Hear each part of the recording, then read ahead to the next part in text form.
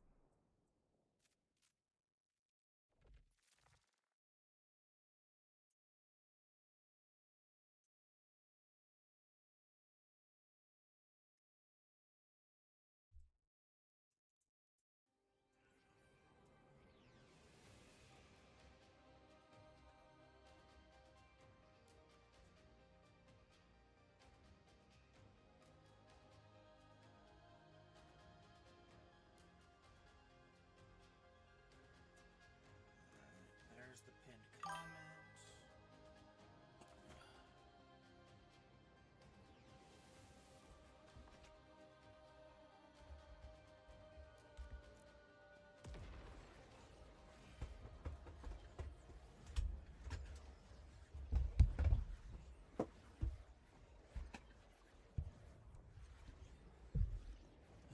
All right.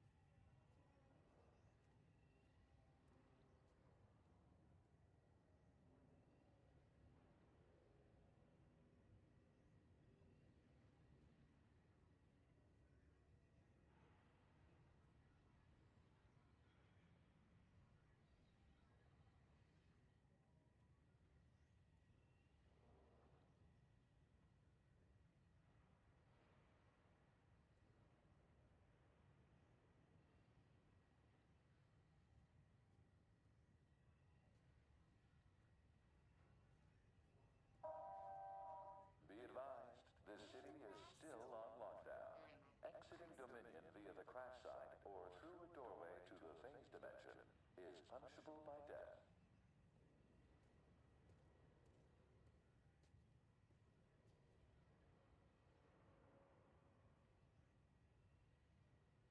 She was scary. Not in a hot way either. I mean...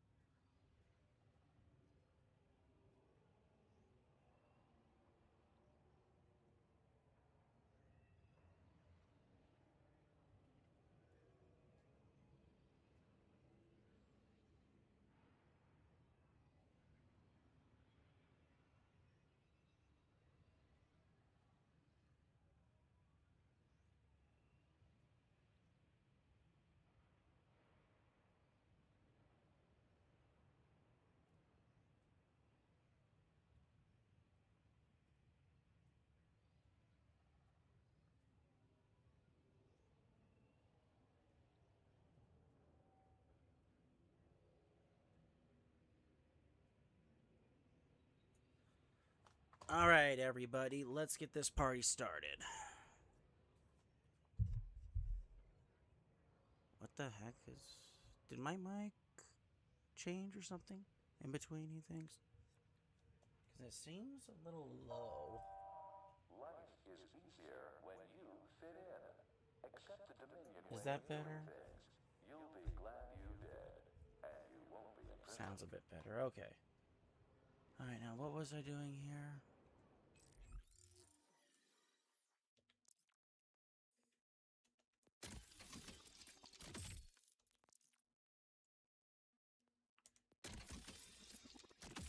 So almost every time I turn this back on, all my audio settings are different. Oh well, okay. What are my missions?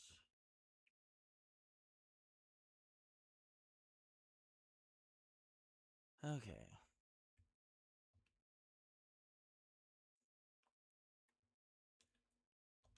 Alright, let's go do this side mission then real quick.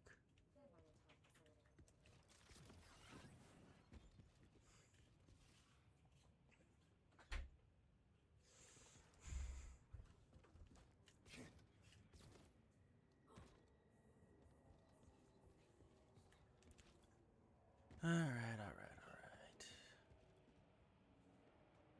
Follow the waypoint. Or follow the ugly waypoint. However you want to describe that. Alright, everybody. Welcome back to another live stream of Tea and Toast with Ghost. I am your host, Ghost. So, with that underway, I have two topics for this live stream. So now, if anybody has any questions you want to ask of me, just please go ahead and drop that into the comments, and I will answer those questions as soon as I see them.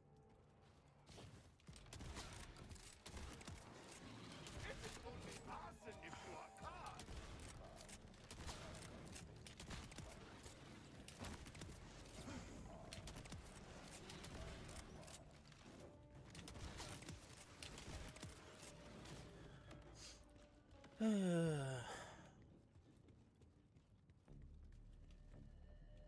great. Rippers.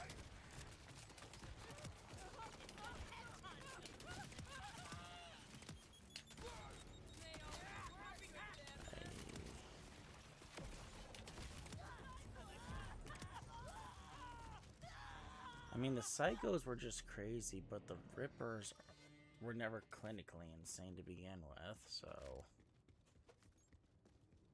I mean, it's almost sad what Callus did to her own people, in a way. Because she did it to herself, and that caused her herself to go crazy. But still...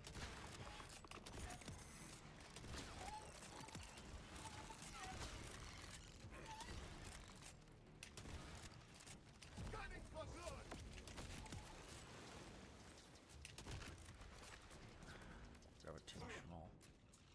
Any more creeps? No. Ted. Alright, well, thank you, Ted. Everyday, normal, law-abiding, quiet citizens.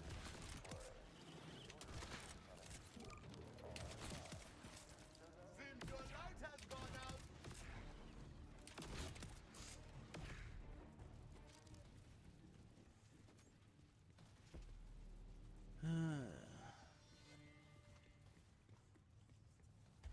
Almost makes you wonder who's worse, the timekeeper or the other crazies.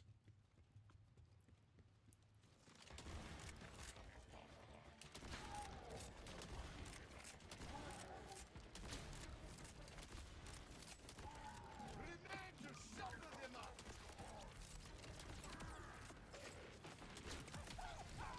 Dang it. Oh, the turret will work. Seems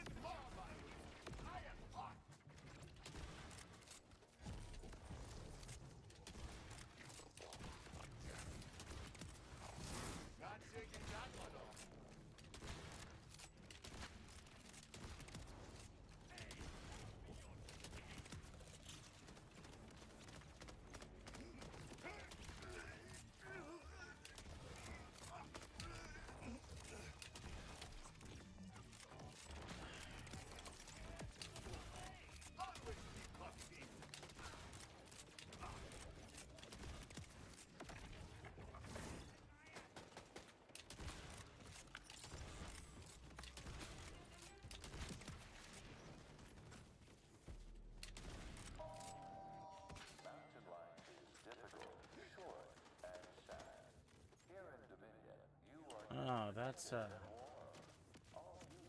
you need the canisters from what's his bucket to open that, to dissolve that. The first guy, I forget his name, but I don't see the canisters anywhere, so interesting.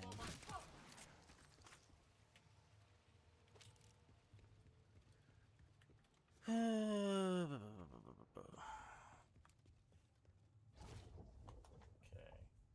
Mike's still a little too low. I don't know why. Just... Alright, everyone, just give me a quick second. I'm working on the audio issues here. Because it doesn't sound right to me. So just give me a minute. I'm making sure that once the audio is in place, I'll start with the two subjects I have in mind. What's happening in there? Can anyone hear me?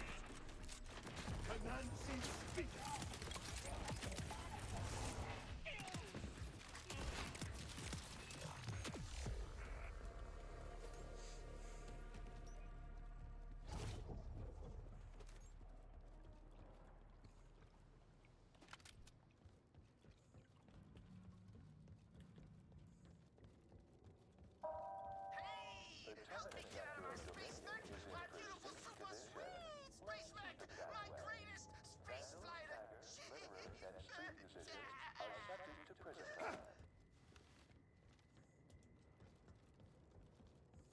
Alright, let's hit the button then. How about your new bro, Max?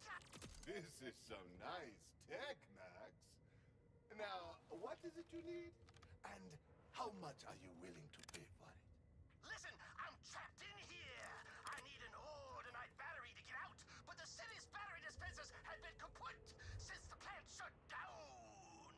Please, go get the batteries flowing again so I can...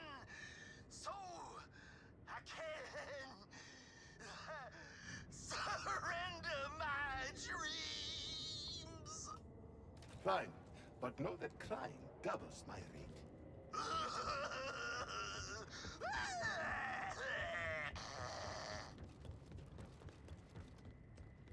He sounds incredibly miserable. Consider it triple. Why does a battery have you so out of sorts? You see, I was gonna blast off this I approve of him charging triple. Feet. I tried to pump the hatch, but it's stuck because the mech's out of juice. I need power so I can get out and do what people who stay on the ground do. Buy mutual funds. Giving up so close to the... Seriously.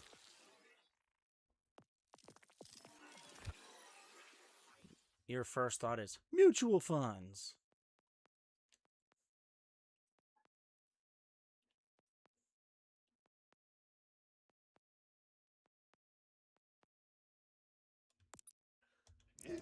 Seems like a waste. I've slapped together so many DIY spacecraft over the years, and what? Wherever I go, it's from bleak to bleaker. Why even try?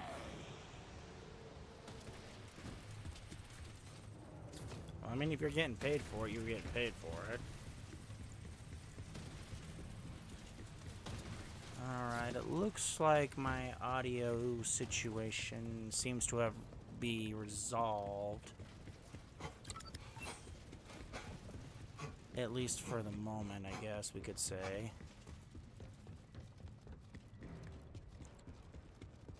Alright. So, I'm gonna start this stream off with this. Wait, what the heck? Why is it not showing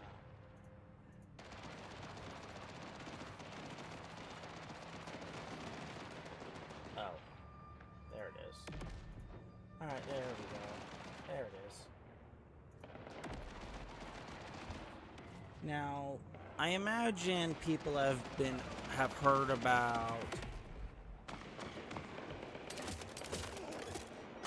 this movie called Citizen Vigilante. And before anyone asks, yes, I have seen it. I watched it. I made sure I watched it. Just to make sure that for this stream, I made sure I watched it so I wasn't misinterpreting anything, or I made sure I wasn't wrong about anything when I would talk about it today. It's exhausting. Always got a target on your back. Something always wants to kill you. So why not just run somewhere safe? I'll tell you why. Because I've spent my whole life letting go. That's not it. There's just another way of letting the timekeeper control. No, the best way to show I'm free of that bastard is to do the one thing he hates most. Now, I know that a lot of left-wing pundits hate this movie. And, you know, I understand, and, you know, to a degree, I can understand even why they hate this. And I can even understand why the Islam population hates this movie.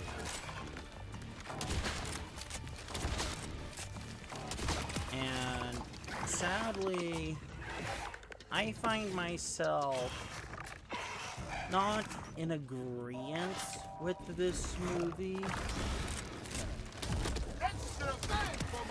I find more of the movie's message more concerning, because nowadays there's going to be more people in agreement with the movie's message. Now, people were going to be like, Ghost, aren't you some ultra right-wing conservative? And to make this clear to anybody out there, I basically, throughout my life, I have never been a big fan of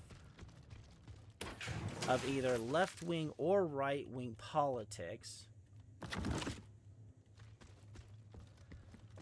And to be perfectly honest, I've always been more of a classical liberal. You know, I may not always agree with what you say, but you should have a platform to speak it unless you're actively preaching for violence. Now, I can hear a few people saying, how does a former United States military member not actively want to fight? Well, let's put this into context here.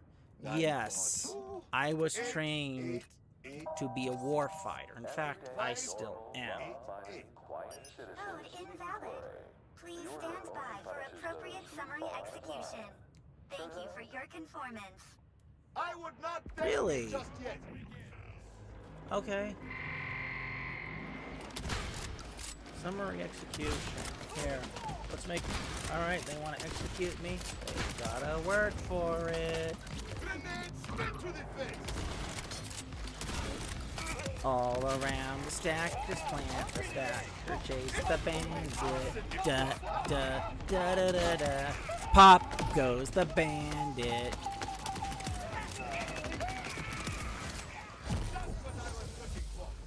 I think they failed at their execution plan. 8886 or 8686. Either way, the code did not work. The code didn't work?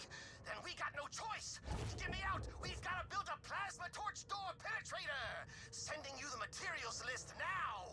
Send in. Construction as well, huh? I understand my fee has quadrupled now.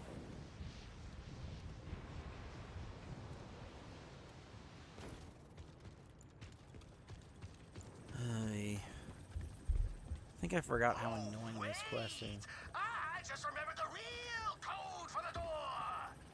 It's 7. No plasma torch needed. 7? As in just 1 7? No. Not 1 7. 7. Maybe write it down in your hand. A mountain is an elevated landform. It is part of the geography of Kairos, built through natural processes over millions of years. Nothing magical about it. Alright, that worked. Keep moving to the control room and get those battery dispensers back on. But, Why did they you know, this movie is making By headway. decree of the And, timekeeper you know, himself, this the movie order doesn't want has already anyone to been have anything banned more in powerful than a Germany. solar calculator. Maybe they're onto something. Just look at your pal, Max Sky, stuck in his cutting-edge metal cage.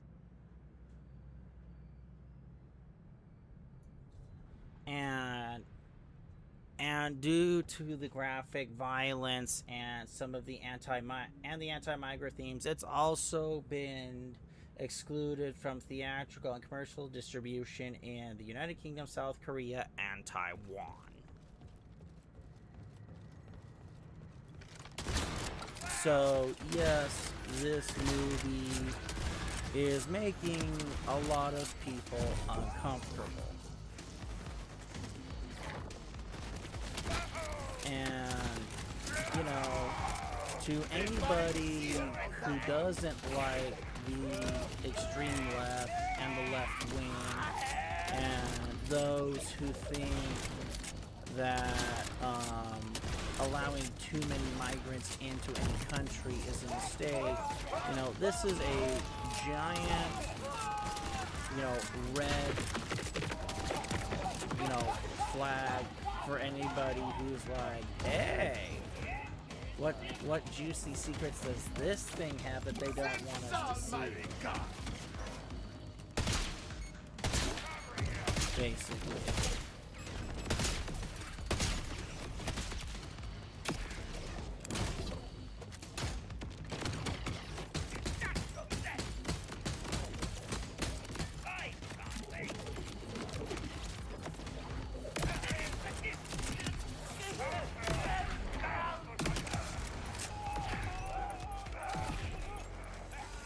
And, you know, I can understand why some countries, their decency standards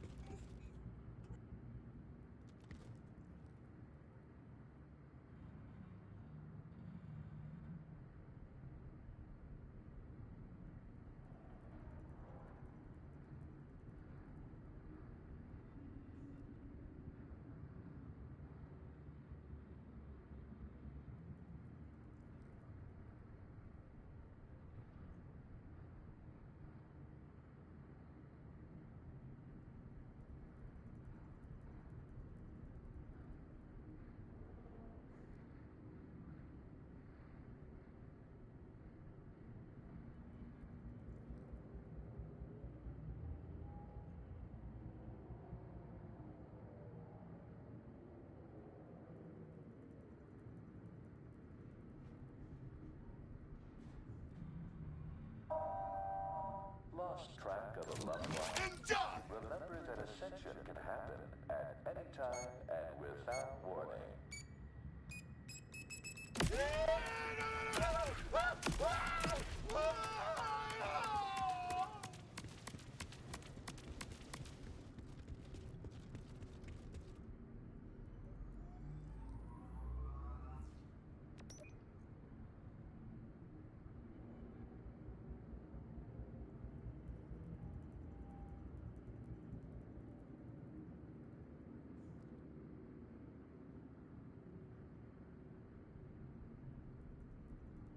Alright, sorry about that, everyone. Interruptions. Now, I can understand South Korea and Taiwan because their cultural standards are different. But the United Kingdom and Germany, I'm fairly certain their reasons are different.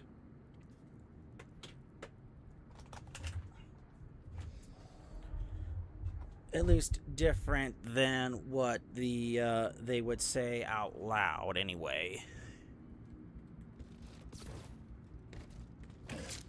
Now, I'm not going to go over the story because I don't want to spoil the movie. But you know, the clips that you can see online talk about basically vigilante justice. Be advised, you have everything you And need right here. for those of you who say, what is vigilante justice? I mean, the quick and easiest comparison is Batman without all the violence.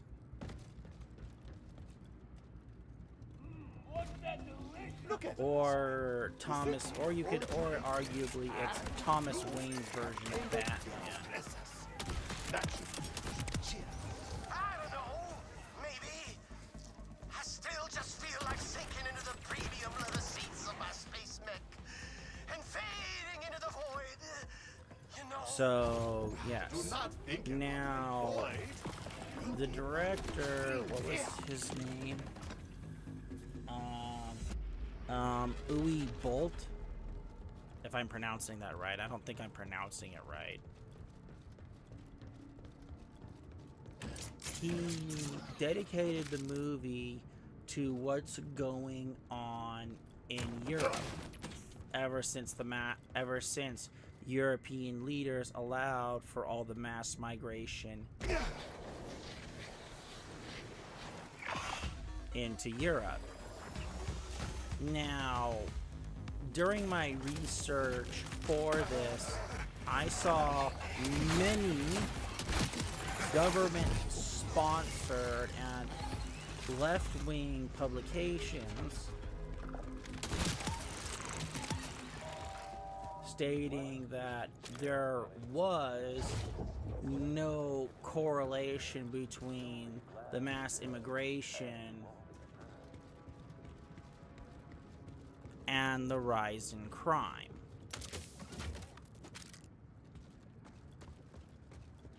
But let's see, which one of these do I want to click on first?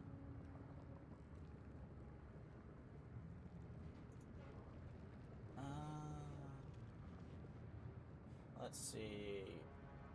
This one is actually a forum post.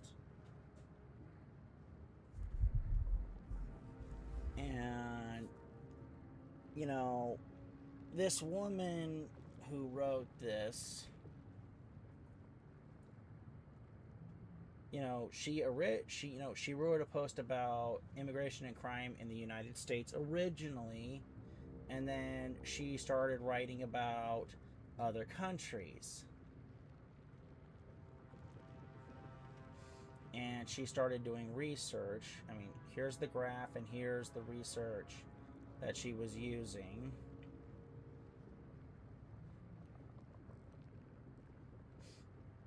And, you know, I'm not gonna scroll through all of this.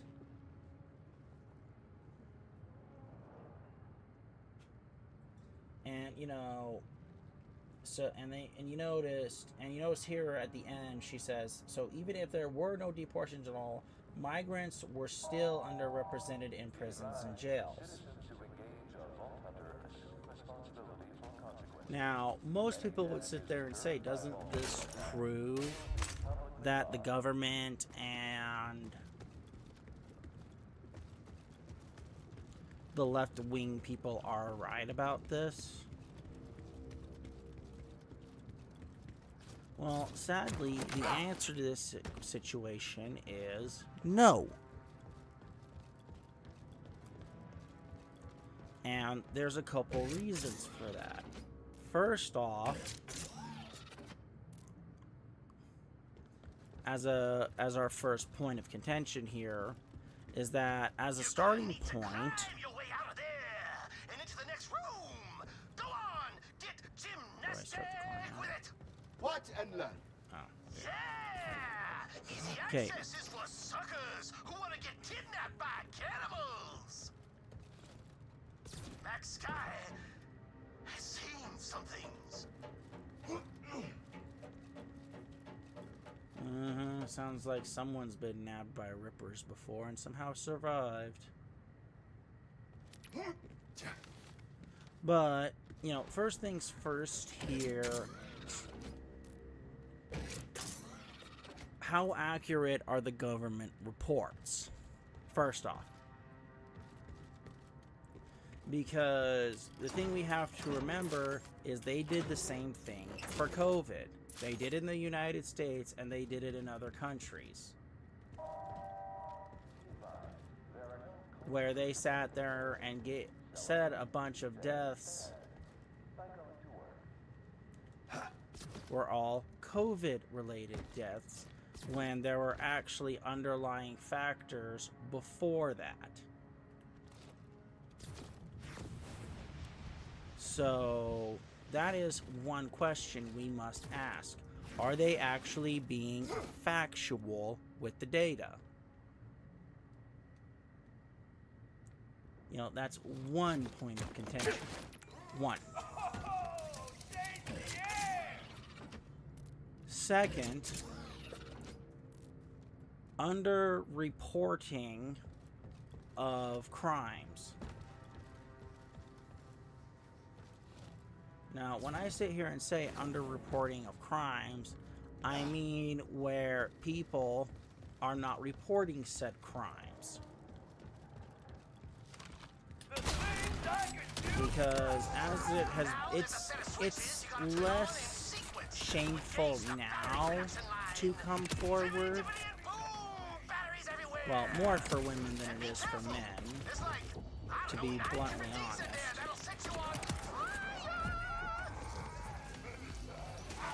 But still, it is still shameful for a lot of, for men and women when crimes do occur. You know, you weren't man enough to protect yourself, or you weren't a strong enough woman to protect yourself. You know, you're supposed to be a strong, independent woman, and you're supposed to be able to kick the man's ass. So the thing we have, the other thing we have to remember is that crimes are going to be underreported.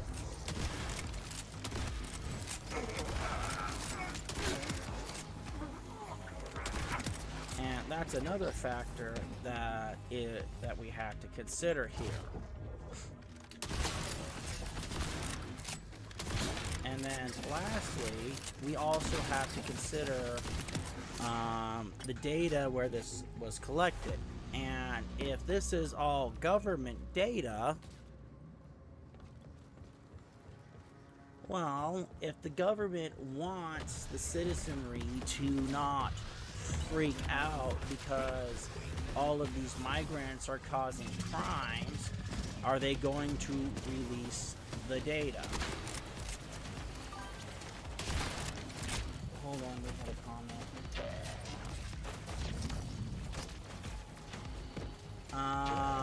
It's a what is the wedge page on my screen? It's a forum page.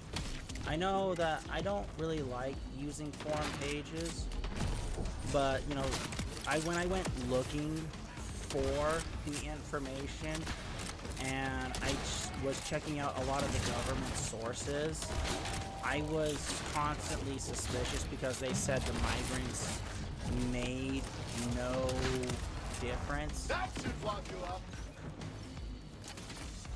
But you know, when you have different news outlets reporting different things, especially when you go to the News World channels, it paints a very different picture. But do you want the HTML, or do you want, what are you looking for specifically, Grimplaws?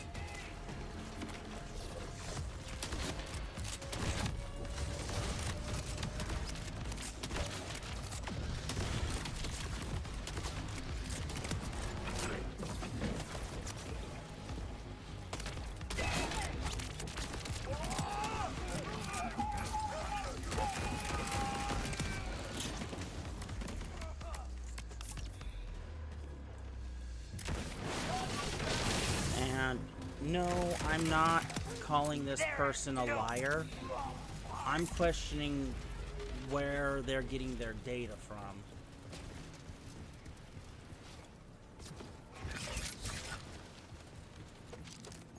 Because governments will lie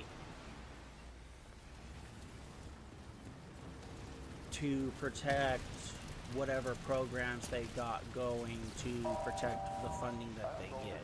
Every government does this, even the United States. Oh, okay. But it's a forum and it's called effectivealtruism.org, and the author here is Lorraine Gilbert.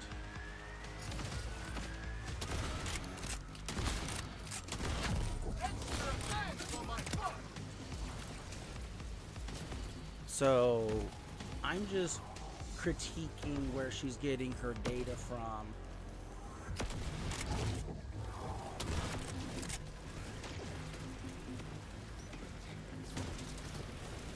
So, we have to ask these questions about, not just where she got the data from,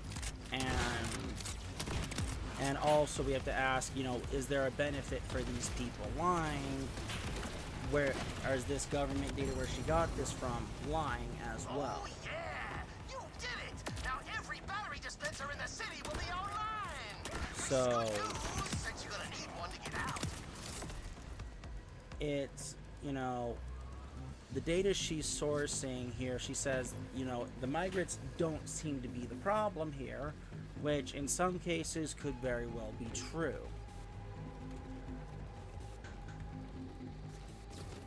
But, does that account for every situation?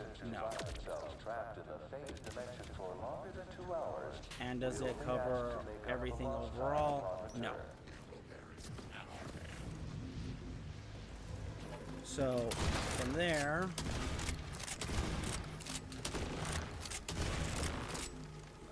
I thought he was not. He's not.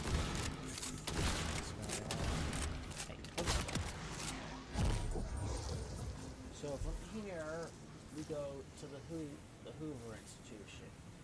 And this is an article that talks about the dangers of uncontrolled immigration. And they do talk about how the mass migration and the woke ideology here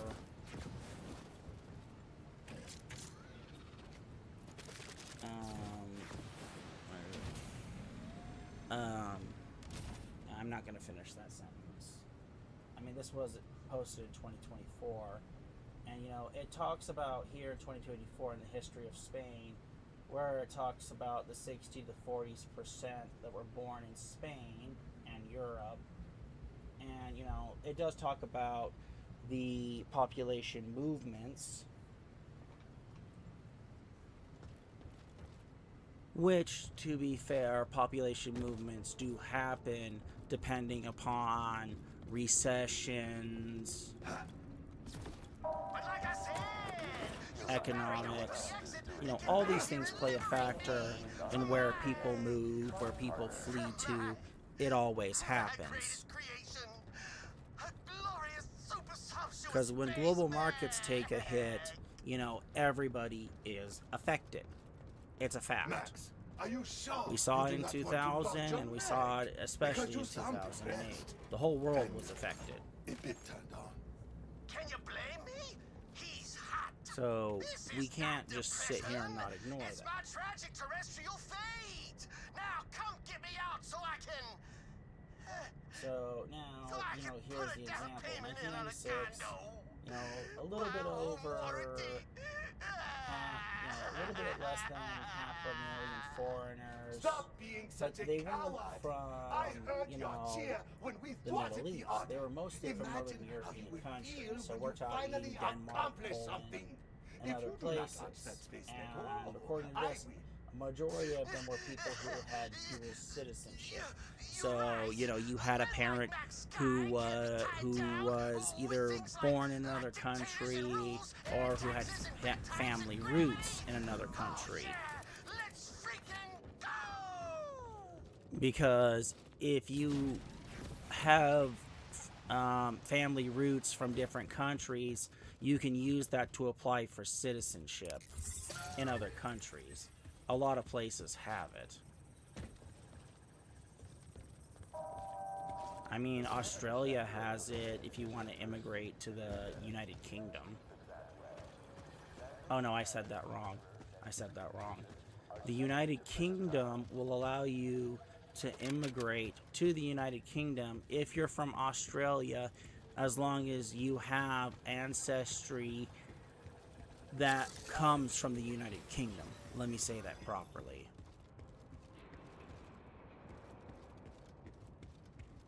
So, yes, there is family reasons that people have dual citizenship.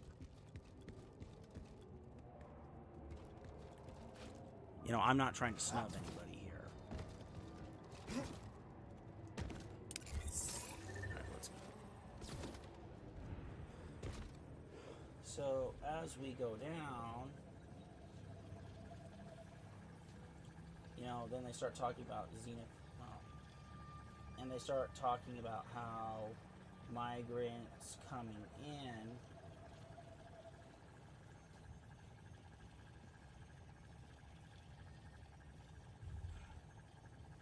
and, you know, it starts talking about how the increase of, you know, Muslim populations and, you know, we're not just talking about, we're not just saying, I just lost my train of thought. Okay, but, they're saying Muslim populations, which is a factor here. It's not a 100% complete factor. Not going to prison.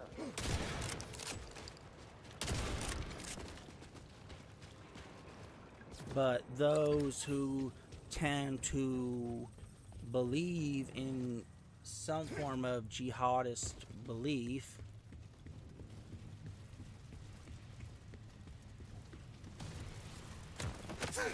and it shows that there is a correlation where the more you import people who hold these beliefs,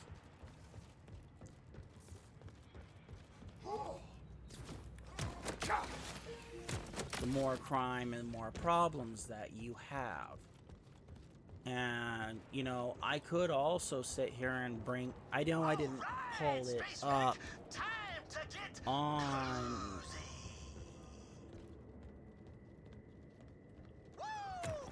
But, I could pull up the grooming gangs from the United Kingdom and... Now you have the right idea. And, we could show those news articles. I mean, I even watched the YouTube video about the guy who was reporting on it, went to... And he went to the courthouse.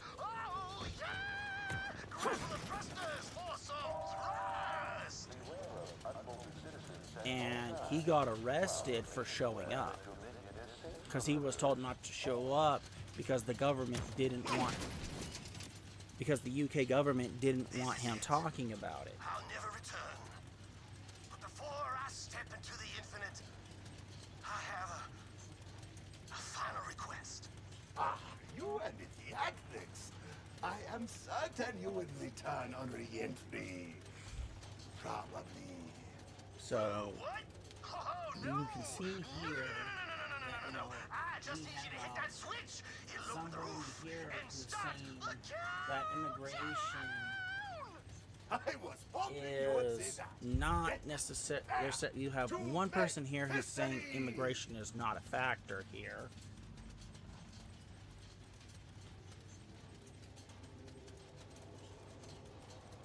Then, oops. Then you have the Hoover Institute. You know, this is an American institution. I do believe it is a conservative institution.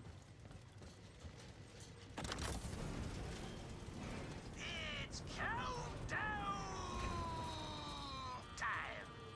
And they're saying here that there are dangers of uncontrolled migration. Because there's a difference between letting in, you know, a couple 100,000 to letting in, you know, 1 million or more to replace your aging and dying off population because you're not replacing your current population. Not even those very hot flames. Oh, hot, hot, It is nice to meet another traveler who lives up to his name. Go with Kanansi, Max Sky.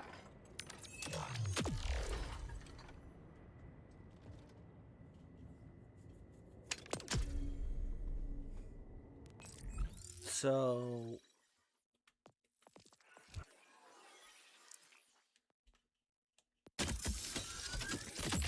we have two different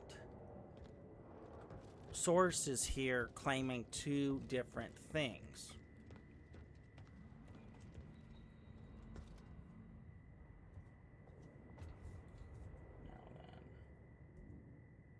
So here, this is a Google search for immigration crime statistics.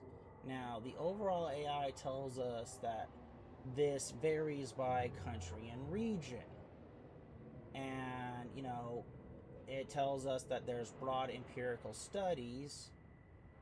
And, you know, their conclusion tells us that there's not a causality increasing overall crime rates.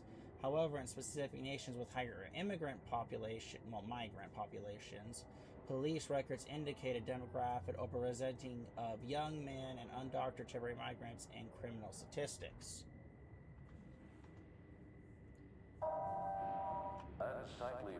So we have to. So what does the data tell us?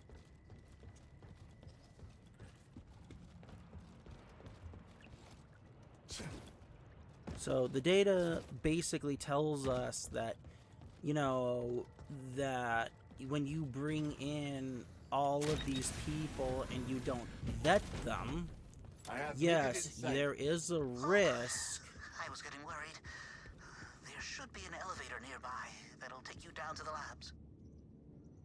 That you're going to allow people who believe what the jihadists believe in, and they're going to start committing crimes.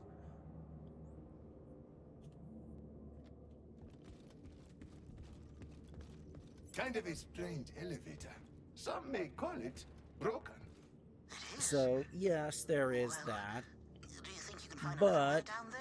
there's also another thing that is not considered here, and that is the mental health factor here.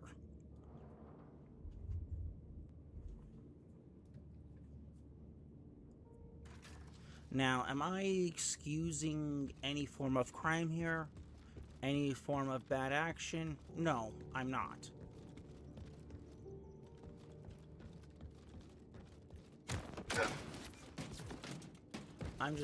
What I'm saying here is that there is mental health issues related to growing up. How long has this place been abandoned? Everything's still a little fuzzy, to be honest. In places where there's constant amounts of what you would call civil war, territorial wars, and civil strife.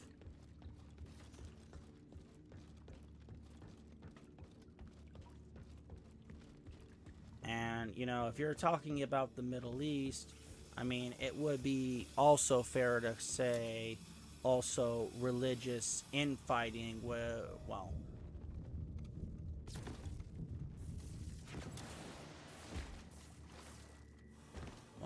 not religious infighting, because Not a the single sects of living soul Islam, down yes, they I all think we believe come. Muhammad was the prophet, is their prophet, and they all believe in their submission to Allah, to God.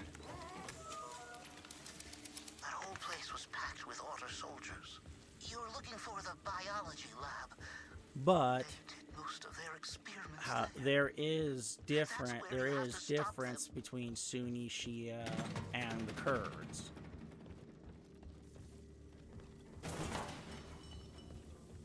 This is the log documenting experiment number 1710.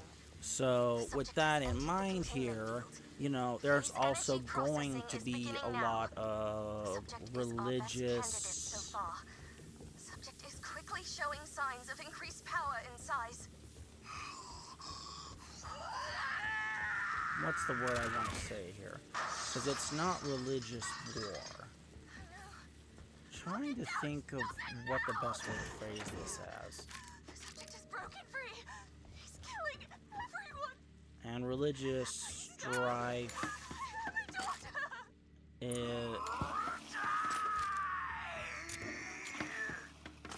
is not the appropriate word. Trying to think of the right word, and I can't think of it. Because of all of this death and destruction. I guess I'll just go with religious conflict here.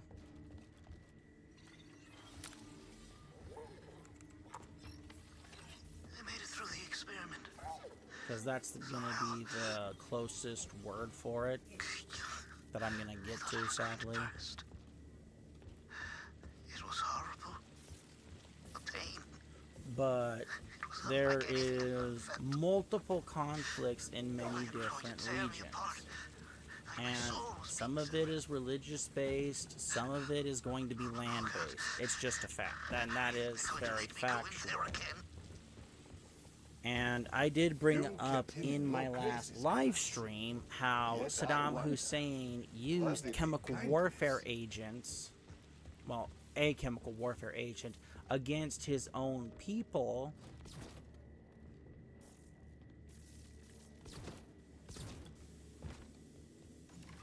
Because I believe Saddam Hussein was a Shia and they were Kurd. Well, he was Shia and the people, and the town is Kurdish.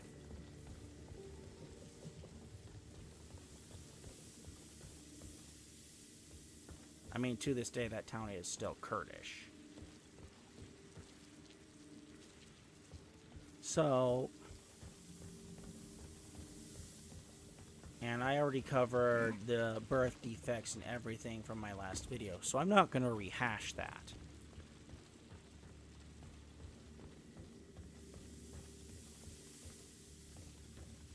So, now the question, so there's a lot of infighting. So imagine being a little kid and your first memories are of the two towns over coming and raiding your village, attacking your village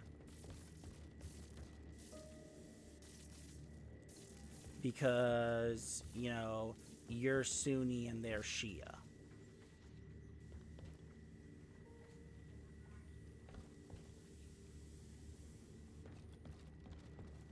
I mean, I'm not making this stuff up, folks. I wish I was, but I am not.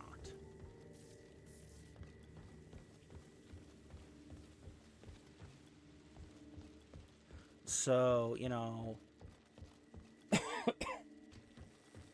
so to a degree, there are several regional conflicts that go on in many of these countries.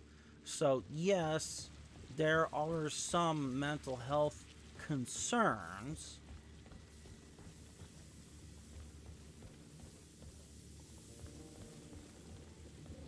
when you bring in a lot of people from populations from this part of the world. And I don't blame the people who have these mental health issues. Ooh, I hope nothing tries to jump out and kill me. for having them because of where they grew up.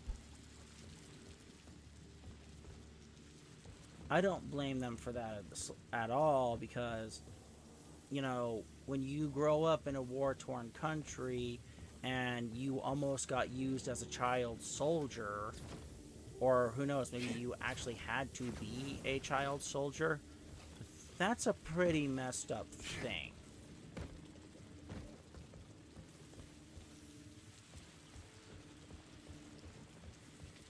So I'm not saying there isn't trauma here.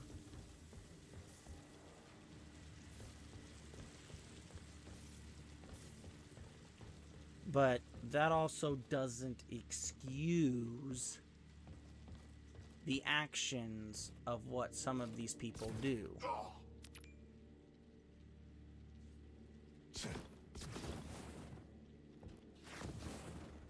I mean, you could sit here and argue that it might explain some of the actions. Yes.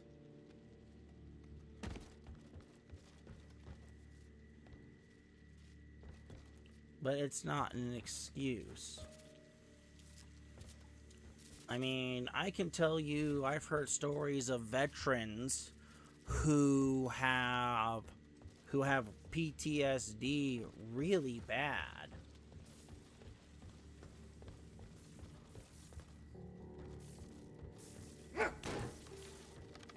And, you know, they've done everything right. They've done this right. They've done that right. And they end up making one mistake, or they end up having one bad reaction. And the local prosecutor looks at them and says, nope, throw the book at them.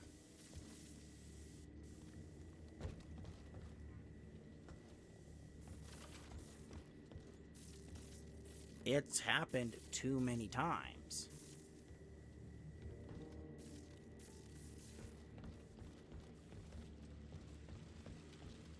Or you know, if you want to be technical here, the stories about when Vietnam GIs came back, and there were GIs who jumped out of cars because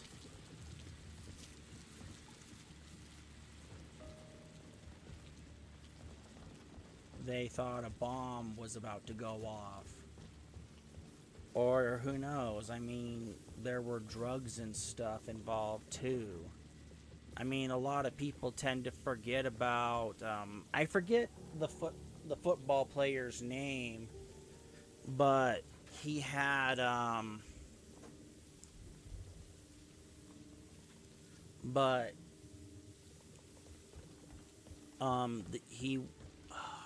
forget the name of the, what is it called? I've heard it before, but it's, I believe the general term is traumatic brain injury due to constant repeat hits. That's like your general term there.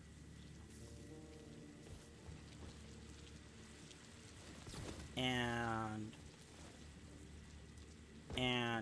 guys like that have gone literally crazy because of how much damage they've taken.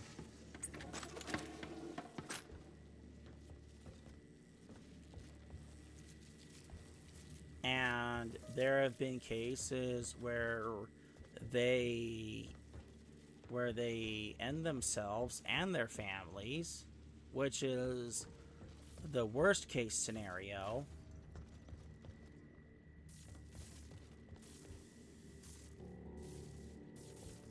Or there's the guy, or there's the retired NFL footballer who had this issue. It was covered up by the NFL.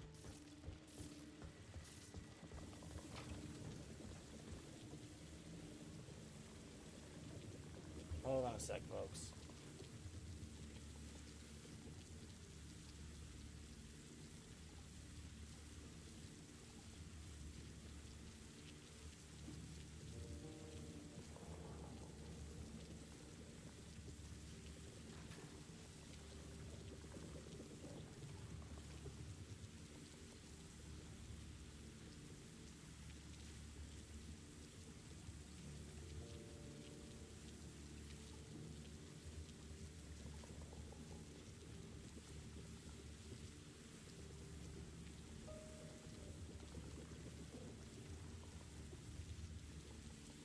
Now, sorry about that, folks. I had to answer a question.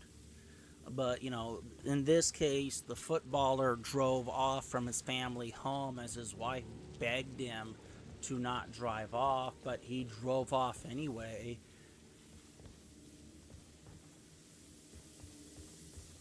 Because he was in a rage and it didn't really work out. And, well, he was in a rage and he just drove off because he couldn't understand and everything. And ultimately, he led the police on a high-speed chase. And if memory serves, he crashed the car and he ended up passing away that way.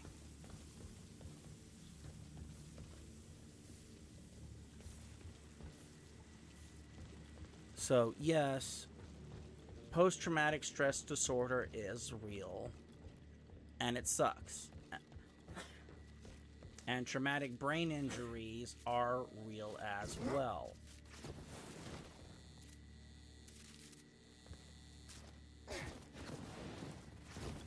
Now, if these cases are actually real, then these people actually need help.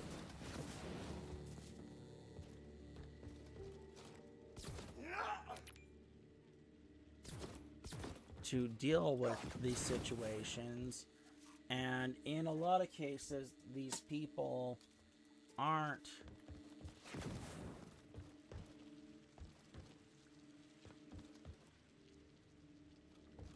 well, those who have the traumatic brain injuries, you know, depending upon how bad the brain injuries are,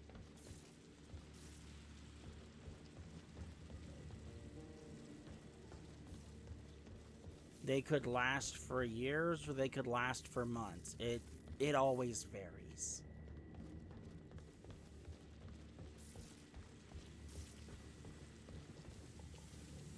So there is that. But sadly, in the case of Citizen Vigilante here,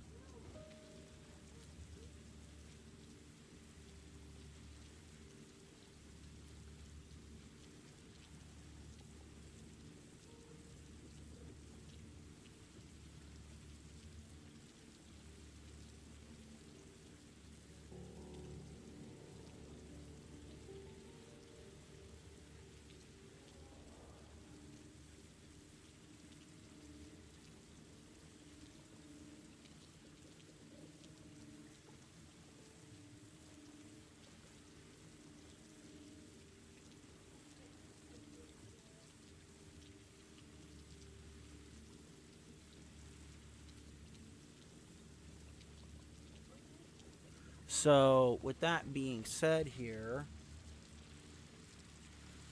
that is not the case in Citizen Vigilante.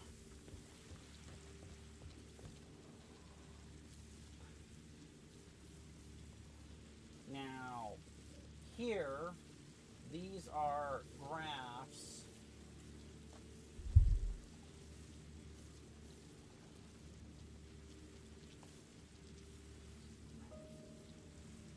Now, these graphs here, from what I could tell, these graphs, I know this is from another thread form.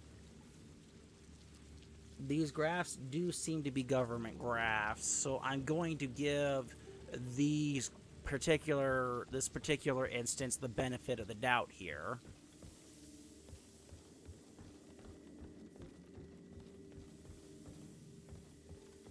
Which I prefer not to give, but I'm going to give it because I don't really see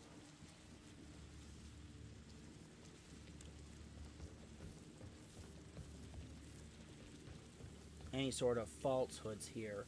But the point is that when you look at the crimes here, where are a lot of the criminals, according to these stats, coming from?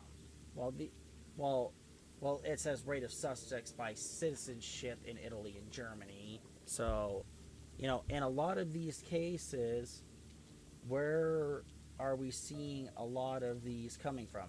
In certain places. For assault and battery, you know, you're seeing Africa, Afghanistan, and Pakistan, Maghreb. I'm pretty sure I botched that.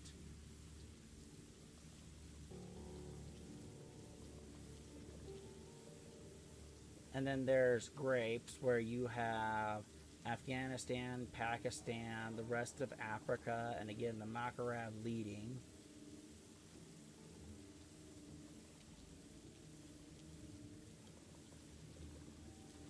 And there's the pedos, or the chomos as they're called in prison.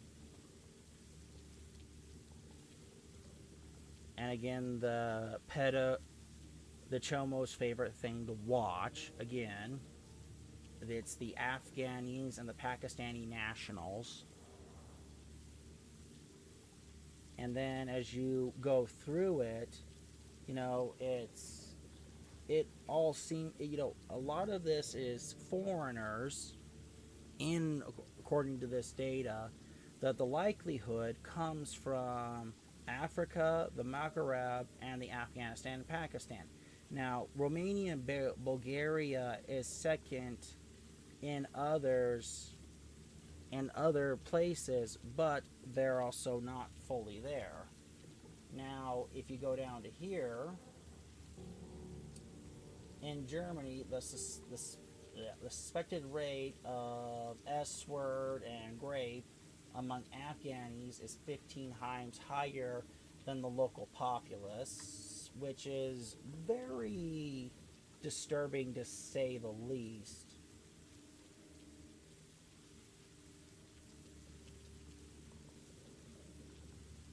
And, you know, 39, and the Maghreb is 39 times higher to actually commit robberies.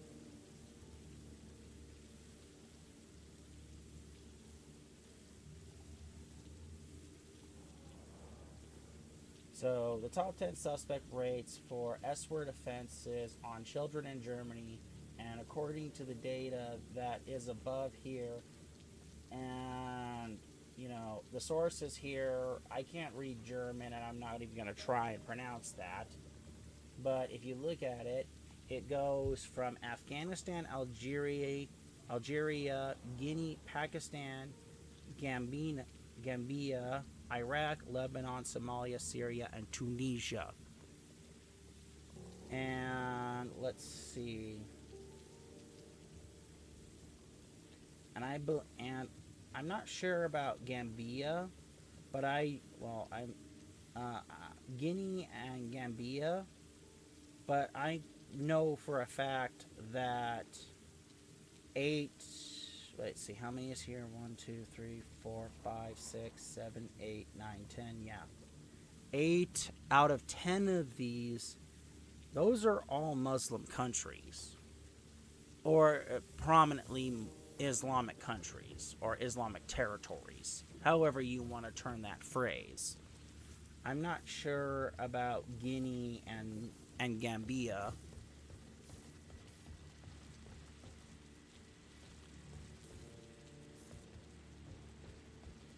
But I can say with certainty that 8 of those countries are Islamic in religion. So that is concerning to say the least.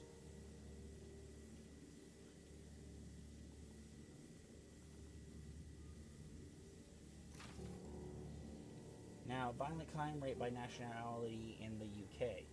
And according to this, it's Congo, Somalia, Afghanistan, Iraqi, Namibia, Morocco, Gambia, Albania, Angola, Eritrea, Liberia, Chad, Tunisia, Moldova, and Algeria. Now, those top few places were Italy and Germany, and now this is the UK and Wales. Although I don't understand why the United Kingdom and Wales are separate in some places.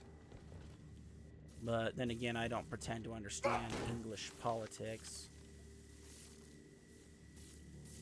Where is the way to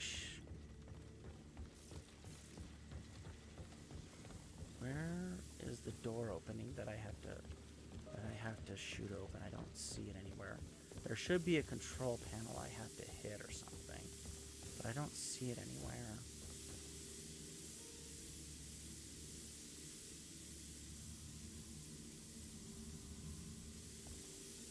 Oh, there's another recording right there. But I don't see a way to open the paneling. I'm getting frustrated about that.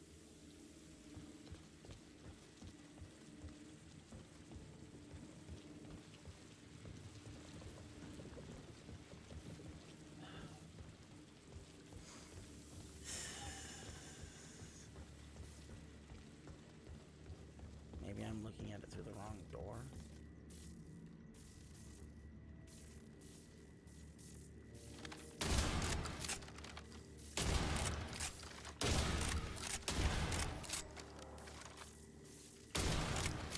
Nope, I don't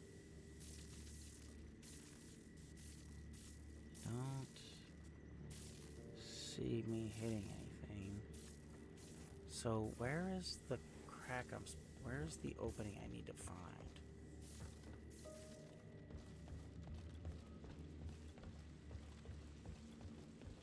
Because I don't see it anywhere, and it's starting to get really frustrating. Because I know it's here, I just can't find it.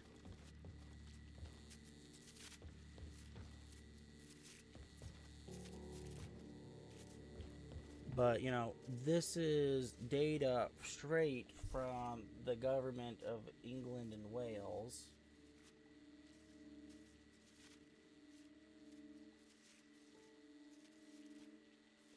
And it shows freedom of information request by the Center of Migration and Control.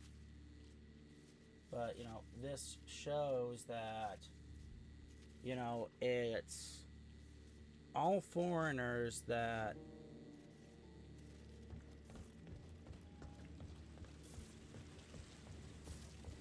seem to be committing the violent and S-word crimes that seem to be happening in Europe.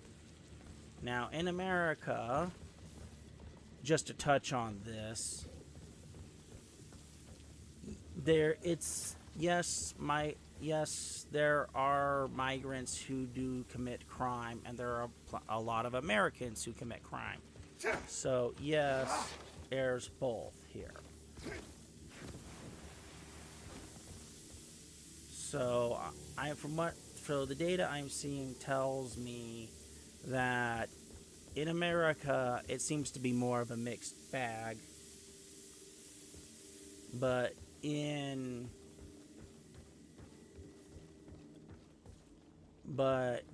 Europe, it seems to be more foreigners that seem to be causing the crimes. Now, that's assuming that this data is actually accurate.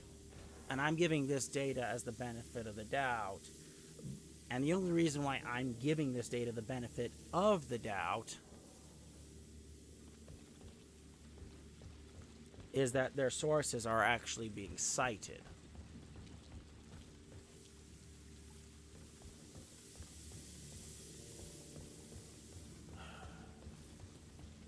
So that's the only reason why I'm even giving this data the benefit of the doubt.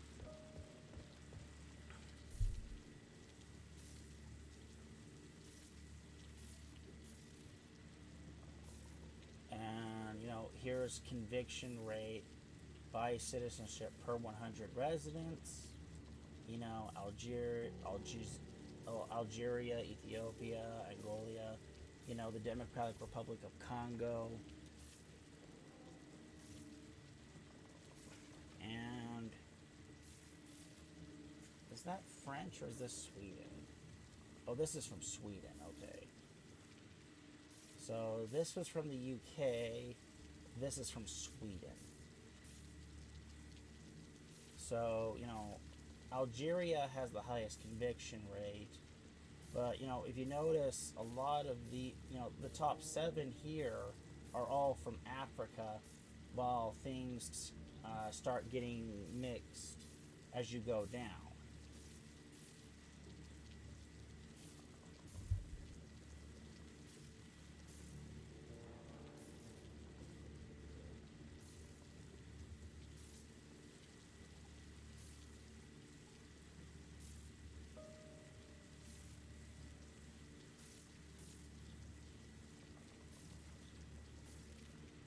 So, as you can see here, you know, yes,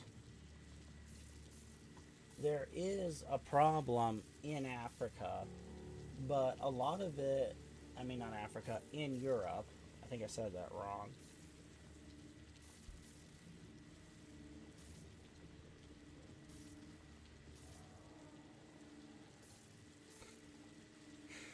But, you know, the point still stands.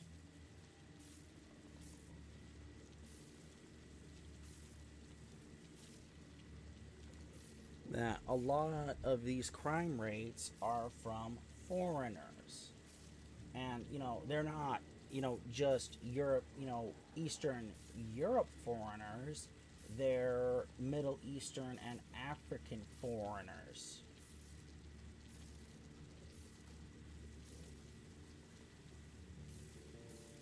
And according to this, a lot of this data is coming from the government.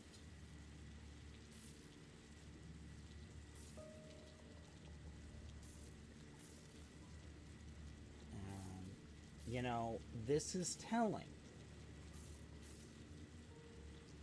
Because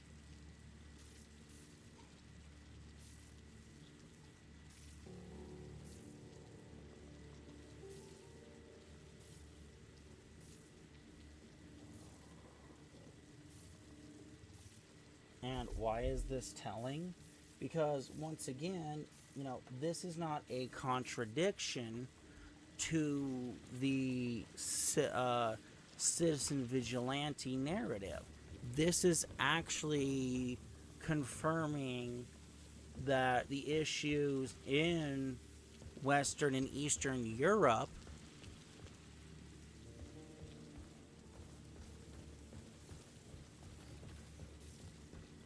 are a real problem.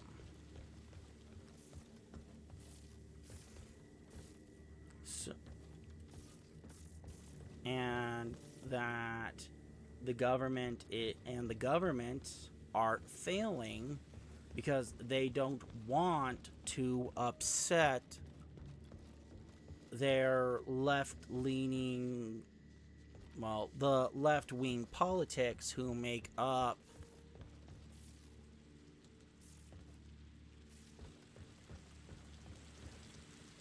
you know, anywhere from 50 to 60% of their government.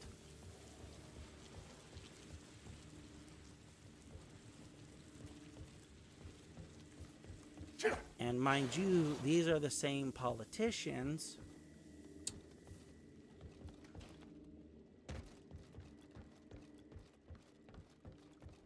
who would also be the ones who would not let this kind of study data be released, because if it did get released, it would contradict their narrative of these people need help and we have to fund this and we have to give our money to help these poor migrants.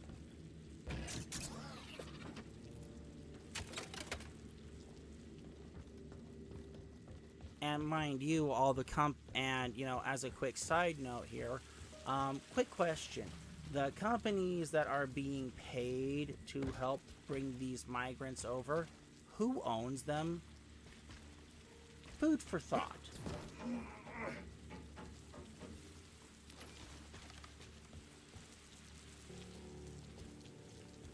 So with that in mind here,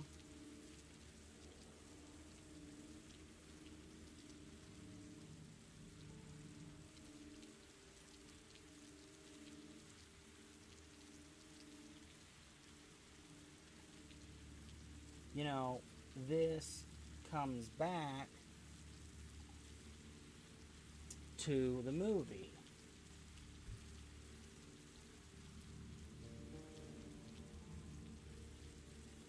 You know, Citizen Vigilante, where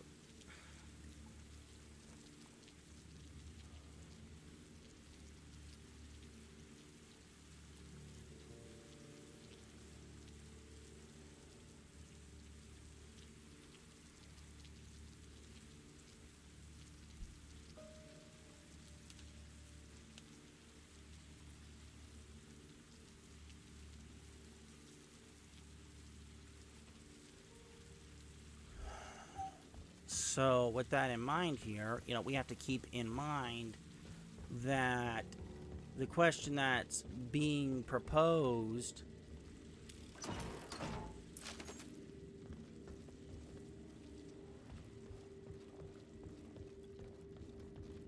is, you know, at the end of the movie, they do propose, you know, who's more dangerous, the migrant gangs or the vigilante running around, you know, not just dealing with the criminals,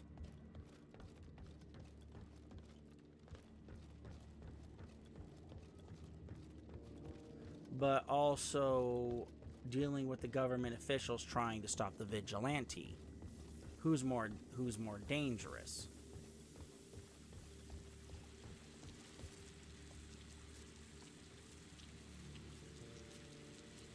Let's see. And you know, if you know, we're talking in Europe, and if we want to go to the US here for a minute,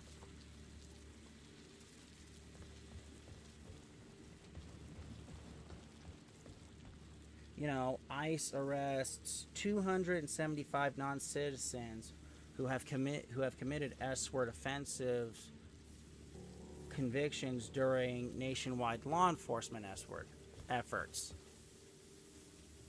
And you know, I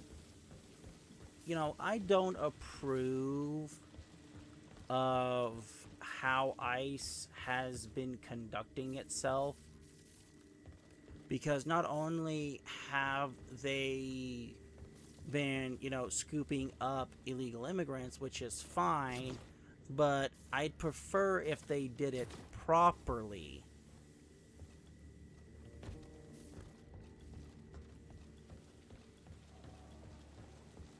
So at least that way, you know, you don't have activist judges trying to throw out the warrants and stuff.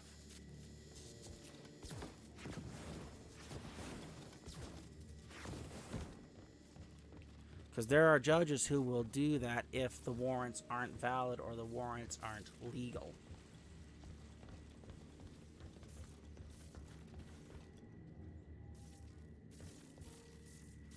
So, yes, I do have problems with how ICE have handled things.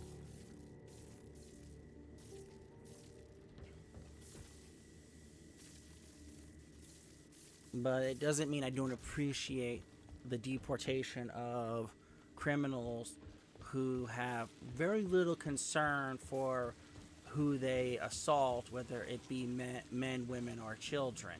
I don't want these people in anybody's country, to be perfectly honest. And you know, if you've ever seen the what prison people who have been in prison tell you what they do to chomos,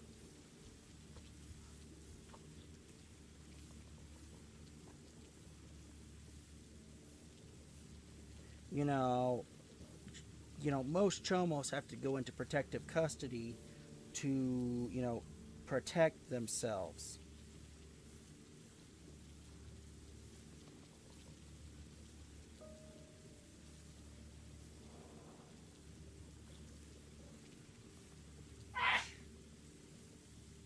So, you know, the thing here we have to ask ourselves,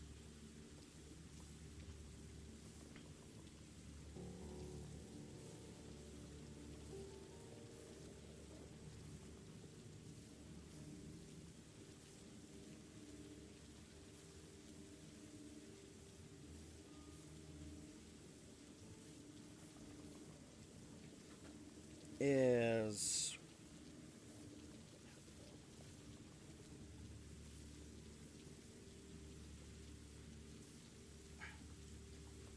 this quest not going to work or something? So if there's a bug, I'm just gonna walk away from this because I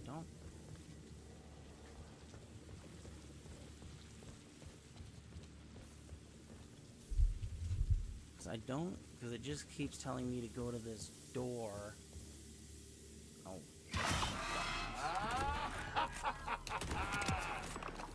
That was a good one. Let me return the favor. I have found nothing but empty cages and dead scientists. Yeah, I may have opened a cage or two when I was trying to Gee, I escape. wasted all that Then time did doing one that. or two experiments pick their brother and socks? What does it matter? Those pathetic clowns got what they deserved for what they did to me. Causing so much death and suffering.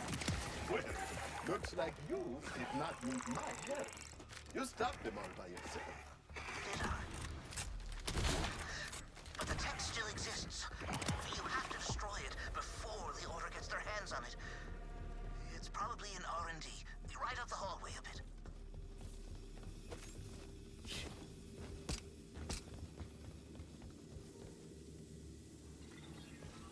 Let's grab that echo ring. It's getting better. The pain seems manageable now. Maybe because I'm stronger. I know I'm stronger. I can sense a power growing. But it's almost like the greater the power, the emptier I feel. Like there's a void inside of me. Will I ever feel whole again? I know that feeling all too well. But as you can see,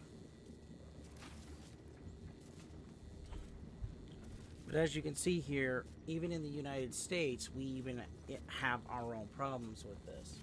So now,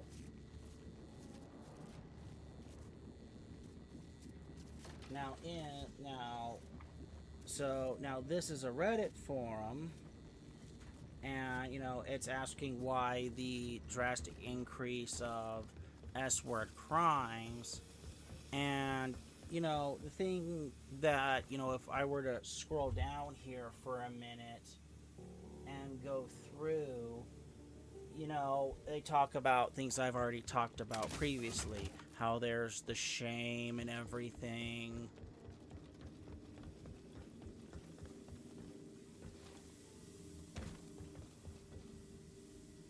And let's see what else. There's the shame, how some people aren't believed, and then there's also the fact that there are also some people who won't believe you because of you're just being racist or Islamophobic or however you want to say it.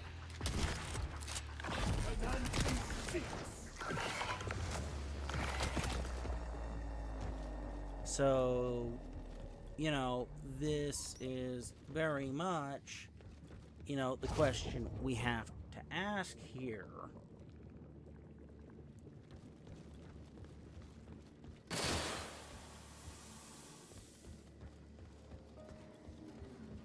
These scientists lied to me. Is They're not doing what they promised.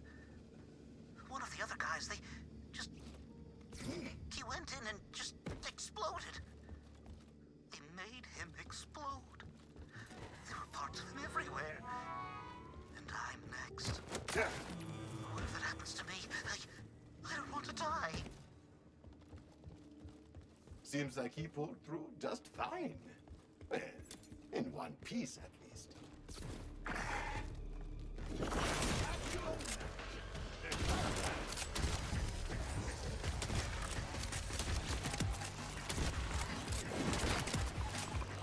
Roast it, toast it, and not make it.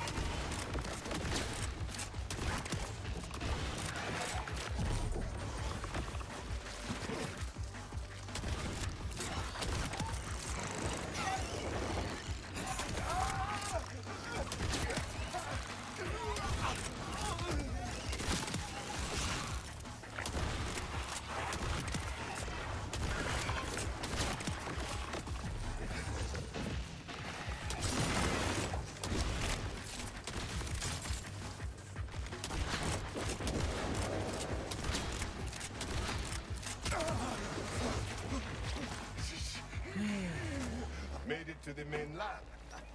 Let us see how I can destroy this place. Wait. Let me do this. I want to destroy the tech myself. I need to. I guess I can share the glory just this once. Let me find a way to restore power to that elevator. Sure he does.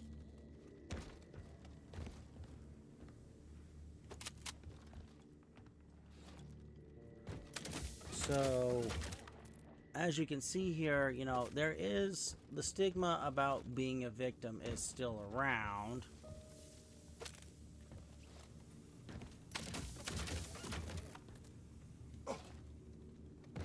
But, you know, again, you know, I've also seen videos from independent journalists who actually are being independent journalists.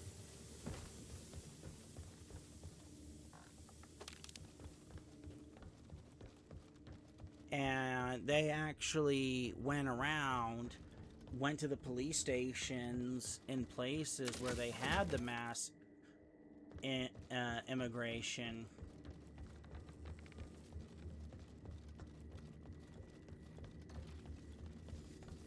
And they actually went in with hidden cameras. It worked. I'm on my way. Please, just wait for me. And it was literally all women coming in and complaining about migrant men. And there were even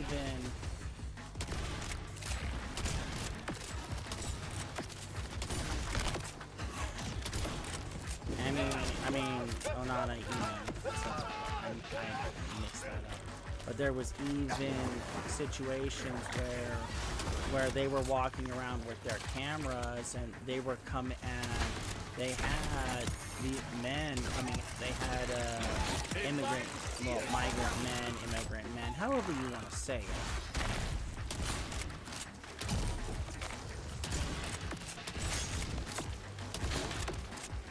Coming up to them and demanding that they stop filming. And eventually, when they did stop filming,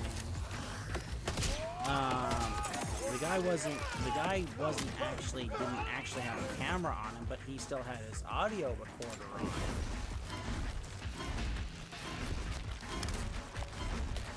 But he ended up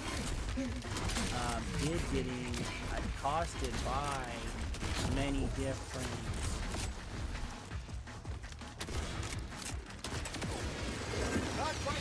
different migrant men because they didn't want to be recorded. And you know, you can sit here and argue privacy,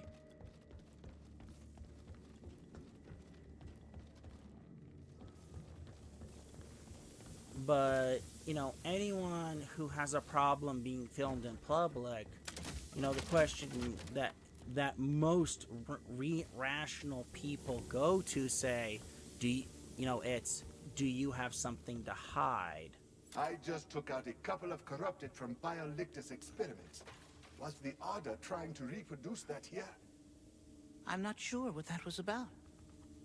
I only know what they were planning for me. So, you know, that's kind of the question here. I mean, here's the stats from another picture. You know, mind you, I don't know what language this is in, but, I can feel it growing. You know, this is England and Wales. I'm assuming that this is France, and this is Poland. I need to fill it back up to be complete again. Ted, stop before you do something that cannot be undone. But as you can see here by the numbers, I couldn't come back on my own. You know, you can see that the numbers here have multiplied in some places by, let's see, in England, this number multiplied by nearly a factor of 8.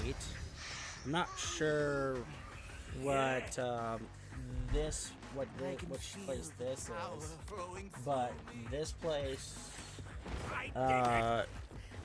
what is it? Increased by nearly a factor of 5. Stand in my way again.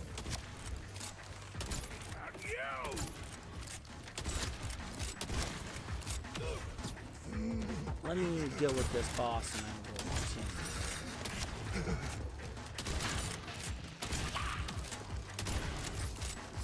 Well, mini boss, not a boss. Mini boss.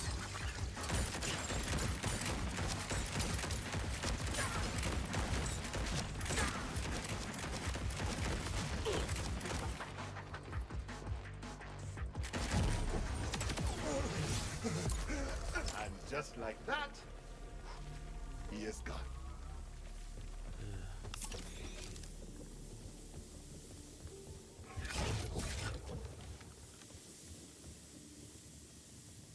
The power I felt as I dismembered those scientists.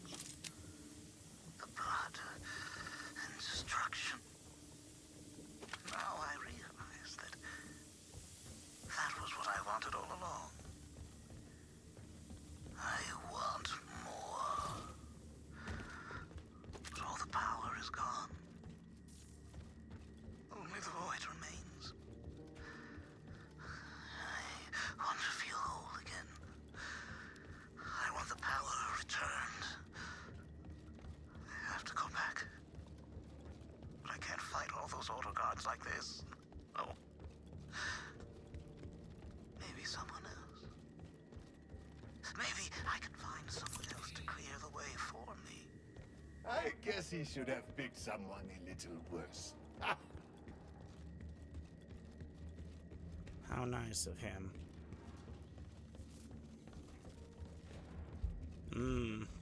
Yeah, that was smart.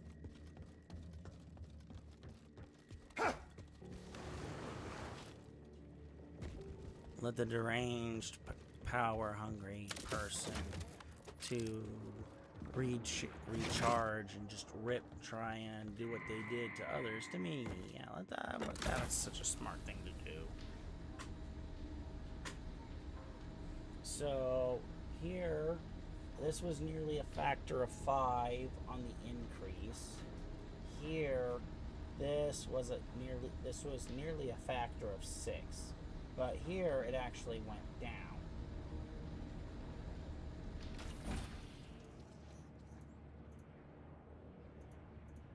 So, as we can see from all of the data here,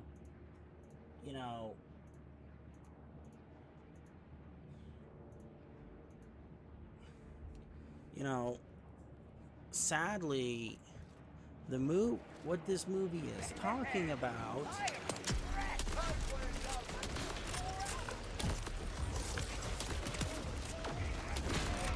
is a very real problem. And, the question here is this movie trying to warn us, or is it trying to encourage people?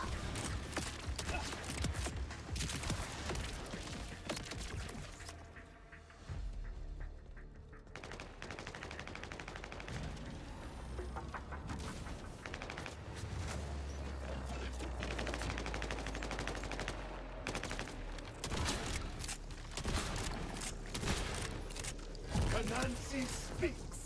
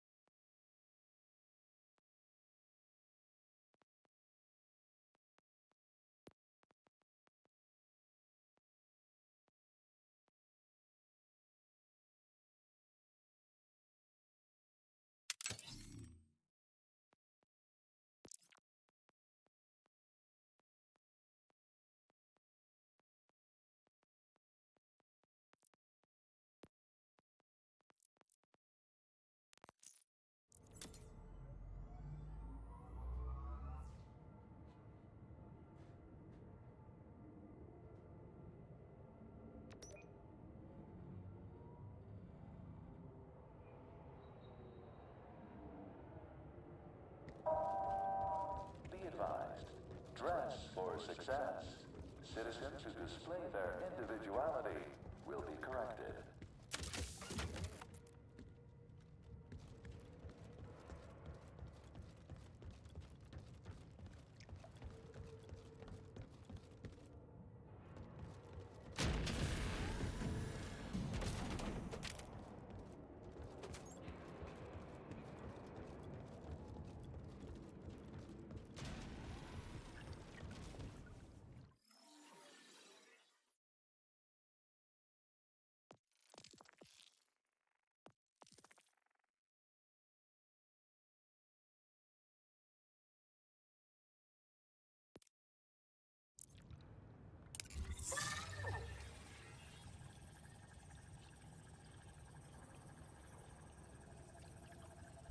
Okay, sorry about that, folks. I had to mediate a situation.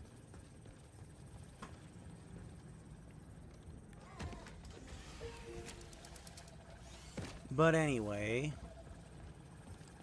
so, you know, the question we have to ask here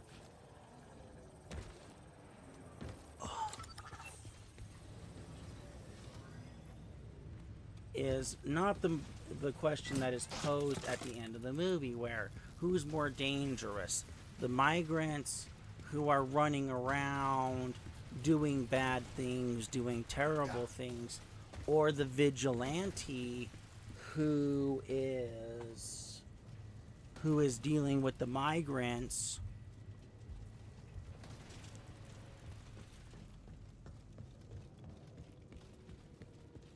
and, you know, getting into scuffles with local law enforcement.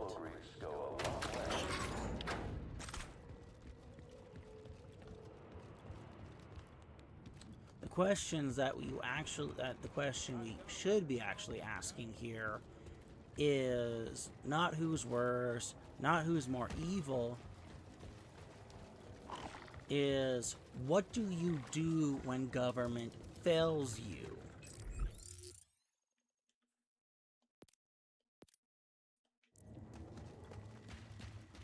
Because activist judges who are either A, paid, or B, they believe in the cause, or whatever their political leanings are, and they're not upholding the rule of law as written,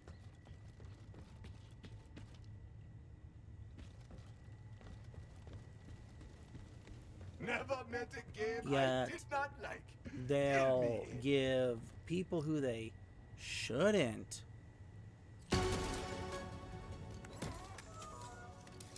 Welcome.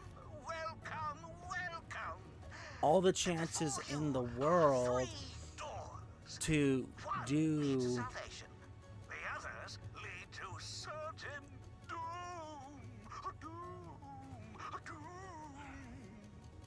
So it begins. ow, 1, 2, 3 odds, eh?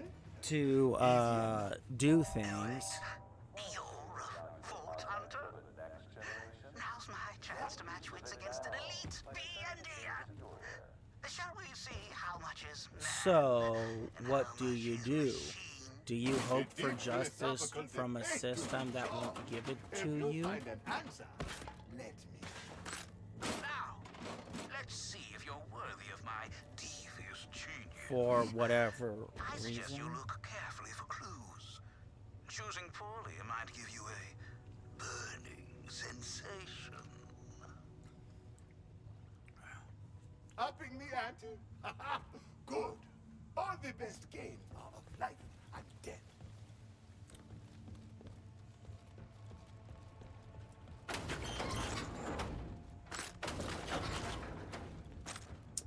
So, what do you do? And, you know, most people be like, you have to have faith in the system.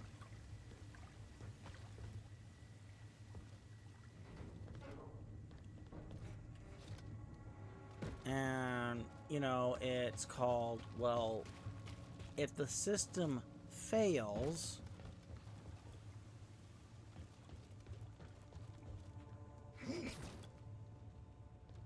what do you do? Because you only have so many appeals. You only have so many chances to convince a judge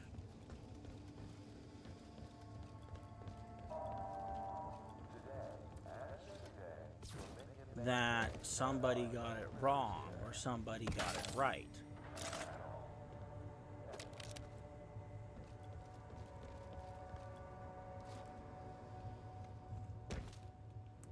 And, you know, I'm not saying this Yes.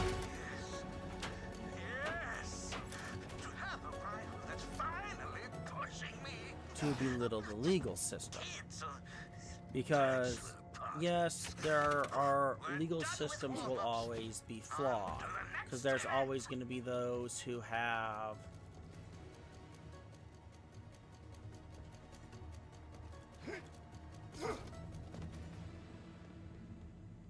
unjust influence. The mayor's kid hits into a minivan, or it's the police officer's wife, it's the police officer's girlfriend. Finding a key for a box containing a key for another box, which holds the key for. You get the idea. The question, however, is not the key, but the order. What is next room? So yes, there is plenty. Put me through my paces. I can take it. An artist never tells. But I will say my double major in costuming and taxidermy. So yes, there are plenty of cases out there that exist. Don't let cultural differences stop you from settling into city life. Stop having a culture. After all, it's against the law. That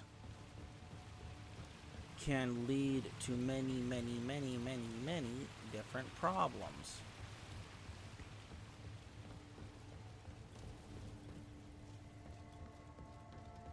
And getting those types of situations exposed is almost sometimes nearly impossible, because there are cases where judges will suppress the evidence and it's impossible to get that evidence seen.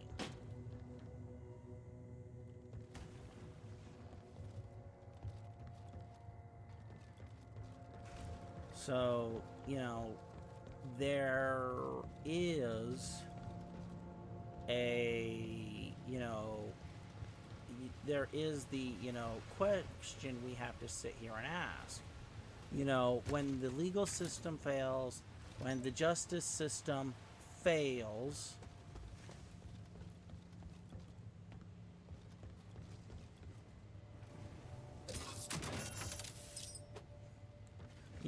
what is your recourse?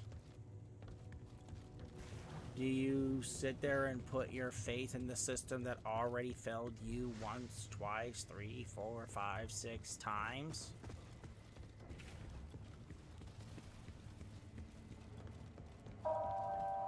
Great news for those who this isn't to say that you don't get justice in some situations, because there are cases where you do get justice.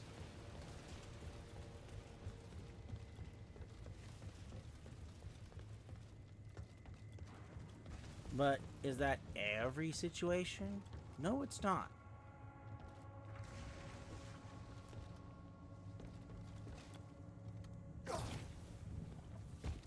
And, prosecutors in a lot of different situations have to make deals to get some measure of justice.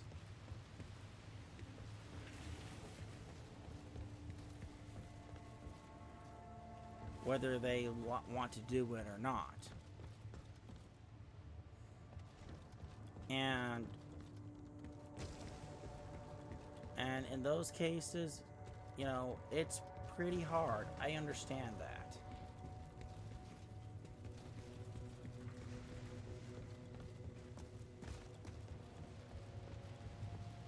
But again, this is, again, you know, a little bit of justice compared to what the victim's family may want is one thing.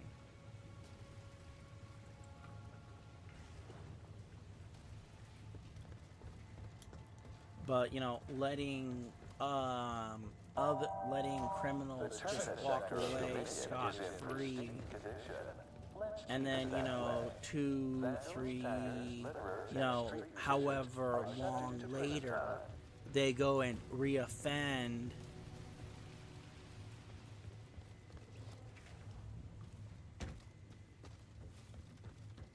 and they get put in front of another activist judge who just lets them walk away with whatever little thing they want.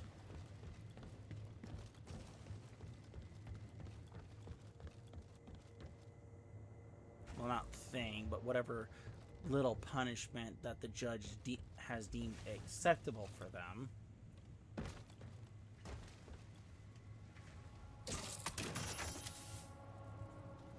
But, you know, you'll also see judges throw the book at veterans who have documented PTSD cases.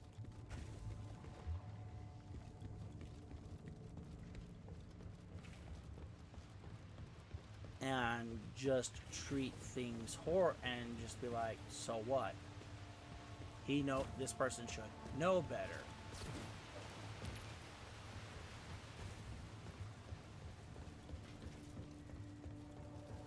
So, you know, this is the question.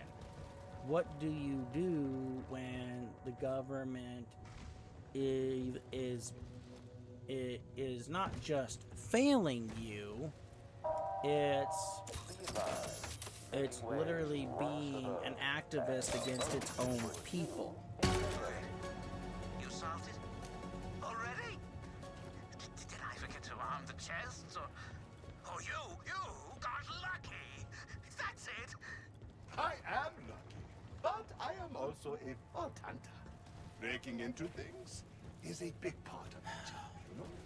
Yeah. So, you know, this is your not expertise, so you know, I'm saying at the end of the movie, the question that is posed, I'm actually saying that the question that they posed is incorrect. Be prepared.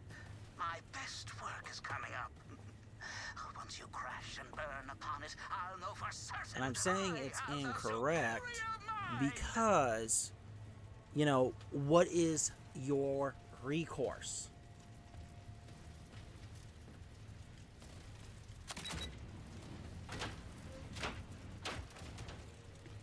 And, you know, most people will say, well, you shouldn't do what the man in the movie does. And, you know, I can sit here and agree Before my legion of traps renders your body into a jump scare for future that it's going to set a bad precedent. That if you have a bunch of vigilantes running around,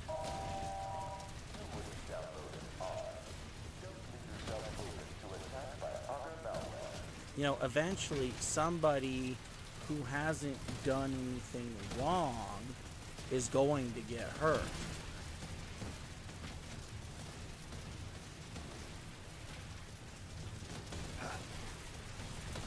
And, you know, if some chomo, wife beater, child beater,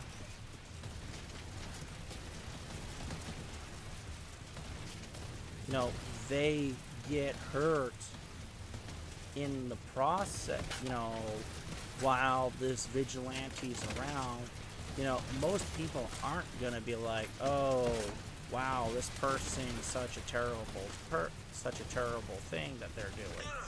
You know, most people are going to be like, well, somebody's got to take out the trash because the local prosecutor refuses to do their job.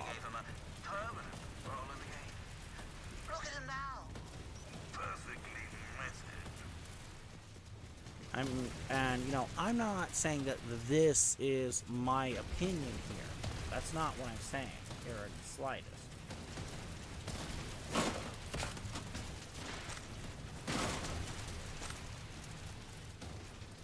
I'm saying that this is the attitude that's going to develop from this. That this is the attitude. I think it's time we get candid. While I'm delighted That every time the government fails to do the right thing, well, not do the right thing. Let's say this properly. escape. Different scales, but the results the same.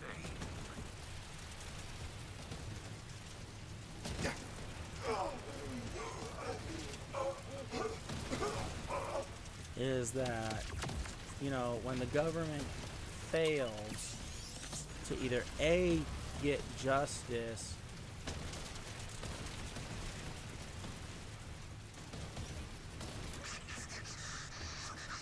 Know what you are?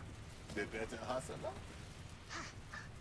The greatest rival. you know, A, fails to get justice, well, I already said that, Part of me could have B, expected your incessant or in the case of B here, chooses politics I've got a special something waiting for you. You! Right this way! Your over prize awaits!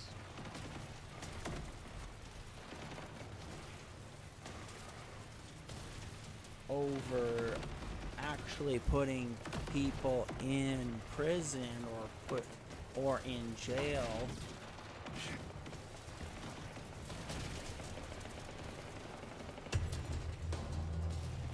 This has been fun. But shall we cut this shit? We both gamers with you dead. I always assumed my disappointments with past clientele was due to their intellect. But thanks to you, I've realized I don't need to be brilliant. I just need people to think I am. Though I am grateful, this is the no escape. The nearly no So, escape. you know, or an activist judge who Well, says, at least the speech is over.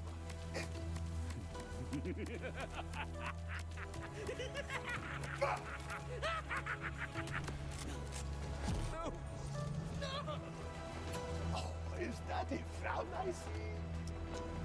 That is no way to be guessed.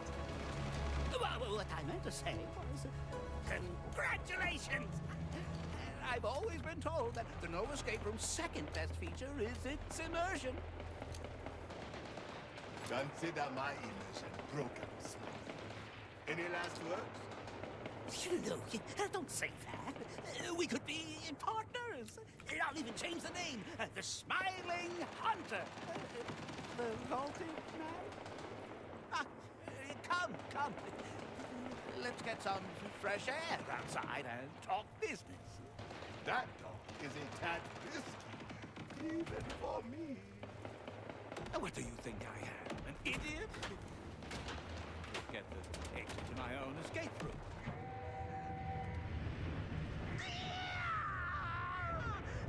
Wait, I was supposed to send you through this door!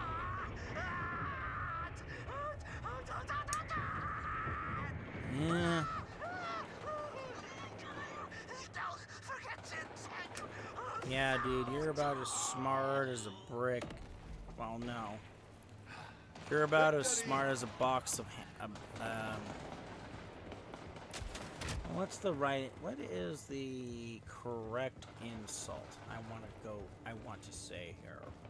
Oh yeah, you're about as dumb as a box of I hammers. know I'll never forget something as basic as where the exit is, but better safe than, well, burning alive in my own fire truck. The correct door is on the left. The man had 2 brain cells. Which is exactly and they what were he did. both fighting for 3rd place. No, he had 3 brain cells fighting for 4th place. Let's get that right.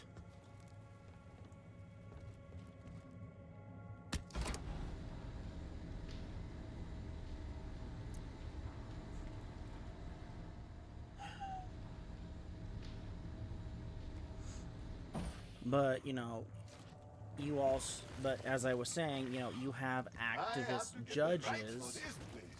Ooh, I could make a killing.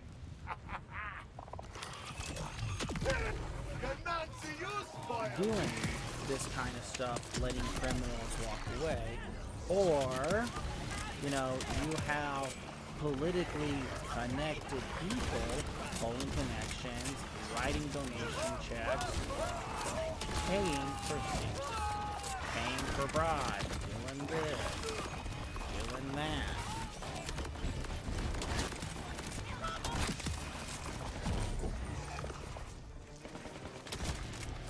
So, you know, this is something you have to remember.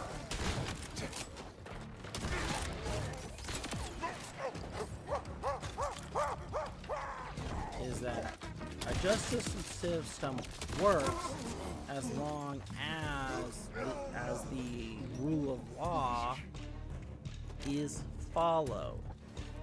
And a vigilante who goes and gets justice for those that the system fails, you know, it's a nice, what is, well, not nice, what is the word I'm looking for here?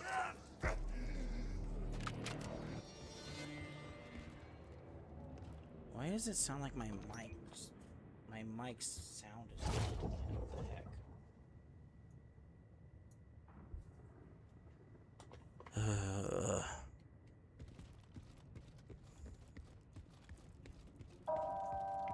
Citizen. But what was the phrase I was looking for here?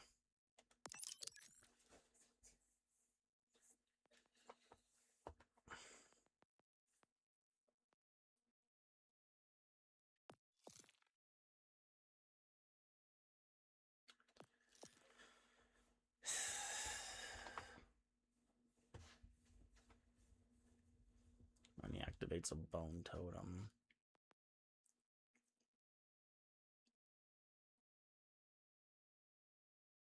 Okay, lucky be a robot. That's what I'm gonna.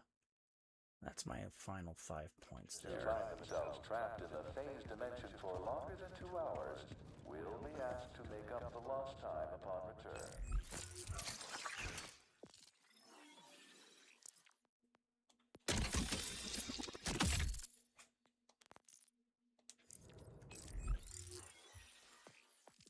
Alright. Let's see, what missions do I have left here? Old Raymond. One gassy issue. Price of freedom.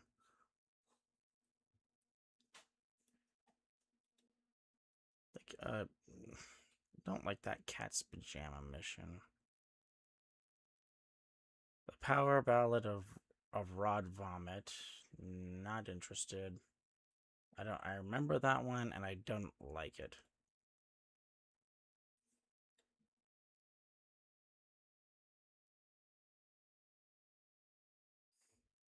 That potty side quest was just annoying.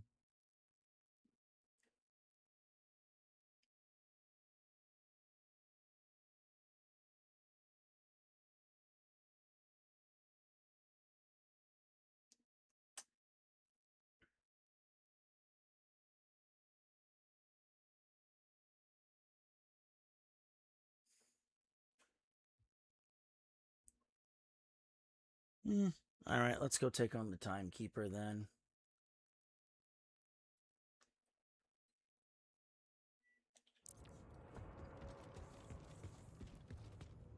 Actually, before I do that, let's go see if I can get another better version of this shotgun.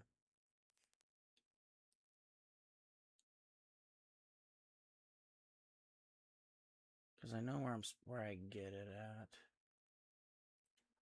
So I believe it's this one. So let's go do that real quick. So, again, you know, this is the question that I pose to everybody here.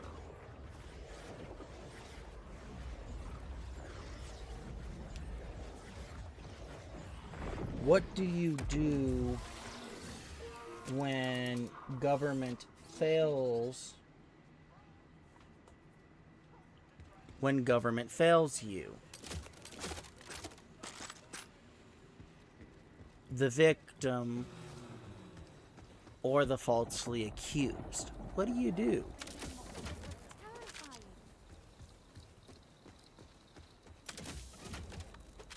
Because both cases do happen. And, you know, I've heard a lot of people talking about, because I've seen the shorts of people talking about this movie, and the thing that a lot of them are talking about is that they're saying that movie is going to give these people ideas to start doing the whole vigilante thing.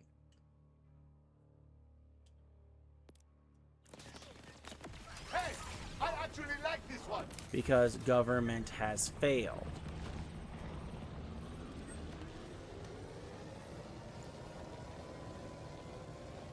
Now, to be honest with everybody here, I don't recommend this course of action.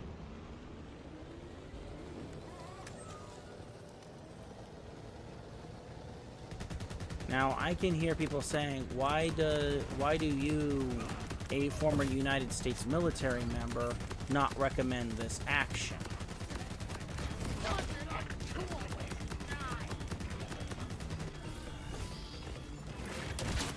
Because, to be frankly straightforward with everybody here, if you start doing this kind of stuff, it's going to give every form of government, every form of law enforcement,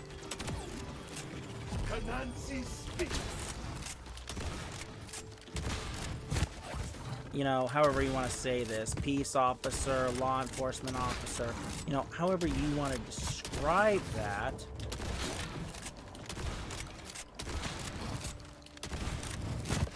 Just what I was looking for. an excuse to just go crazy. Now, most people will sit there and say, Ghost, there's no way police officers would do that.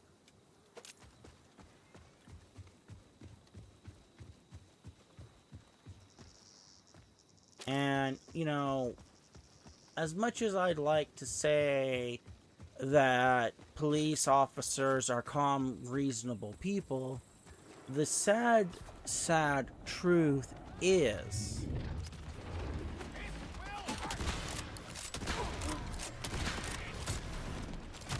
that police officers are people too. And at the end of the day, they, just like everybody else, want to go home.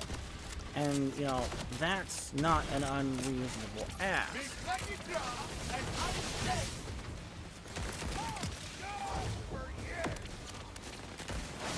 But the problem becomes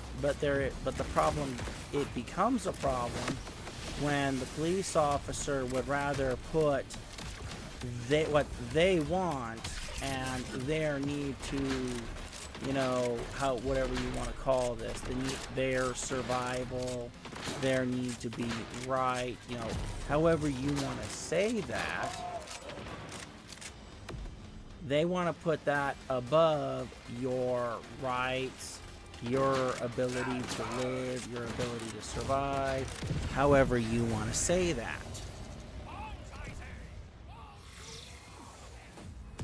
I mean, if you don't believe me, go look up the different civil rights lawyers who have to go in and sue. That did not hurt as much as I thought it would. Police officers for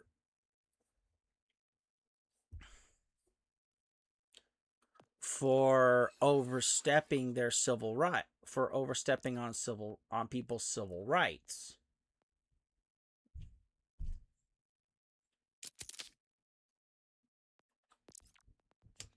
and how in a lot, not every case,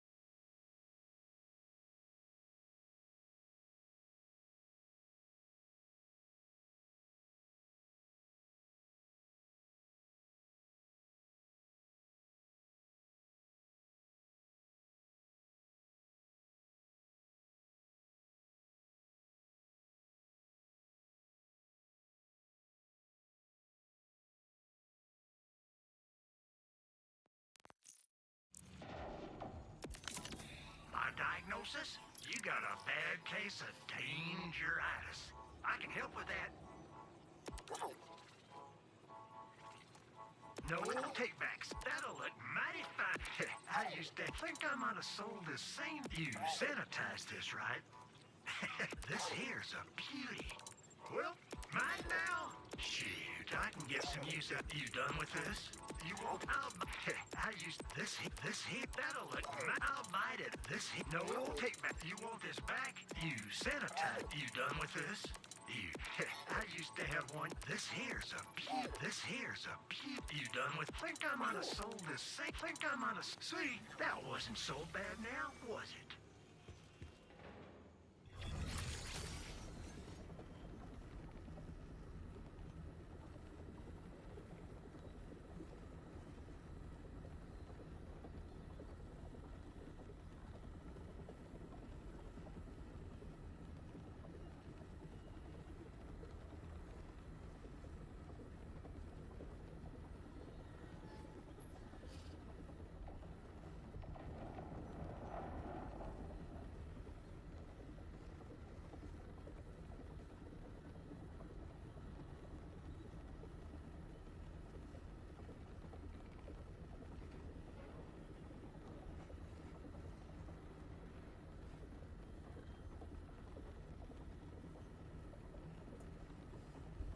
sorry about that. But, you know, again, I pose the question, what do you do?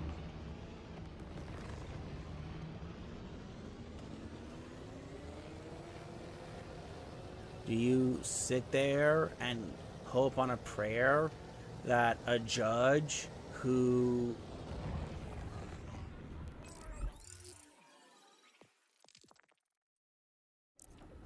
is going to listen to you? Oh wait, no, that's not what I was talking about. My bad.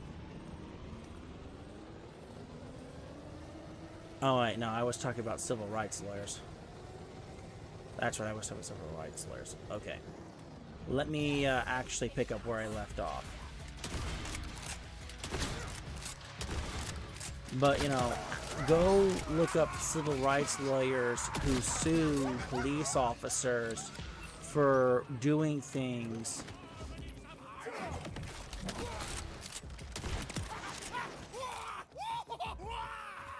that cross the boundaries, for things that they're not supposed to do.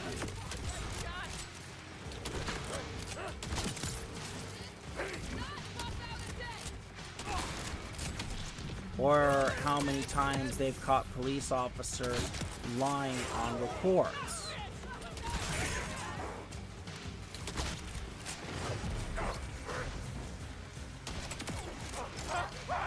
And, you know, you hear people say, well, police officers can't lie. And it's like, what?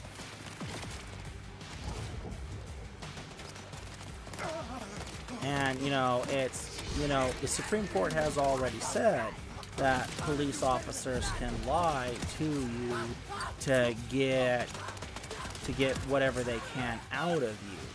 I mean, that's part of the reason why, if you hear most criminal lawyers tell you if a police officer pulls you over, comply with whatever the officer says, and if they start asking you any question, what do? You simply turn and say, "Officer, I do not answer questions without my attorney present."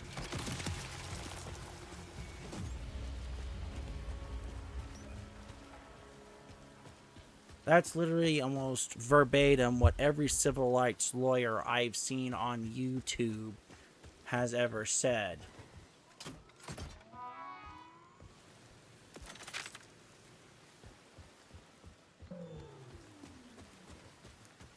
Is that if a police officer starts asking you questions, they start saying, "Hey, where are you coming from?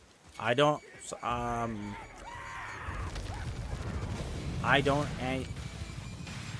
or where are you going? Or have you had anything to drink?" You know, anything of the sort. And it's literally the first words out of your mouth are, "I don't answer questions without my lawyer present." And if the officer asks you to step out of the vehicle, you get out of the vehicle, you lock the car, put the keys in your pocket, and, you know, if the officer starts asking you, "Yo, you got something to hide," you just sit here and say, "Officer, I'm protecting my property and my civil rights, and I still don't answer, and I don't answer questions without my attorney present."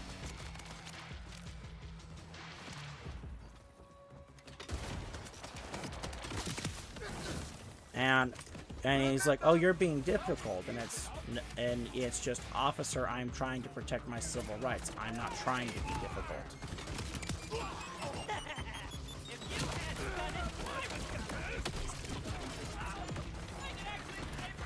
And this is the literal advice that you hear from the civil rights lawyers on the online.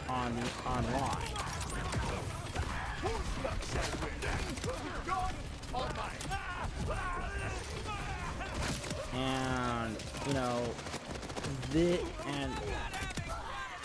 know, I'm not trying to knock on police officers here, because there's plenty of police officers who do good and bad things, because there's both. There are police officers who want to get as many arrests as possible because they want to get as many promotions as possible.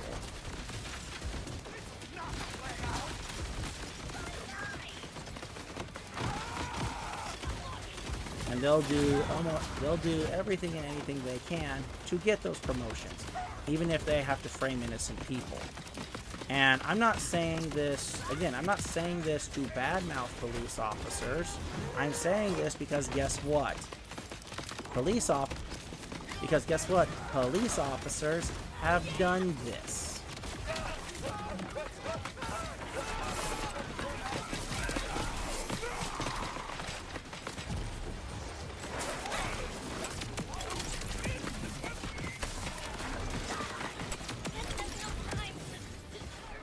So, you know, it's just, what do you do?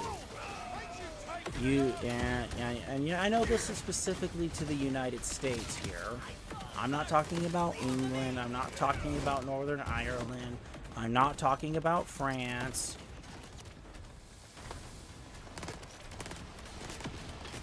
Spain, Portugal, whatever. I'm just saying if this is in the United States. And no, I am not a lawyer, so if you really need legal advice, actually contact a lawyer.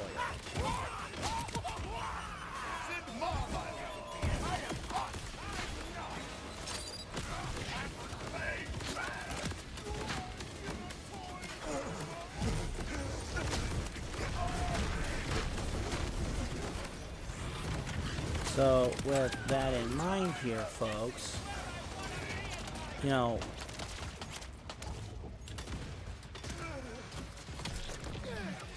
it's just, what do you do when the system fails? And, you know, and in this case of Citizen Vigilante, he ultimately decided to take it on himself to punish the criminals instead of letting the local criminal justice system do it, because the local criminal justice system decided it would rather protect the criminals because the criminals came from a war-torn country and they deserved a second chance.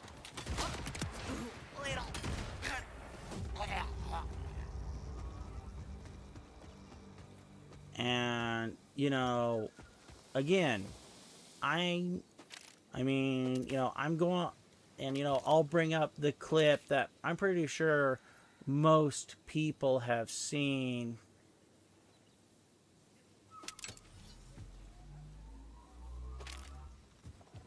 Where the vigilante has got in the room with the immigrant family,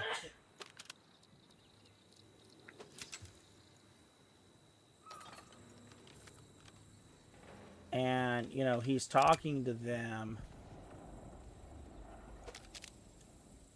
and you know, the one of the grapists, you know, he's on the couch, he's hurt.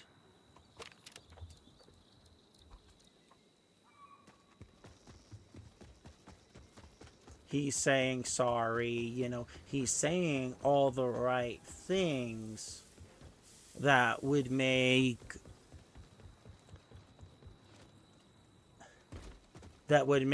most people, you know, back off.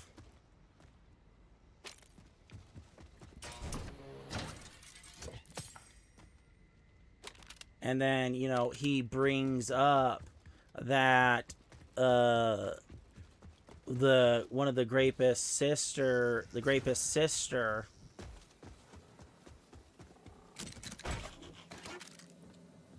well, no, the rapist only had one sister, but the rapist's sister posted up on social media that the girl who was assaulted,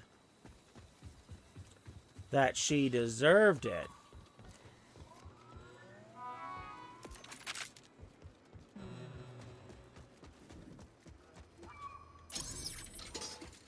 And, you know, he sits there and says, why does she deserve? And, you know, what is the girl's justification? Oh, it's because of how she was dressed. You know, her legs are showing. You can see some cleavage.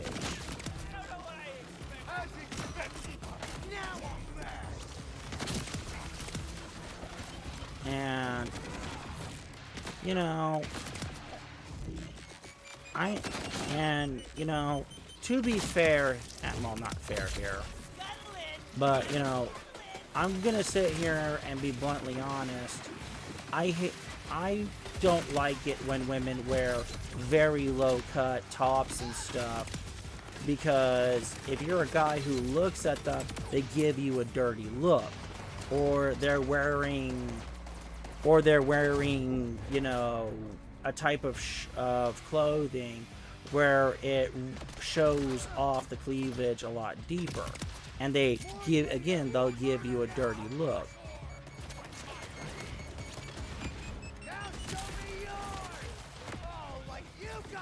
And you know, and you know, am I staring at their cleavage? Am I openly gawking? No, because in most cases, I'm just looking around, you know, I'm just being mindful of my surroundings. I don't have my jaw on the floor going, oh, like, wow, honey, you look great, yum, yum, yum. I'm not doing anything of the sort like that. I'm not doing anything of the sort. I just happen to be looking in that direction because, yeah, wow, I'm looking in that direction, because who knows, maybe I'm walking in that direction, I gotta do this, I gotta do that, you know, there's more than one reason why a guy is doing this, or heaven forbid, you know, the whole, you know, gym trap the whole gym trap thing, where women are trying to trap men staring at them.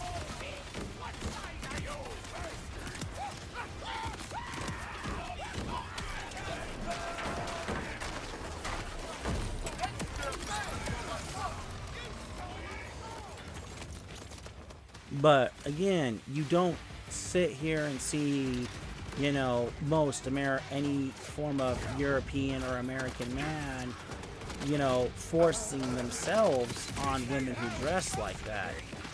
And sure, a drunk guy might be inclined to approach a woman who's dressed provocatively, but, you know, he's not going to try anything.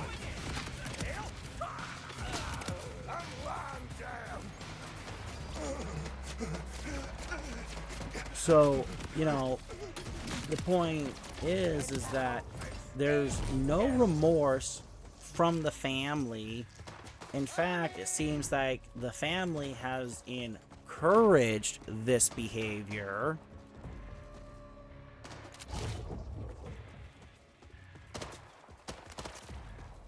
And, you know, the vigilante even sits there and turns to the father and says, "This is the values you teach your kids?"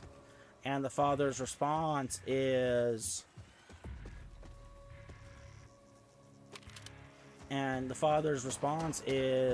you know, "I teach my kids the values of our family and the values that come from the Quran."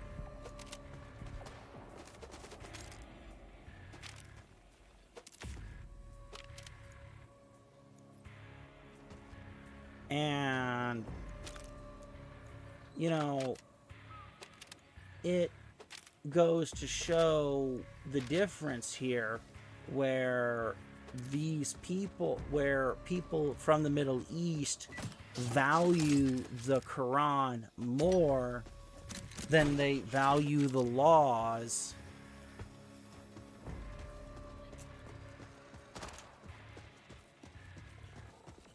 of the land that they've come to.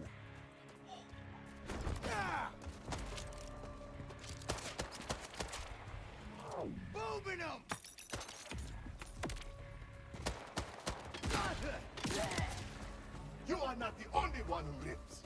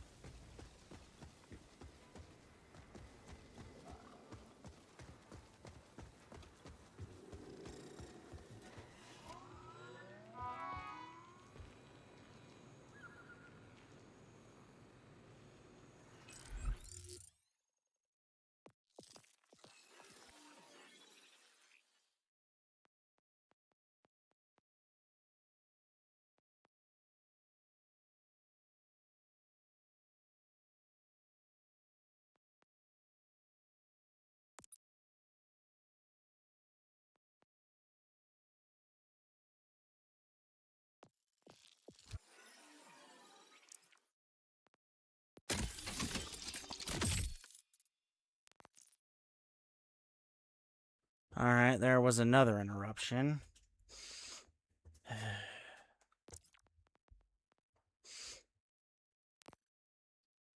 But again, again,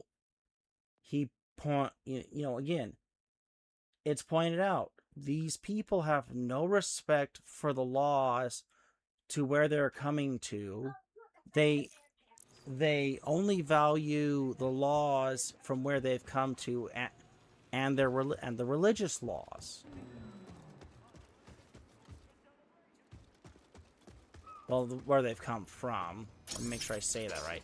They value the laws where they've come from and the religious laws. That's it. Beyond that, they don't value the law, the rule of law, and the laws of others. And they also don't respect the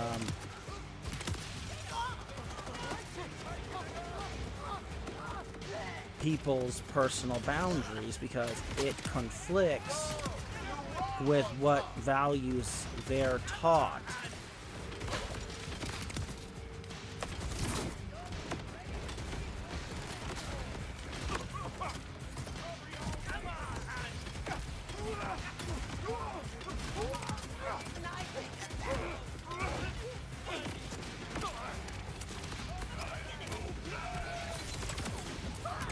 So, I'm not gonna finish out the scene because I don't want to spoil too much.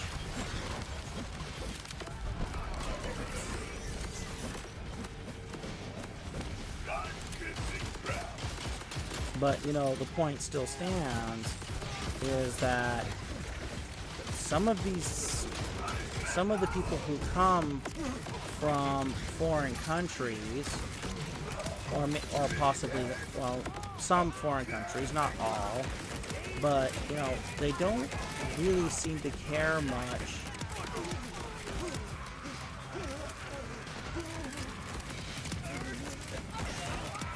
for the laws and the values from the lands they come from. I mean, this is one of the arguments that people have about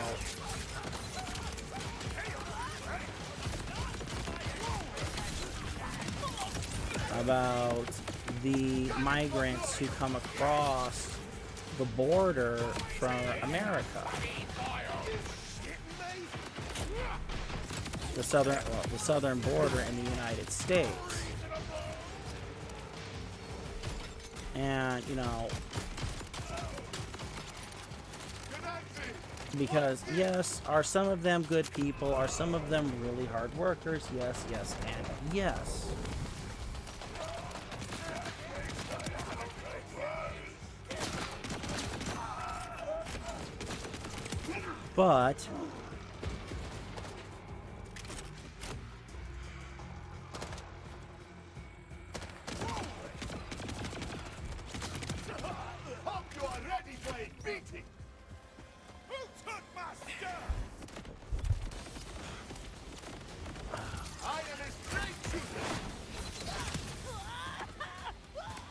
But again, this is some. This is not all. And, I can already hear the argument, well, you can't let the actions of a couple of bad actors or bad apples, derail things for the good ones. And, the thing here, and, the problem is, well, how much grace are we going to give people?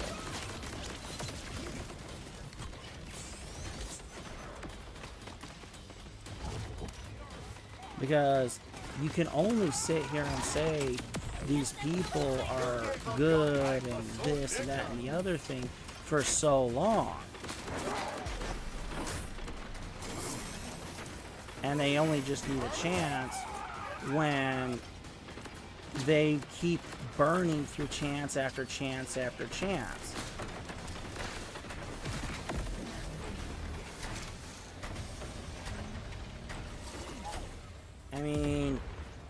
I mean, what are we waiting for? Are we waiting for,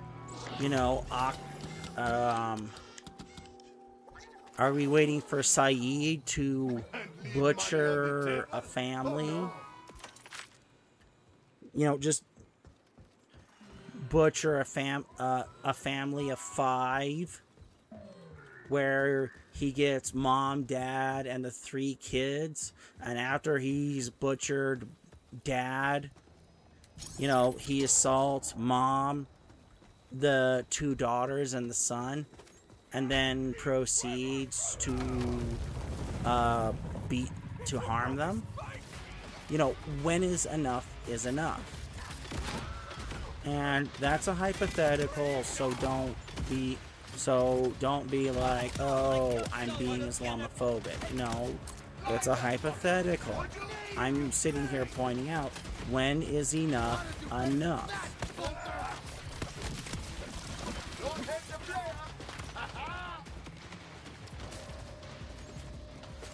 And I know people don't like it when someone asks that question, because there will be those who will sit there and say, well, Ghost, are you saying you're the one who should decide these things? Never said that.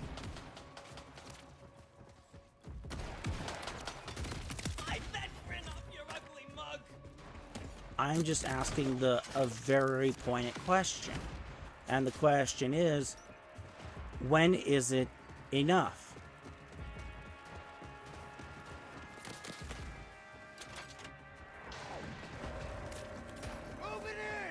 You know, is it enough when the Boston Marathon got bombed?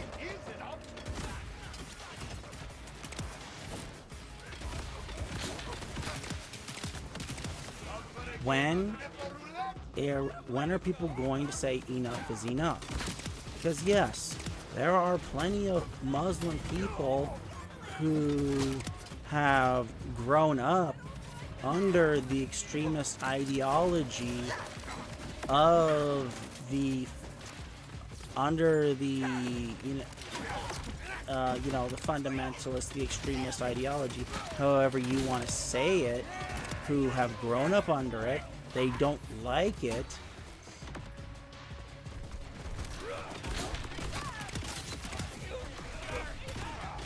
They're sick of it. They don't want it anywhere. Ooh. And, you know, they just want...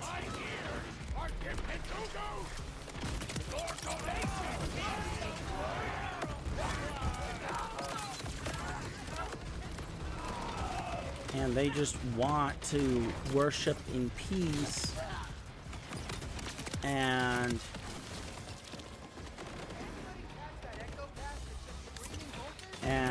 you know, live their lives as they see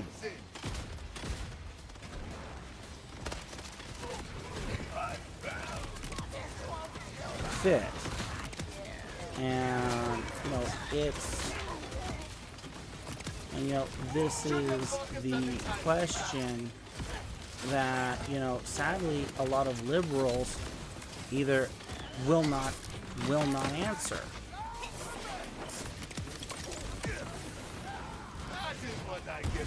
Well, most of them will not answer. They'll just resort to calling you as an Islamophobe, even though the question you're asking is, or they'll call you a nationalist or whatever slur there is nowadays.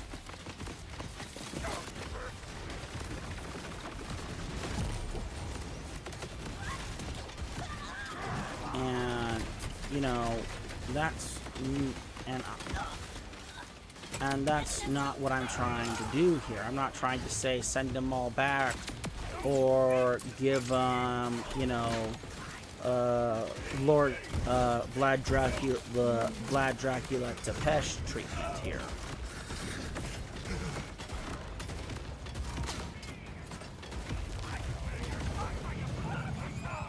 I'm asking, when is enough?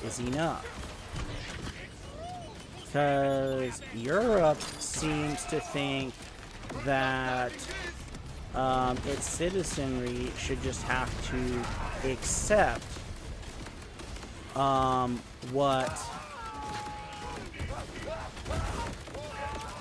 what the migrants are going to do, and they have no say. And, you know, I don't think that's okay.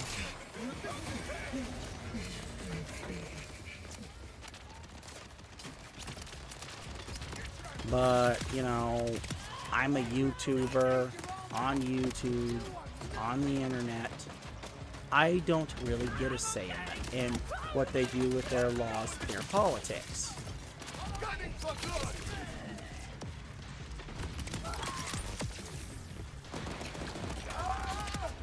But, you know, I will ask this question to everybody and anybody here.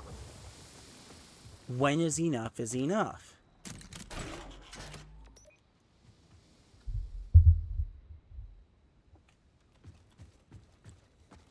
How many children have to be hurt before people say no more?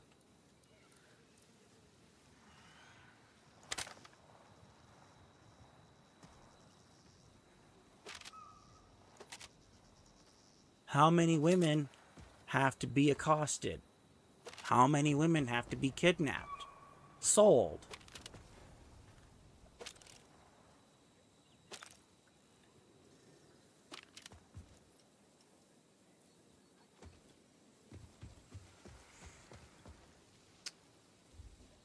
You know, this is my question that's not going to stop.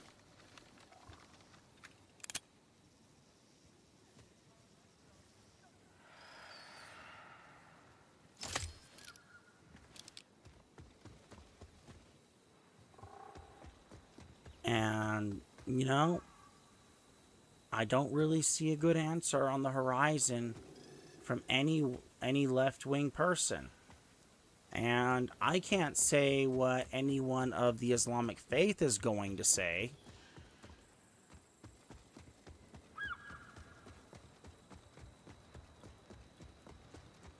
Because, one, I'm not Muslim or interested in converting to Islam.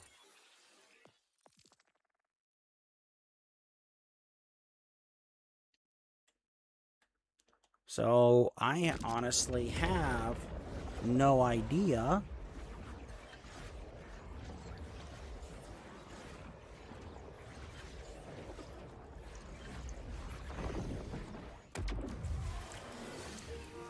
what some of those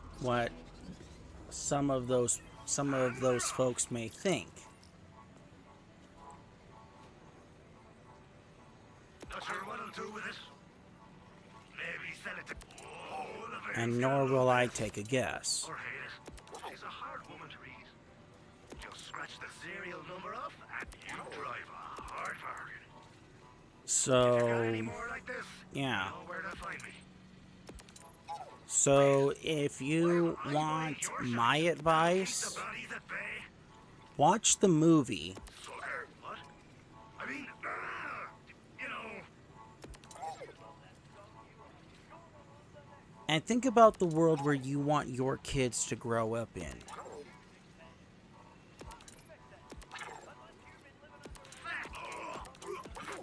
You drive a Because I want my kids to grow up in a world where they're safe. Why am I buying your shite? Just scratch. Wait. Why am I? You drive a hard. Not sure what. You drive a And they don't have to be in fear of walking down the street and be afraid of those hard bargain.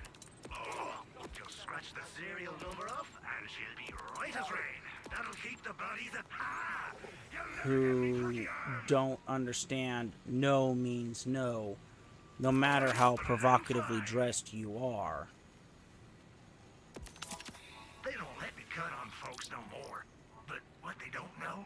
Oh, you. I mean, seriously. Imagine,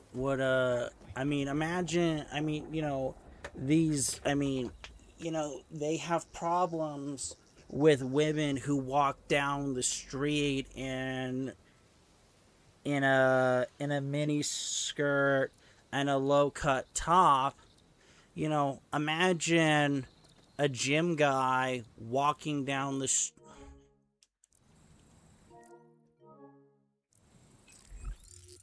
who's rather buff walking down the street, in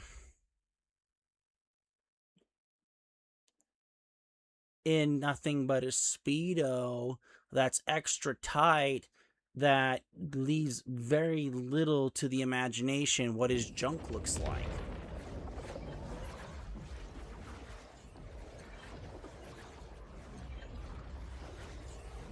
You know, would a group of Muslim women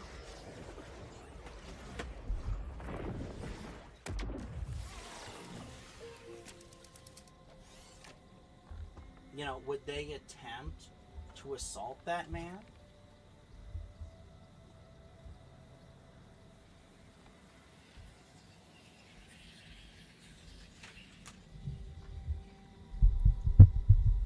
Because he's showing off all his muscles. He's showing off. He's leaving very little imagination to his genitals.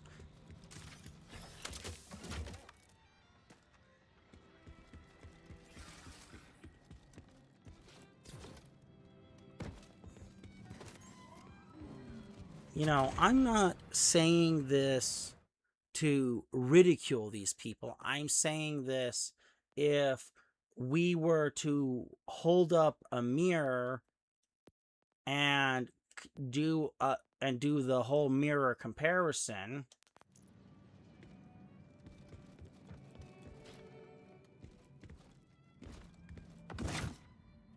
you know, would they tolerate it? I mean, just imagine for a second if a bunch of... just think about this for a second. What would happen if a bunch of American boys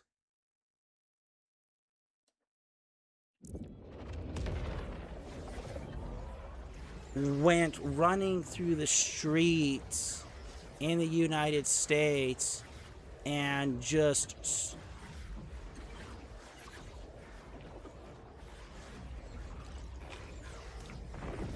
started running around, and to every woman who was wearing the hijab, the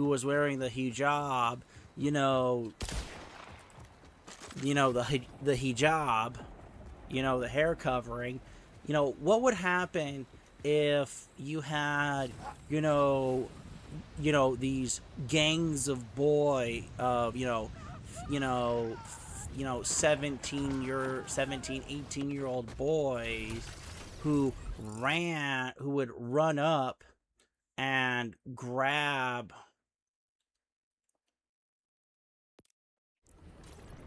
and rip off their hijabs.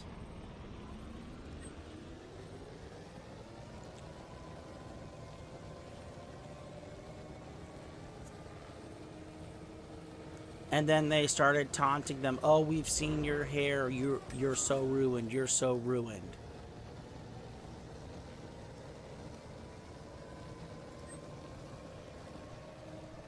What do you think the reaction from the Muslim community would be?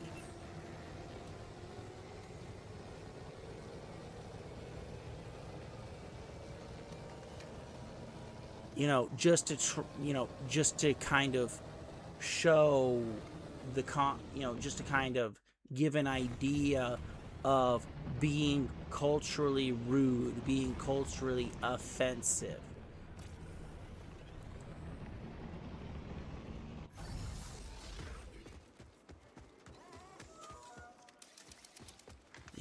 I'm not saying this stuff because we should go do this stuff. That's not what I'm saying here.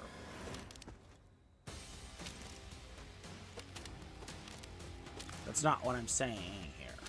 I'm saying, if we started acting like, the same way that these people do, acting the same way that these people do, would they like it?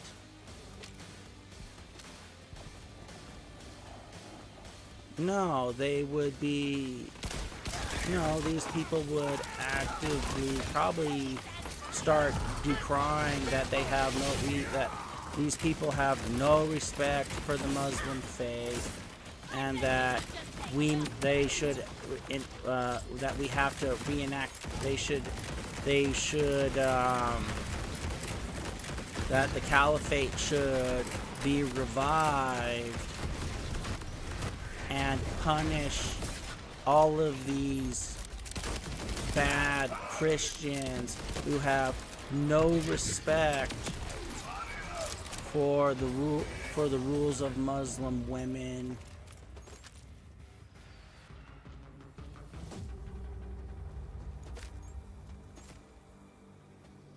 And how they have no respect for the tenets and rules of Islam.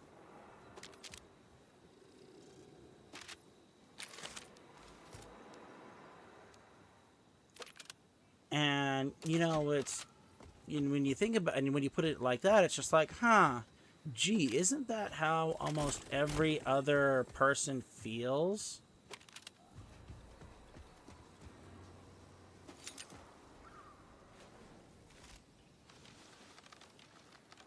Because this is how you treat our women of our culture.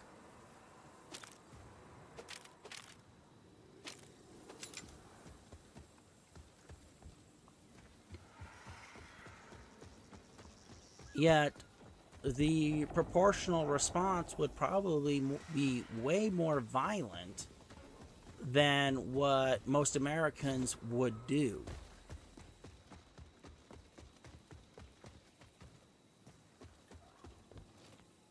And note here, I said probably. I didn't say it will. I said probably. For those who are saying you're trying to incite violence. I'm not. I'm saying this is a probable response. Not that it will happen. I'm saying it might happen.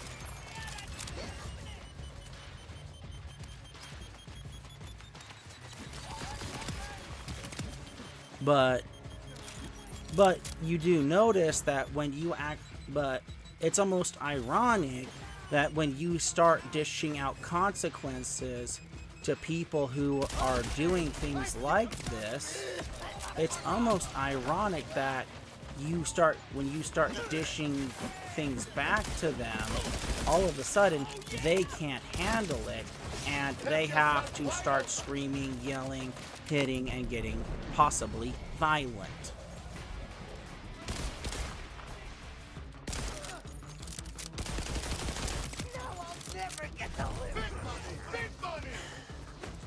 So keep that in mind as we finish up this portion of this live stream.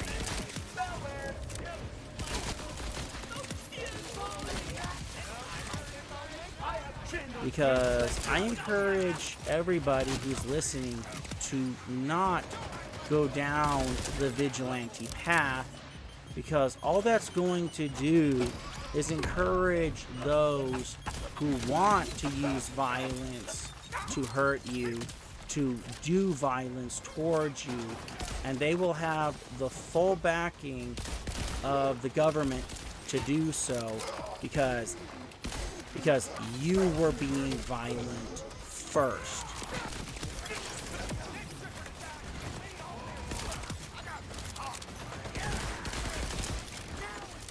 And that will be the justification that they use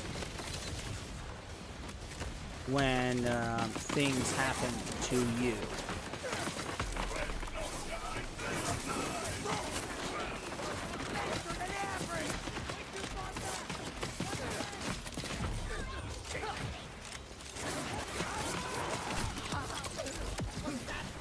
So I encourage people to not go down that path. If you have if there's a really big problem with the government or governments, however you want to say that, if there is no way of criminal redress or civil redress, sadly, I believe it would be best to just let it go.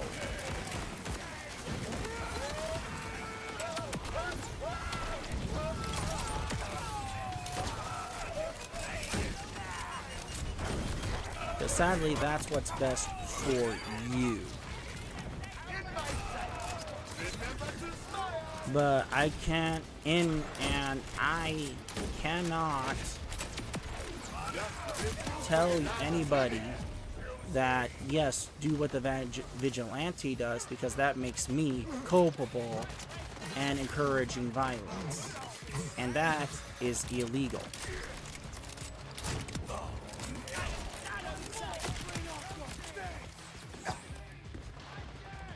So I encourage people to find a different way.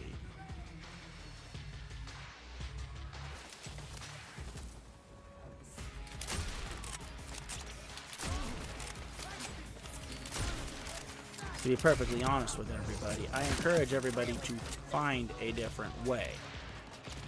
But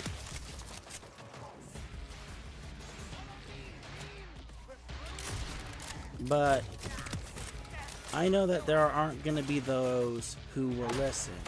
And, you know, if you're not going to listen to this, then I have one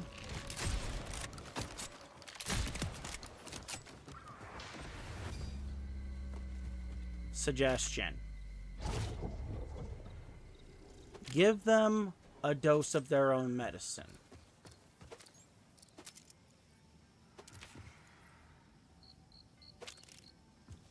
Now, when I say give them a dose of their own medicine, I don't mean go and break the law here. I mean go and find a way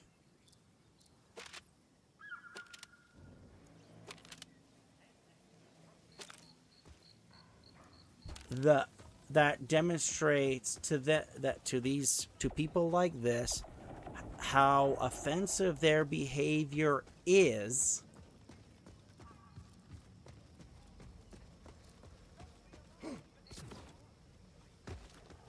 And to respect, and that they need to respect the rules, the laws, and the culture of where they move to.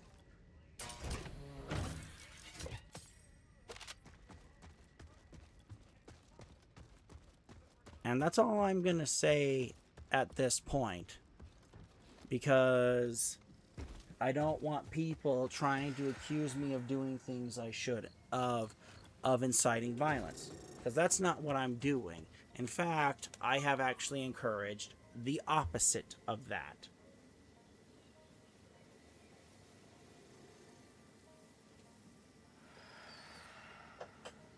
Thank you very much. All right, let's click that off for a second. For those of you who are wondering what I'm doing,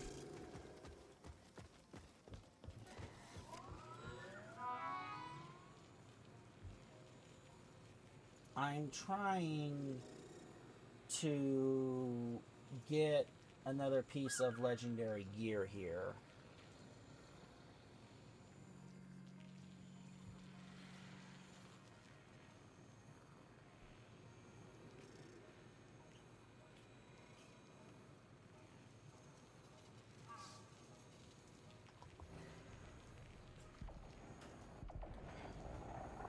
So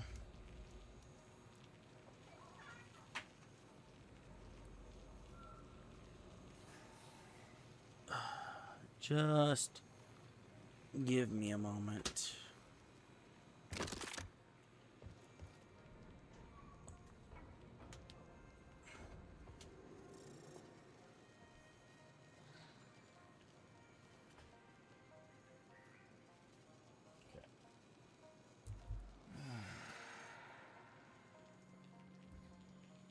All right, so for this next segment, I want to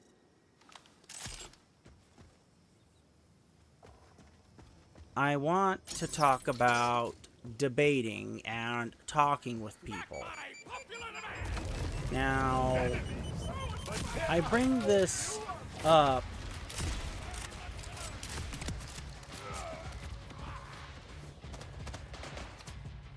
because we need, you know, there is a line in the sand about certain things.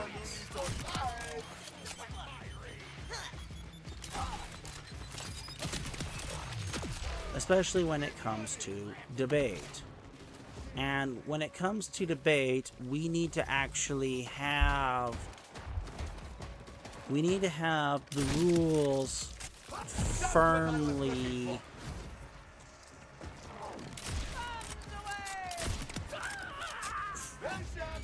understood and in place, and especially when we have conversations, if somebody is, you know, not doing well in the debate,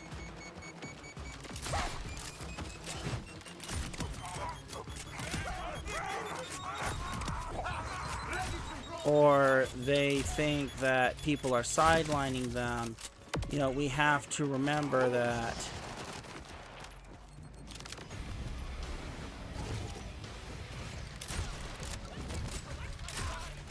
now, I'm not going to go over the rules of a formal debate here, because that's not what I'm doing. I'm going over the, I guess you could call it the calling out of arguments that are fundamentally flawed here, or the changing the rules in the middle of a debate or argument, however you want to describe this.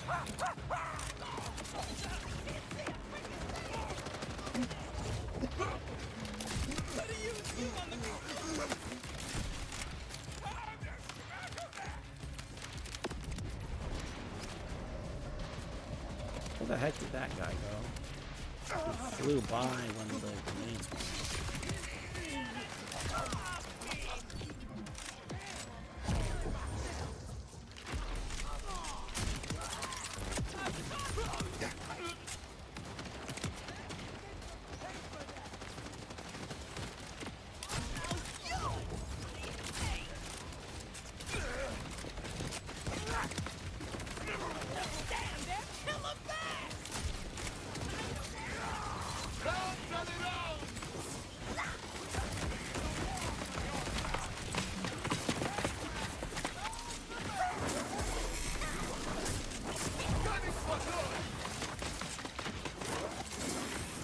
Always the mini boss ones that knock me down.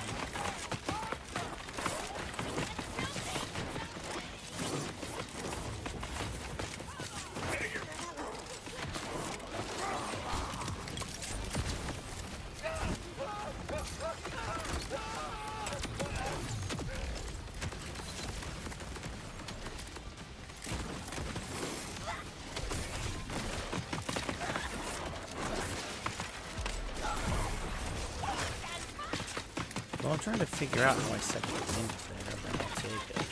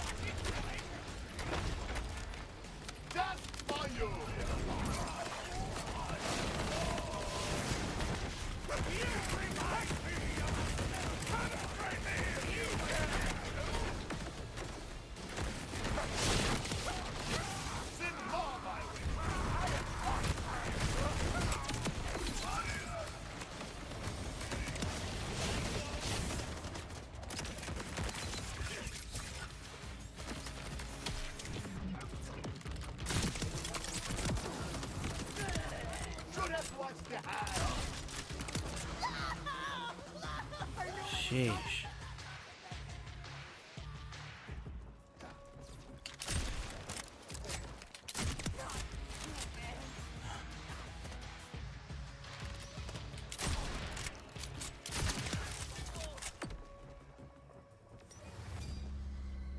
Alright, that's settled for a minute.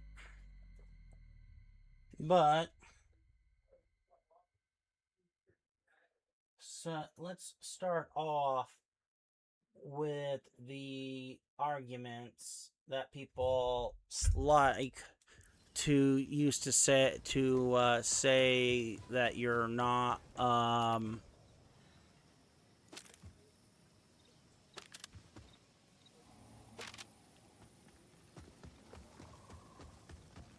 that you're either not being honest or you're just, you know, you're not, or that you're saying that your logic is flawed.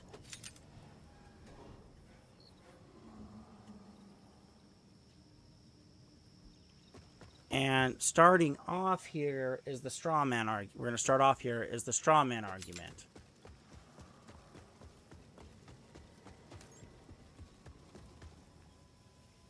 And the straw man argument is a logical fallacy where someone distorts or exaggerates or oversimplifies an opponent's position to make it easier to attack.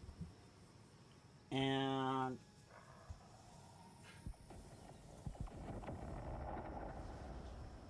so, where is an example? Example.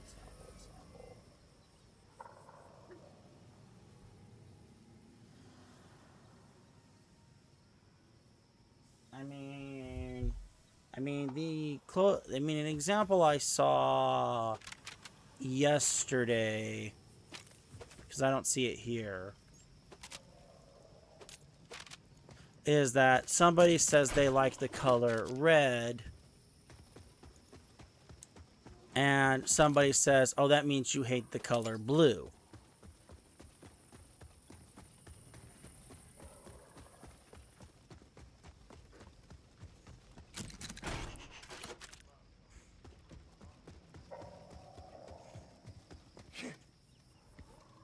And, you know,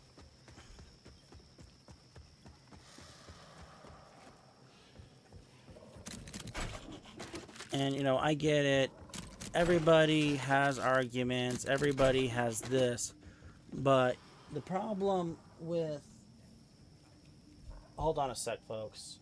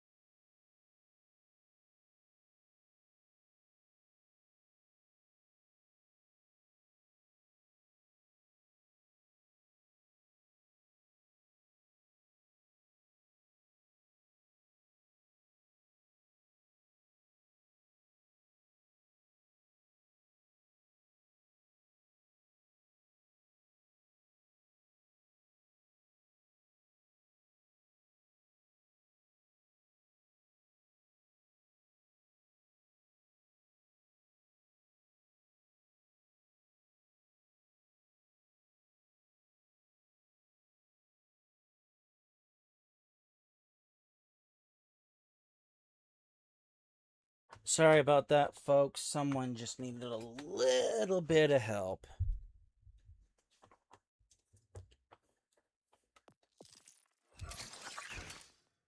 That was all.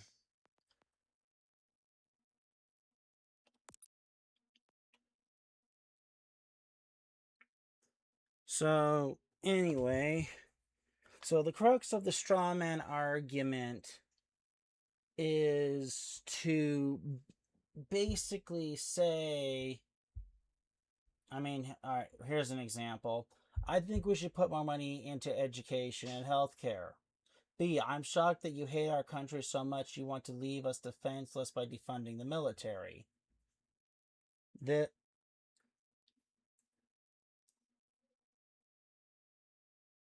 Even though that's not what the person said, even though, it could be, acknowledged that the money has to come from somewhere, but that's not what the person said.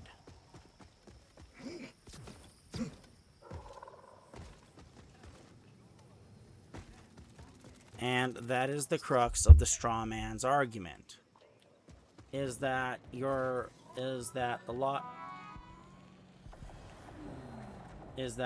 putting forth an illogical fallacy. Or you're over exaggerating on one teeny tiny point.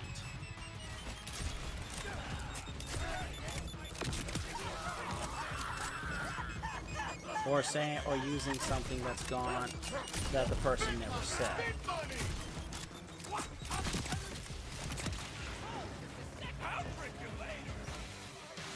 So this is one thing. I guess we better include red herring in this as well.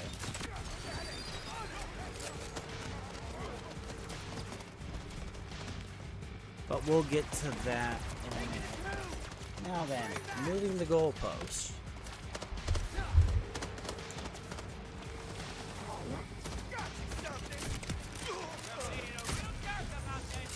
Now, moving the goalpost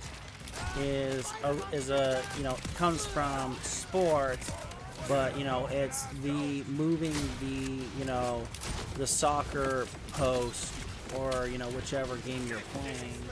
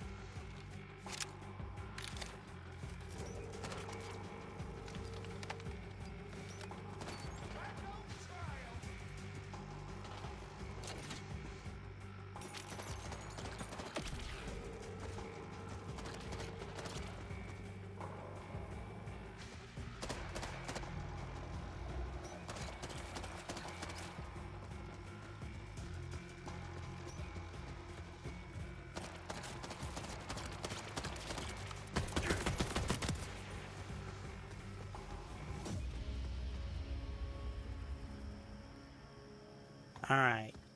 So, as for moving the goalpost, Chuck.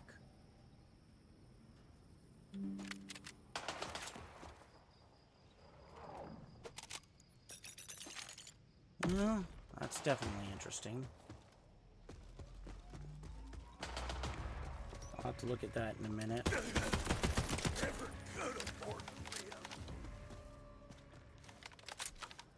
Sniper rifle mode, huh?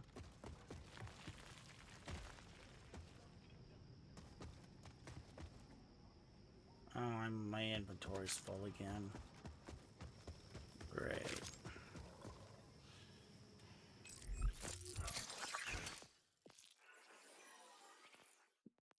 So what is Chuck?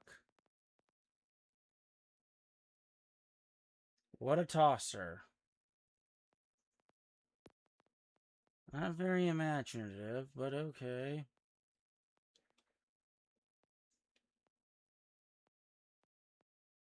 But I'm guessing that means when you actually throw it, it goes pretty far.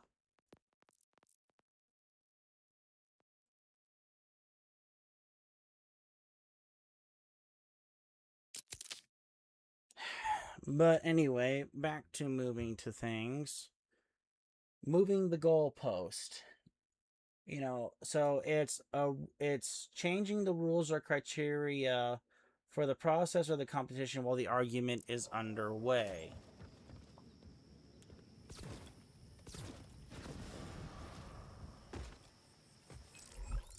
And is there, okay, example. Let's see, in arguments, when losing a debate, someone might change the win condition of their argument so they never have to concede defeat, often dismissing provided evidence by demanding higher or different standards.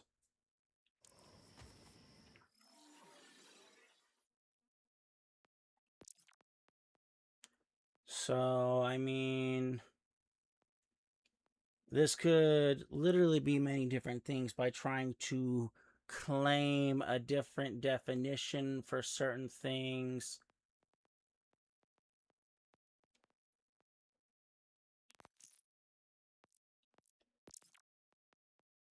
But, you know, this is all different things here, folks. So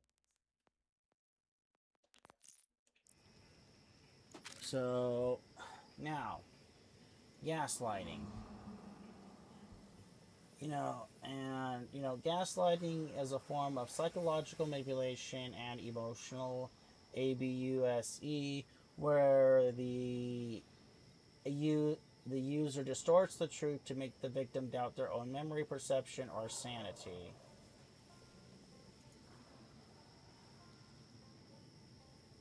And so the common tactics are delaying events, saying that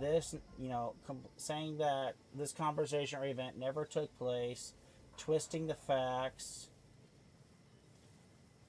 minimizing your feelings, saying you're crazy, you're too dramatic, or you're being too sensitive, or they're questioning the person's memory, like, are you sure you remember things this way?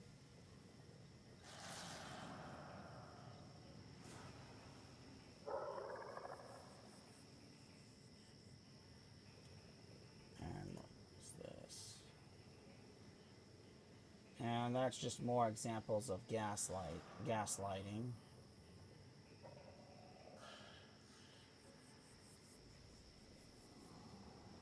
So here, let's watch this Andrew Wilson debate, and let's see if we can,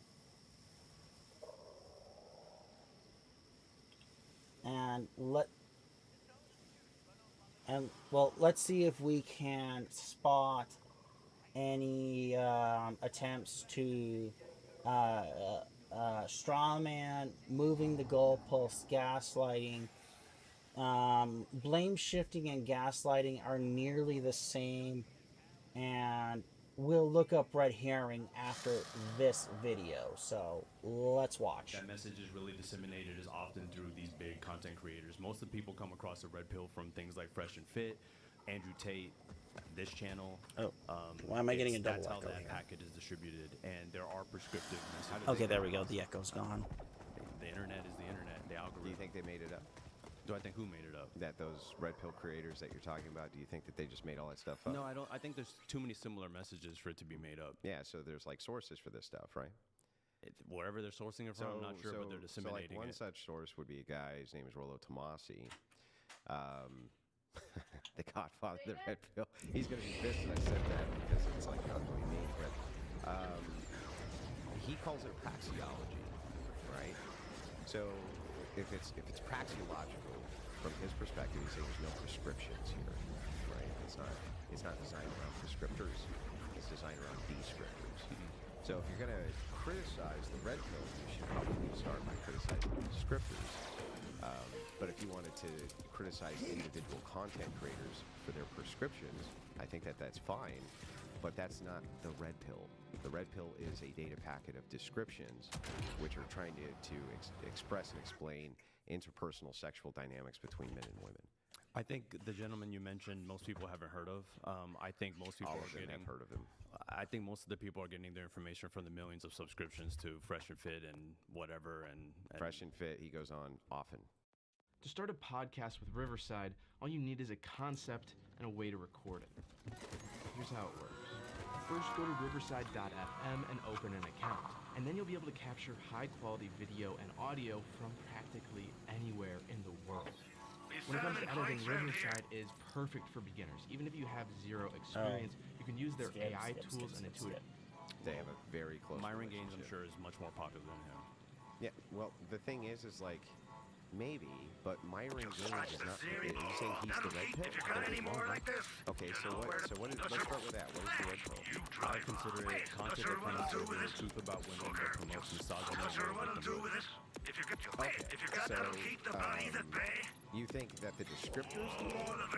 I think the content creators are describing what the So red it's pill not. So it's not about. So it's about content creators. You just think that. So there's just content creators who distribute the message. The majority of the red pill content creators are disagree with their message. Well, okay, well, what's the majority? Like, how many do you think The are? most popular, the ones that have the most viewers, subscribers. Okay, so who are these guys that you're talking about? Fresh and Fit is a big one. Andrew Tate is another one, and Whatever Podcast is another one. Fresh Fit, Tate, and Whatever. So here's an easy one. I guess let's start with Whatever. I want everyone here to take notice how Andrew Wilson is taking notes here.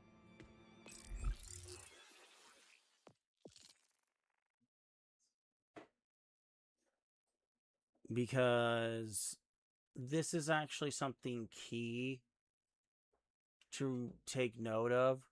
Because in debates like this, there are going to be people who are either A, going to forget stuff they said, because when you're talking about many different things, it's going to be common that you forget.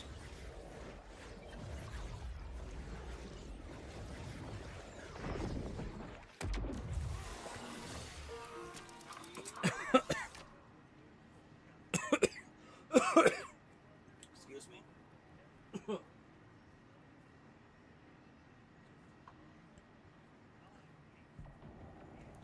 But it's also that there's also people who like to backtrack, or they're also going to say, or they're also going to deflect and say, oh, I didn't say that, or I meant it this way.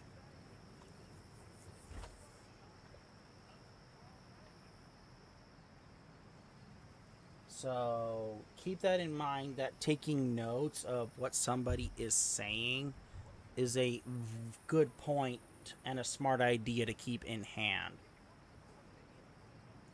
Because I'm pretty familiar with the content here. So what is the message that's being put out there? There's a lot of misogynistic messages that come out of this podcast, and Let's start with what is lists. misogyny? Misogyny is the hatred or dislike of women, the active dislike of women. Plural. women. Yeah, correct. The entire So gene. not the active dislike of a woman. No, not typically. So it's just women. Yeah. Okay. So Is my misogyny is the active microphone hatred or dislike of women. Yeah. Got it. All right. And Fresh and Fit is another big Now, helper to that. Let's start with whatever. Okay. Yeah. So what is the misogyny or the dislike of women, which is promoted on this channel? It's presented as a dating podcast, but it's really not. The topics that typically come up on Let's this start with podcast. that. What makes it not a dating podcast? I'm about to go into that. Oh, okay. Go ahead. A dating podcast should not discuss. Fresh and Fit was never presented as a dating podcast. Let's get that straight. They were always presented as a red pill podcast, to my knowledge.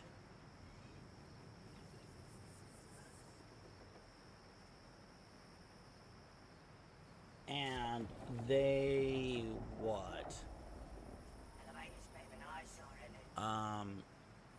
and you know, they did start off by trying, you know, infringement on the word here, trying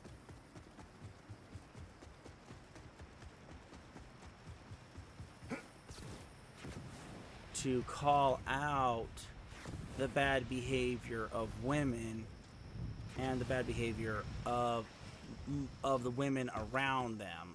And, you know, a lot of this was the party women. But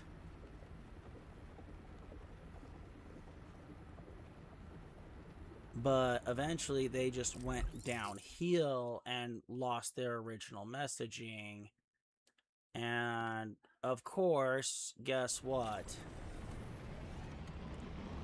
They aired their dirty laundry out for everybody to see, and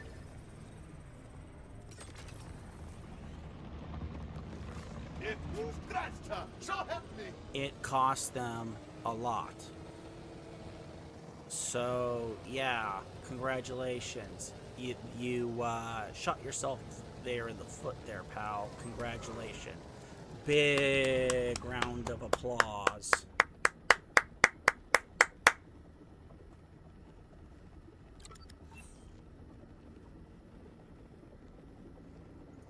Whether or not women should be submissive, whether women should vote. Now, On where's my Sunday, microphone? Sunday show, you ask women how many pumps after they tell you to stop is it grape. That's not a dating podcast. That's one of the craziest questions I've ever heard. You basically say divorce hurts men, marriage is pointless. I don't know how that's helping your audience. I don't know how military conscription has anything to do with a dating podcast. I don't know how, guests being shown a submissive ex-girlfriend and saying, would you bow to your husband? Would you bow to your husband? That's not a dating podcast. That is promoting hatred of women and misogyny as well. Female guests are pressured to reveal their body count and then mocked. If they don't reveal, they're interrogated until they reveal. Women with OnlyFans are moralized and told to quit. Male promiscuity is excused and celebrated. Women are asked about their peak looks, age, and questioned incessantly. Segments like man, bear versus wood. Well, let's see. Any woman who actually does want a good man in the future should actually quit.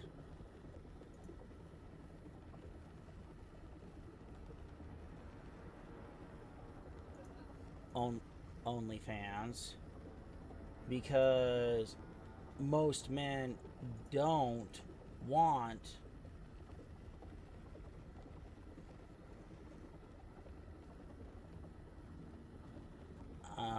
men to see what they look like, other men to see what their significant other looks like naked. That's for them only.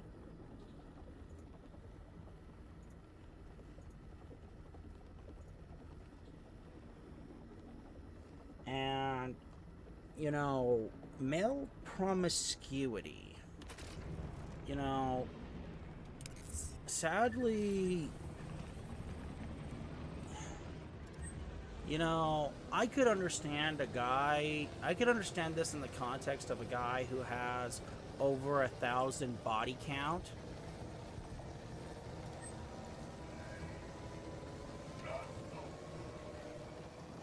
Or, you know, over 100.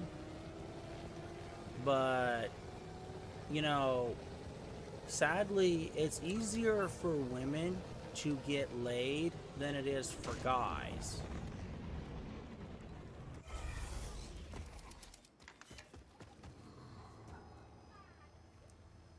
And there's a reason why that is.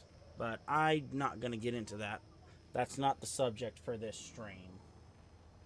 Woods mock women's very real fears about male violence, even though statistical realities are ignored and dismissed as irrational. The super chat roast.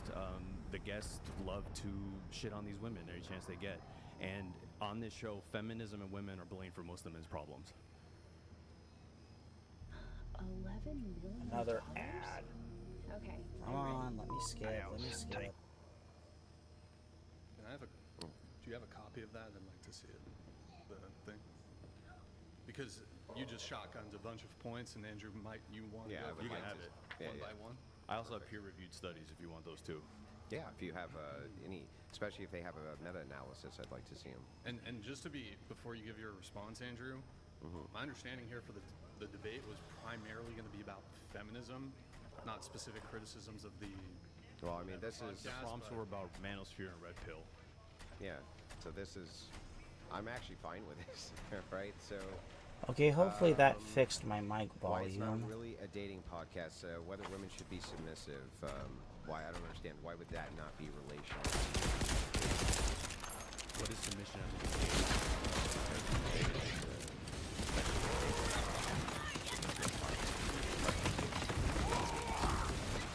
The opposite sex. You're not talking about your.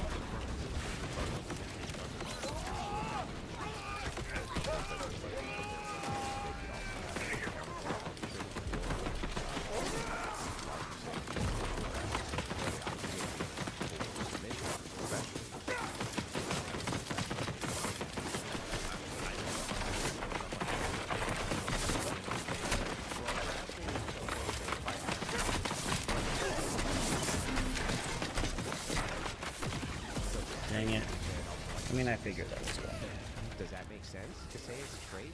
Sure. I can't hear. Just offer that up as one of the first things they want to women, but maybe those people you hang out Who with. said it was the first? If you're, if I'm You asking, just said if you ask if somebody. I'm asking, what's your dynamic, and one of the answers to go is back and a submissive woman. Yeah. That comes. A lot of them say yes, they should. So the idea here for submission, especially, would be I don't see how that's not dating related. I don't know how submission comes up on any sort of date. I don't know if you've ever been on a date in the Well, last if you're 20 asking, years. so but- okay, so if I ask you, what type of woman do you want? And you go through the traits and you say, I'd also like a submissive woman. Does that make sense to say as a trait? Sure, I don't know many people that would just offer that up as one of the first things they want in a woman, but maybe those are the people you hang out Who with. said it's the first? If you're, if I'm You just asking, said if you ask if I'm somebody. asking what's your dynamic, and one of the answers is a submissive woman. Yeah. That comes up all the time for men in dating. Okay. In your circles, perhaps. I mean, no, just in what it. Well, how many dating podcast sample sizes do you have here? I listen. I'm on a dating podcast. I made one. I listen to a lot. I listen to a lot of your shows. I listen to a lot of everything so that's out there. I don't understand any of the dating podcasts that come up when you ask men their preference. They've never once says I would prefer to have a woman who's more submissive. The topic of submission only comes up on Red Pill podcast. No, it doesn't only come up on Where else does it come up? It's been on Dr. Phil. It's been everywhere. Dr. Phil talks about submission every episode. Every episode? I didn't say every episode. Well, that's what He's we're not talking doing about a dating. here. Is he doing a dating podcast Then every don't mention episode? Dr. Phil as a dating show. Is he Then doing? Don't mention Dr. You Phil as a asked where dating else show. it's mentioned. That's not a dating show. You asked where else it's Dr. Phil mentioned. as a dating show. That is not a dating show. Yeah. So in any case, any of the dating podcasts that I've seen, it's a very common answer to say if they want to Name another dating podcast. And here's the other thing to dive into this. Name another dating podcast. Here's the other thing though. to dive into this. Well, you got to name another dating podcast. Okay, Fresh and besides Fit Dr. Phil. happens there all the Red time. Pill content, exactly as I well, said. Okay, so when you're talking about a dating podcast, what do you mean by that? Something a little less, I don't know, misogynistic, perhaps. What does that mean, though? I've already explained it to you and defined it. If any man has a dating podcast, is it Red Pill or I have a dating misogynistic? podcast and it's not misogynistic. I see. And let me ask you. Okay, he's the male feminist is clearly moving the goalpost here.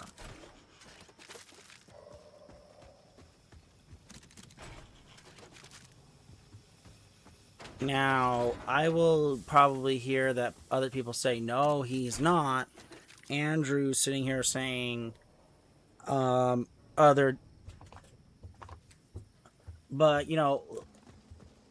well, and Andrew saying, naming other dating podcasts, and where is submission talked about?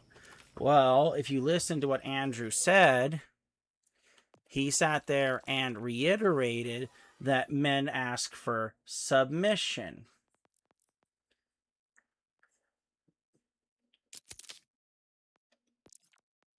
And, this isn't, woman, I expect you on your knees, filleting me every single day.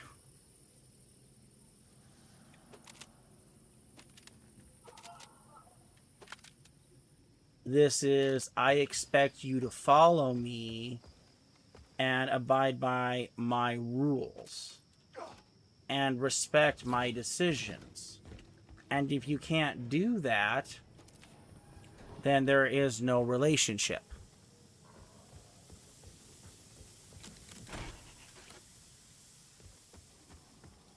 Because you have no respect for me and my values, and my rules are also trying to protect you.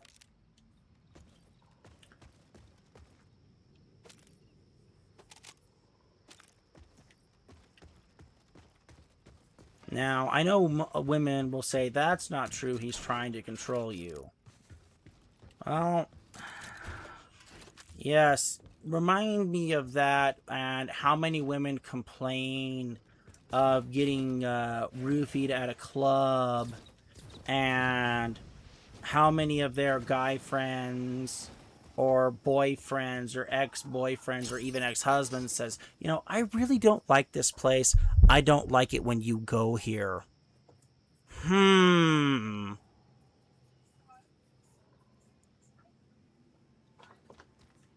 And most men, when they have a suspicion about a place, they don't like you going there.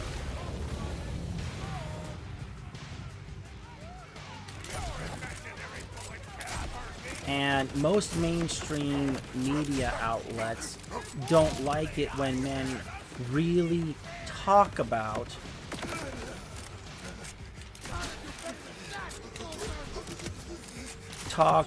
stuff that they expect from a relationship. A bossy woman is okay as long as she respects your rules.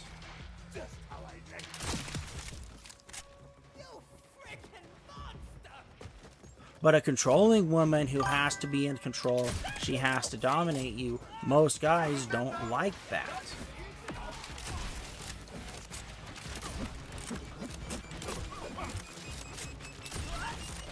Oh, this is Andrew Wilson debating on the whatever podcast. I'm not sure who he's debating. I actually haven't seen the guy, to be perfectly honest with you.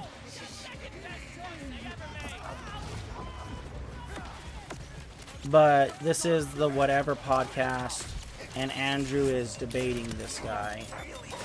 But he says he has his own dating show. And, well, dating podcast, however you want to say it. And from my perspective, this guy's already not doing a good job. I mean, granted, they are talking about Fresh and Fit here. And Fresh and Fit are not a dating podcast. I mean, in the beginning, they tried to give dating advice, but that followed more under the party girl situation. But, you don't want to date party girls, kind of for obvious reasons.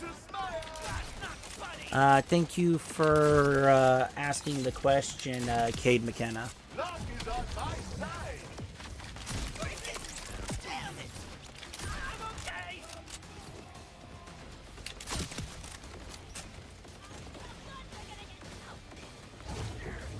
So, I mean, I'm already not impressed with this guy.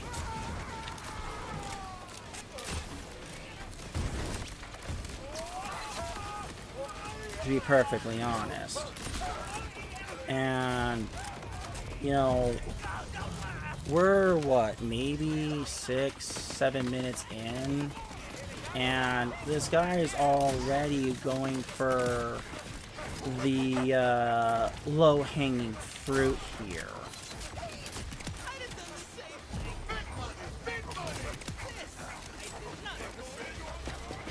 And I mean, I get it. The low-hanging fruit's the easiest to go after, don't get me wrong.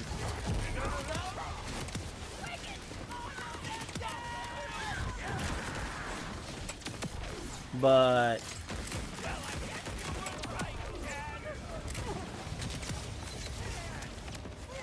I would not call Fresh and Fit a dating podcast in any measure. In the beginning, you could say it was semi about dating, but it never truly was in any measure.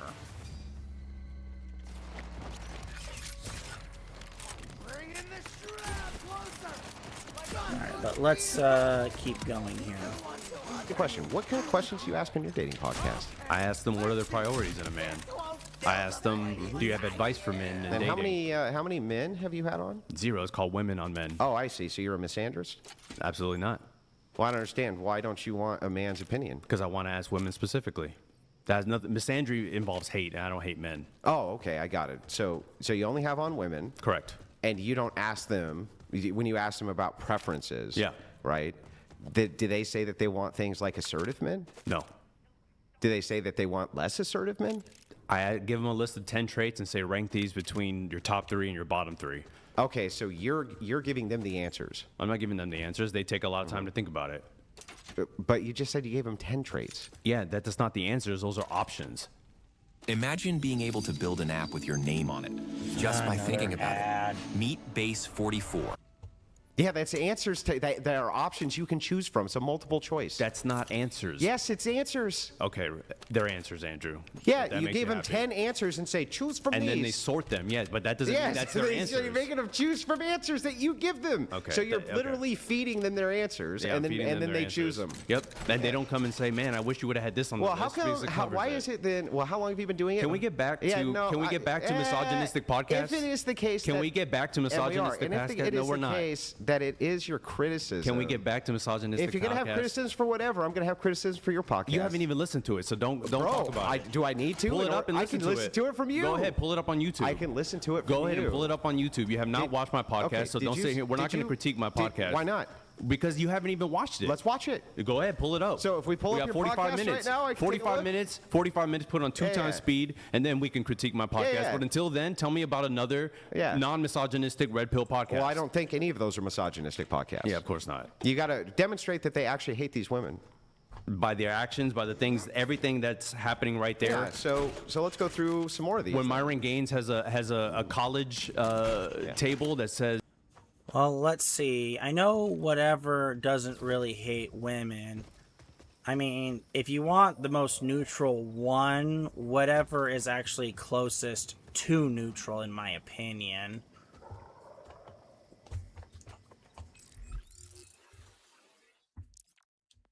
Fresh and Fit. Well, I mean, considering a lot of people saying that Myron is gay, well, he's in the closet.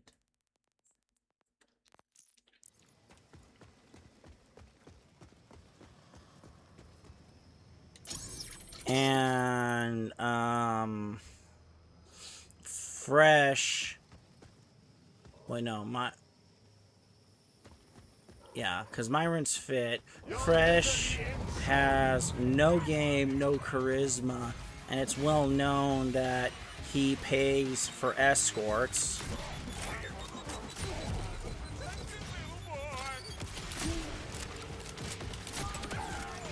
I mean,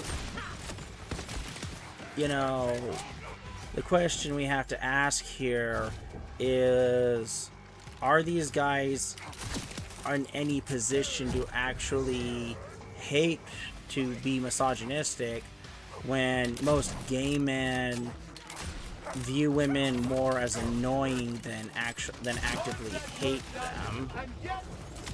Because I've heard of gay men who love women, and I know of gay men who just find women annoying, but don't actively hate them.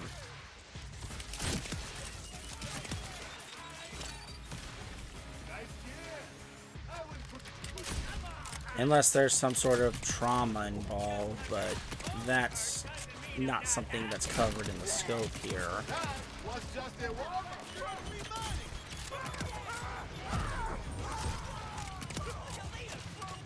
And let's see.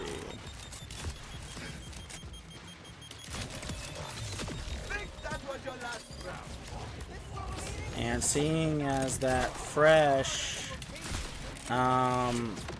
actively has paid for Box, I doubt he actually truly hates women. I mean, considering the fact that he's actually stopped Myron from kicking women off the podcast that he's actually wanted to fool around with, I would not call that hate in the slightest. So, to be fair there, I don't think Fresh and Fit actively hate women. I think Myron is annoyed by yappy women. I'll grant him that.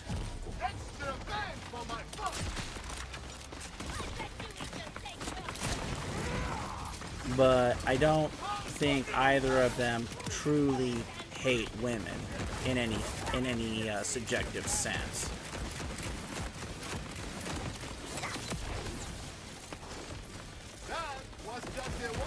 At least from what I've seen from their show. But if anyone can actually point something out to me that would disprove that, I'd love to see that.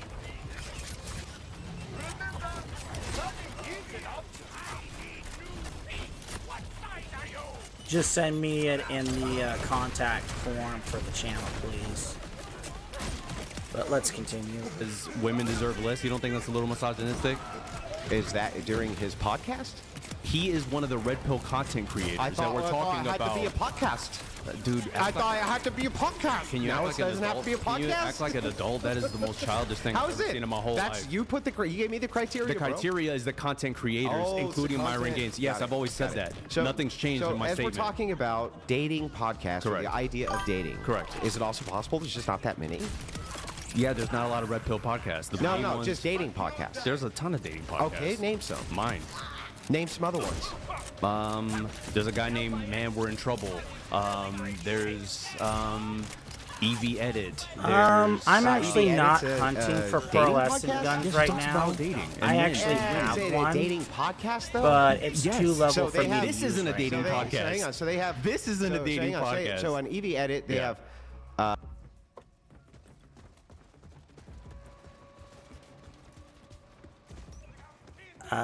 Sorry if you didn't hear me, but I do have one pearlescent weapon.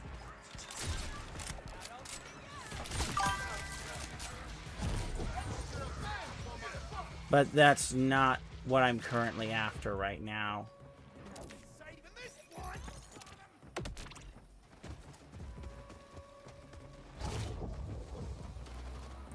Well, thank you for asking. I appreciate it. I mean, they're pretty unique weapons, but they're not what I'm after.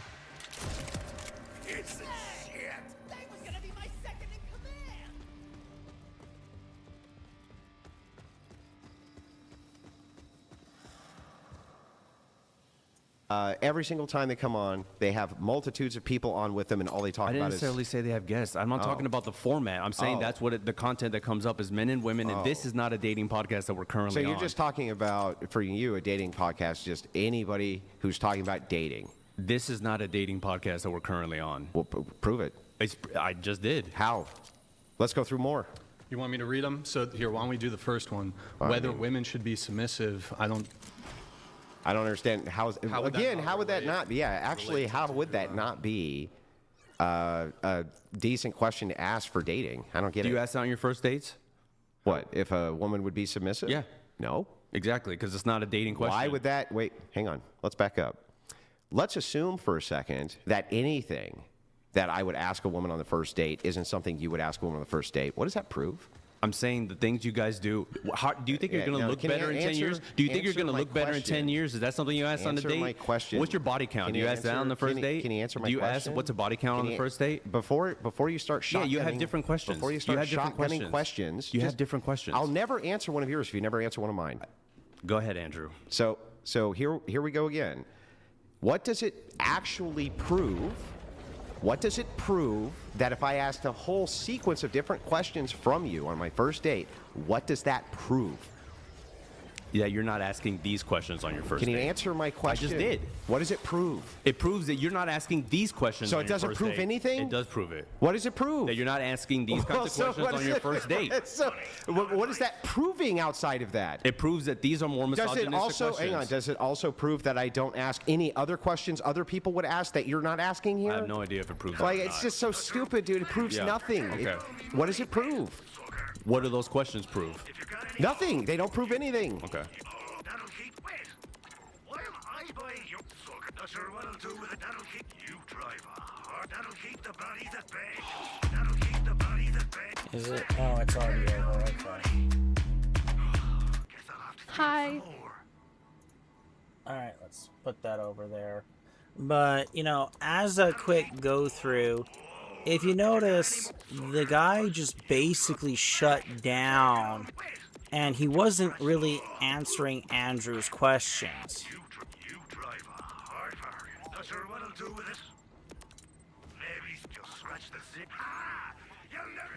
And, you know, Andrew did ask him more than once, you know, what his definition of a dating podcast was. And the definition he got was...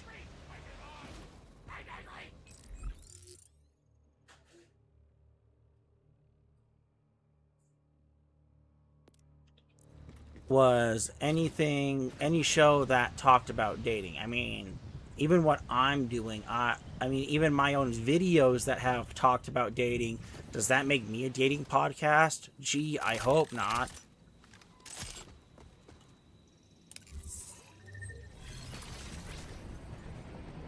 But as you can see, the guy really didn't handle that situation well.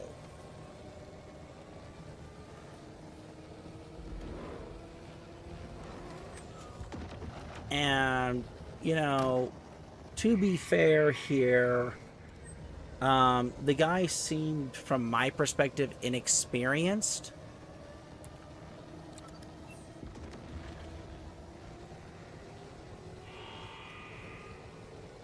But, you know, this is part of the problem with being in an echo chamber a lot of the time.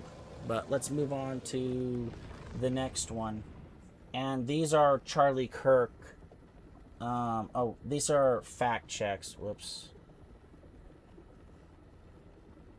Oh, shoot. Okay, I guess we'll just skip this one because I thought this one was short debate moments. It was not. Oh, well. All right, we'll let the Ben Shapiro one go then. In a very nutshell way, all I would say is that I'm sure that I would have experienced challenges that are different than the challenges that I've experienced as, for example, a Jew in America. Well, thank God I'm a Jew in America. This is the greatest country to Jews in the history of the world. As far as, you know, what it would be like to be a black person, I grew up with two incredible parents. I grew up in a stable household, in a safe area. And, you know, I think that I understand why people would be warier of police officers, given the fact that many police officers are going to react to disproportionate crime statistics with stereotypes. I understand that. But as far as the idea that, you know, I think the reason that David is asking the question, I don't want to question the questioner and go Newt Gingrich style, but I think that the reason that David's asking the question is because there is this idea out there that every person who is born white is born black. And I don't think that is accurate, just because I don't think that every person who is born black is born into a horrible situation. I think that we're all born individuals, and if we can start seeing each other that way, we'll all be a lot better. I agree. Asian, all of those dynamics. So, yes, I do agree with the initial definition, but I do recognize it's changing. I fundamentally disagree with the basic definition, and I don't think it has anything to do with power. Power is capacity. Racism is about a set of beliefs, and power is just the ability to enact those beliefs. So, in other words, you can have a racist who doesn't have the power to actually enact those beliefs, and that would be a less threatening racist, presumably, than a racist who actually has the power to use those beliefs. But, I mean, if you look at Zimbabwe, where white farmers have been thrown off their land, that's a pretty good example of black racism.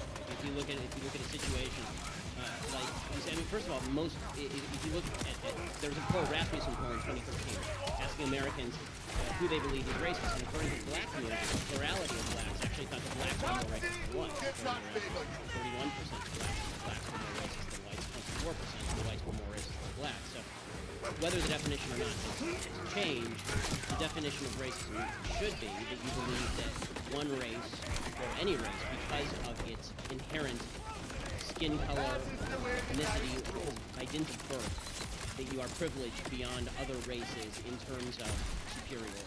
If you believe that under any circumstances, then that, by my definition of racism, and anything else, I mean, if you want to give black racism another name and say that it's not racism, it's just something else that's bad, then I suppose that it's some sort of linguistic difference. But the bottom line is it bad or is it good? And, for my money, you might as well label it all racism. Take us out of their comfort zone, especially when it comes to discrimination, not just on race, but also on gender, also on sexuality. I think those affirmative, deliberate steps and protections by the government is a good thing. It's competition. That's why competition is there. I mean, really, this is why competition is there. Competition is designed to do this. I mean, if I could hire nobody but women at 77 cents on the dollar to do the exact same work as men, and everybody else were stupid enough not to hire any of the women, I'd be the richest man in America. You feel that stomach thing too, see? Go ahead. I love these potential roles. True, I mean, that role. So, according to Time Magazine 2010, in the 50 biggest cities in America, women who have the exact same educational levels, time in the workforce, number of children, and they earn 104% of what men do. According to Time Magazine, you're comparing apples to oranges.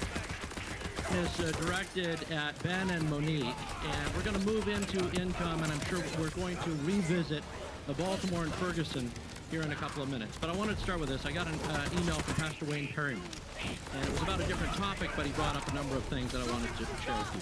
According to Pew Research, the net worth of white families in 2013 was $141,000.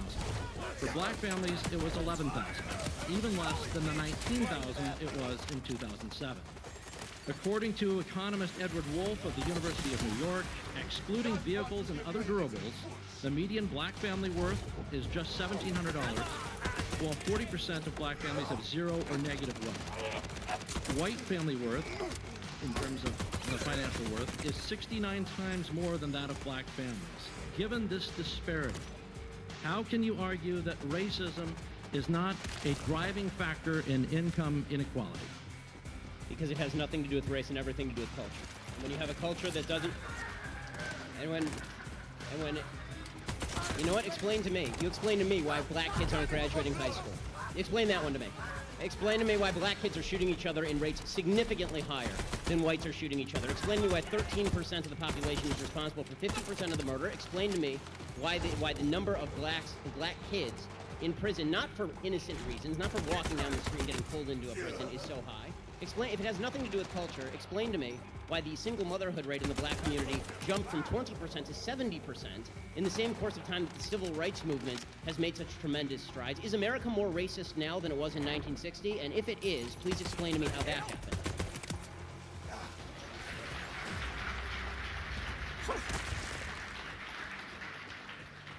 Anybody can jump in. It's an open mic there. I look at the Baltimore uprisings as more than just riots, right? I hate the idea when you say thugs and riots, right? White people riot as well. When y'all win Super Bowls 2 years in a row, y'all get off the hook. Don't make it seem like it's just Baltimore getting upset. So my 30-second answer is I feel the frustration of what's happening in the community, and I think it's a symptom. The uprisings are a symptom of a pressure that's been unaddressed for too long. I'm a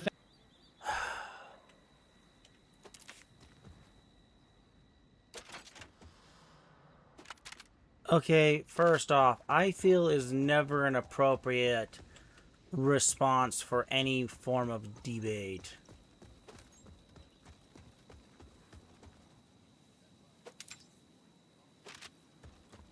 And granted, in this situation, the men and women, let's see, the gentleman and the two ladies on this floor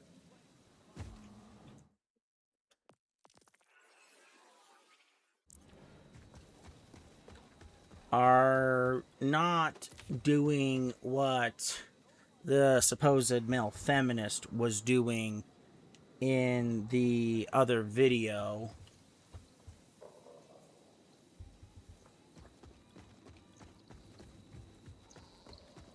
But, you know, they're still semi-dodging the question here.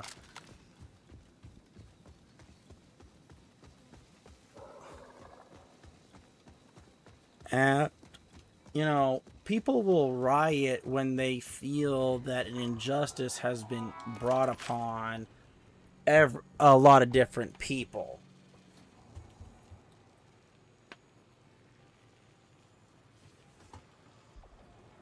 So I find that the situation here is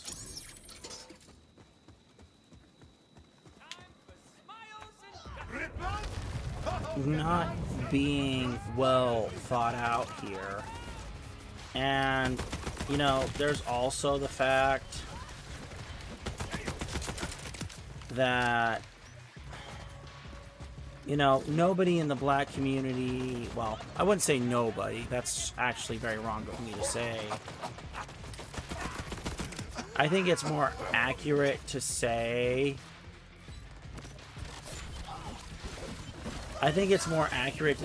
that African Americans who want better are punished for wanting better. I mean, if you've ever heard of an Uncle Tom, you know, that's a black person who doesn't agree with what you call the black stereotype stuff. You know, all cops are racist. You know, the white man's trying to keep us down. You know, that's an Uncle Tom.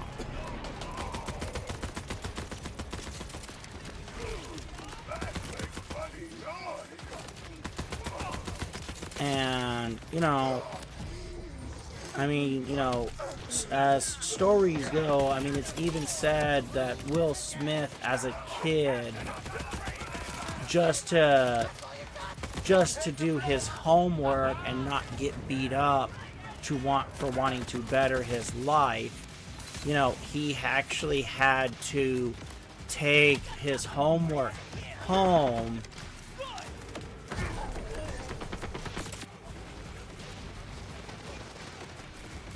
in a pizza box, because doing good in school, wanting to do better for yourself, is seen as a white thing.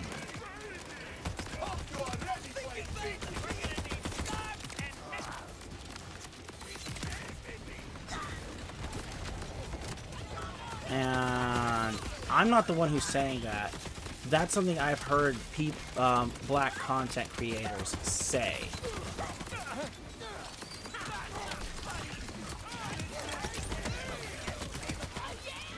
So that's not something I actually... So, to be perfectly honest with everybody here, that is not something I have made up or anything of the sort.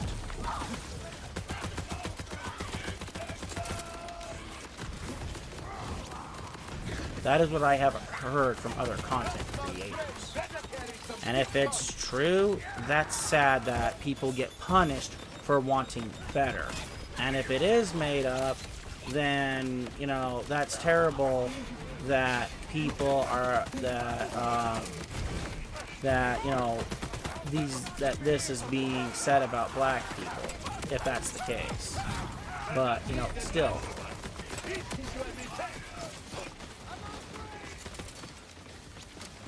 But, you know, choices are but again, people's choices are their own.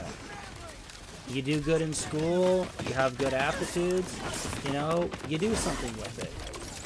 And that's your choice to make.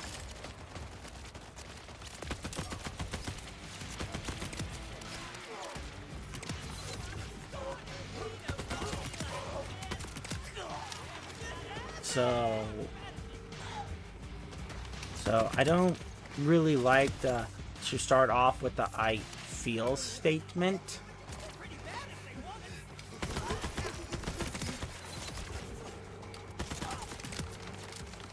Because normally that justification works. I feel, therefore I am right. I don't really like that, but still. But let's let the video continue here.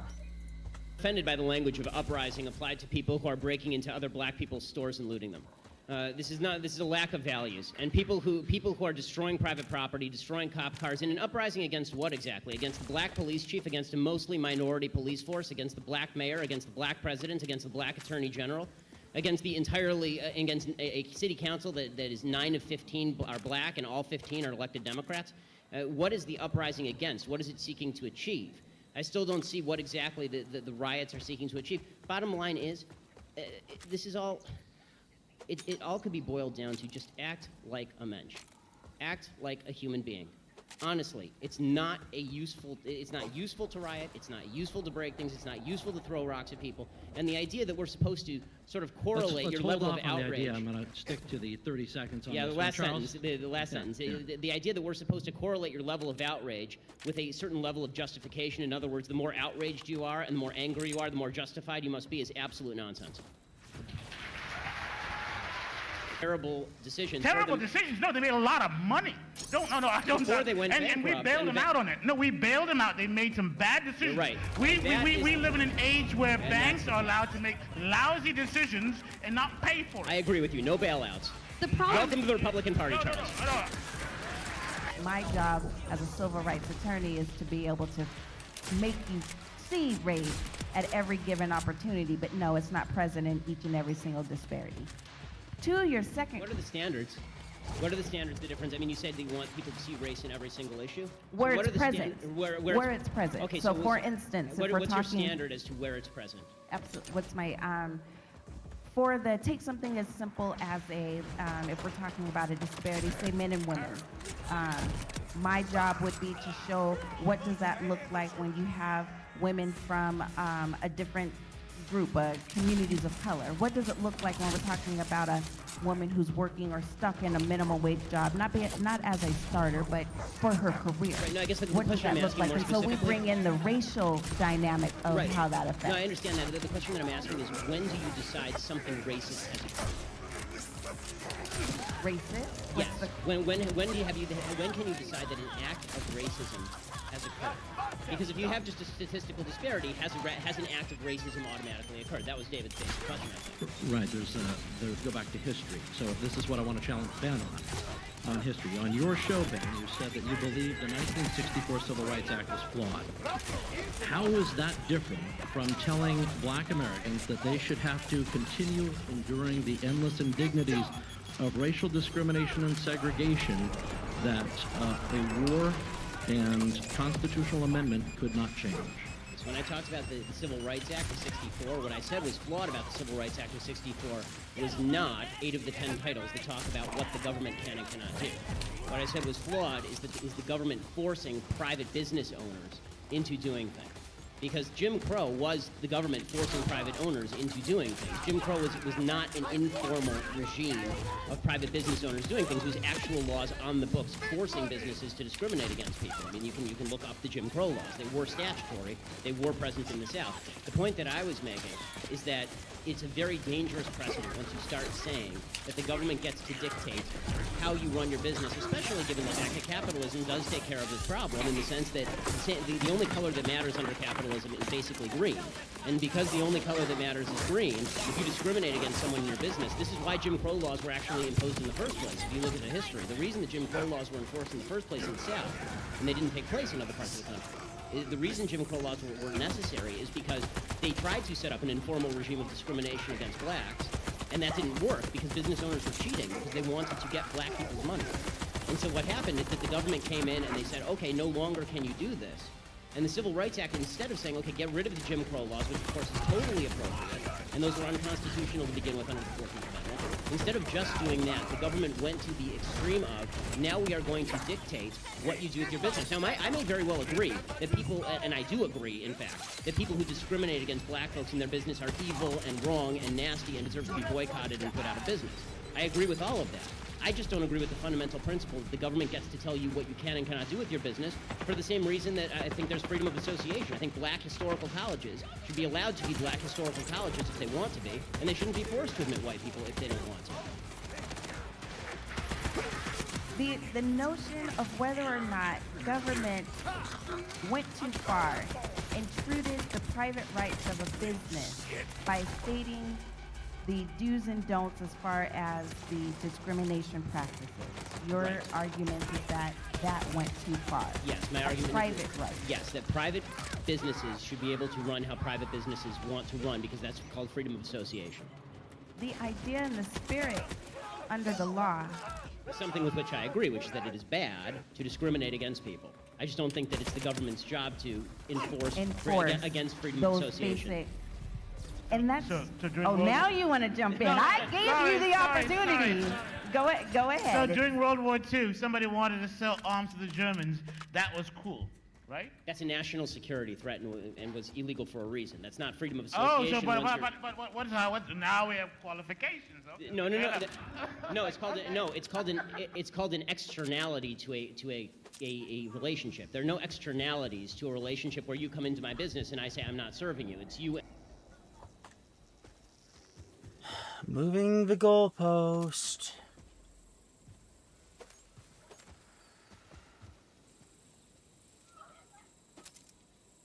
Yes, before America got fully involved in World War II, there was still trade with Germany. That did happen.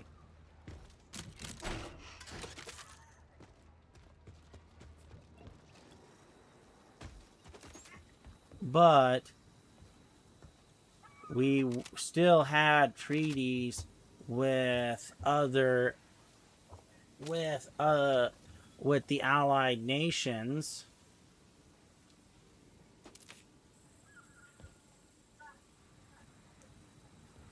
And we were making money off of that. We were making a lot of money off of that.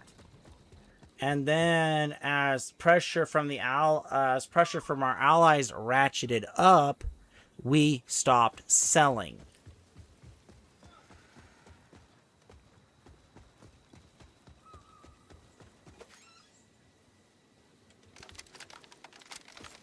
So, yeah, America did sell to Germany in the beginning.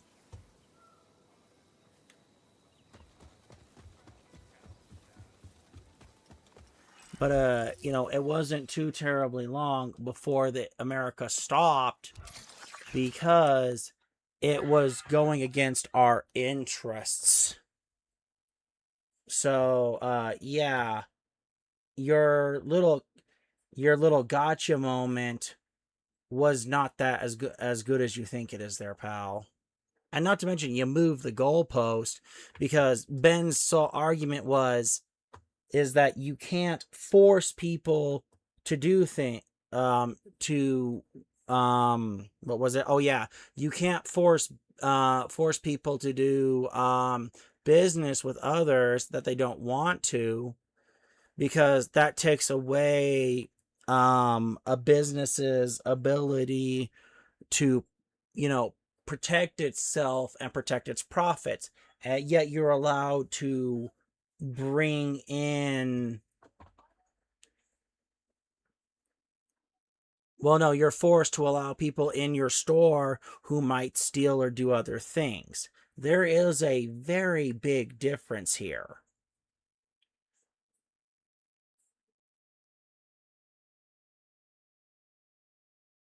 Very big. And it's not a good look for this guy to do that, to be perfectly honest with everybody. And me, and a consensual transaction has not taken place. If I sell you a nuclear weapon, there are probably going to be ramifications to me selling you a nuclear weapon. So, in other words, Janice Rogers Brown is a judge on the D.C. Circuit who's black. The point that I'm making is that it's odd to consider that all black people have the same experience. It's not accurate. Meaning that if you're talking about mirroring the experiences of kids in the classroom so that you can identify what's special about these kids, presumably the criteria should not be the color of their skin, but the character of their experience.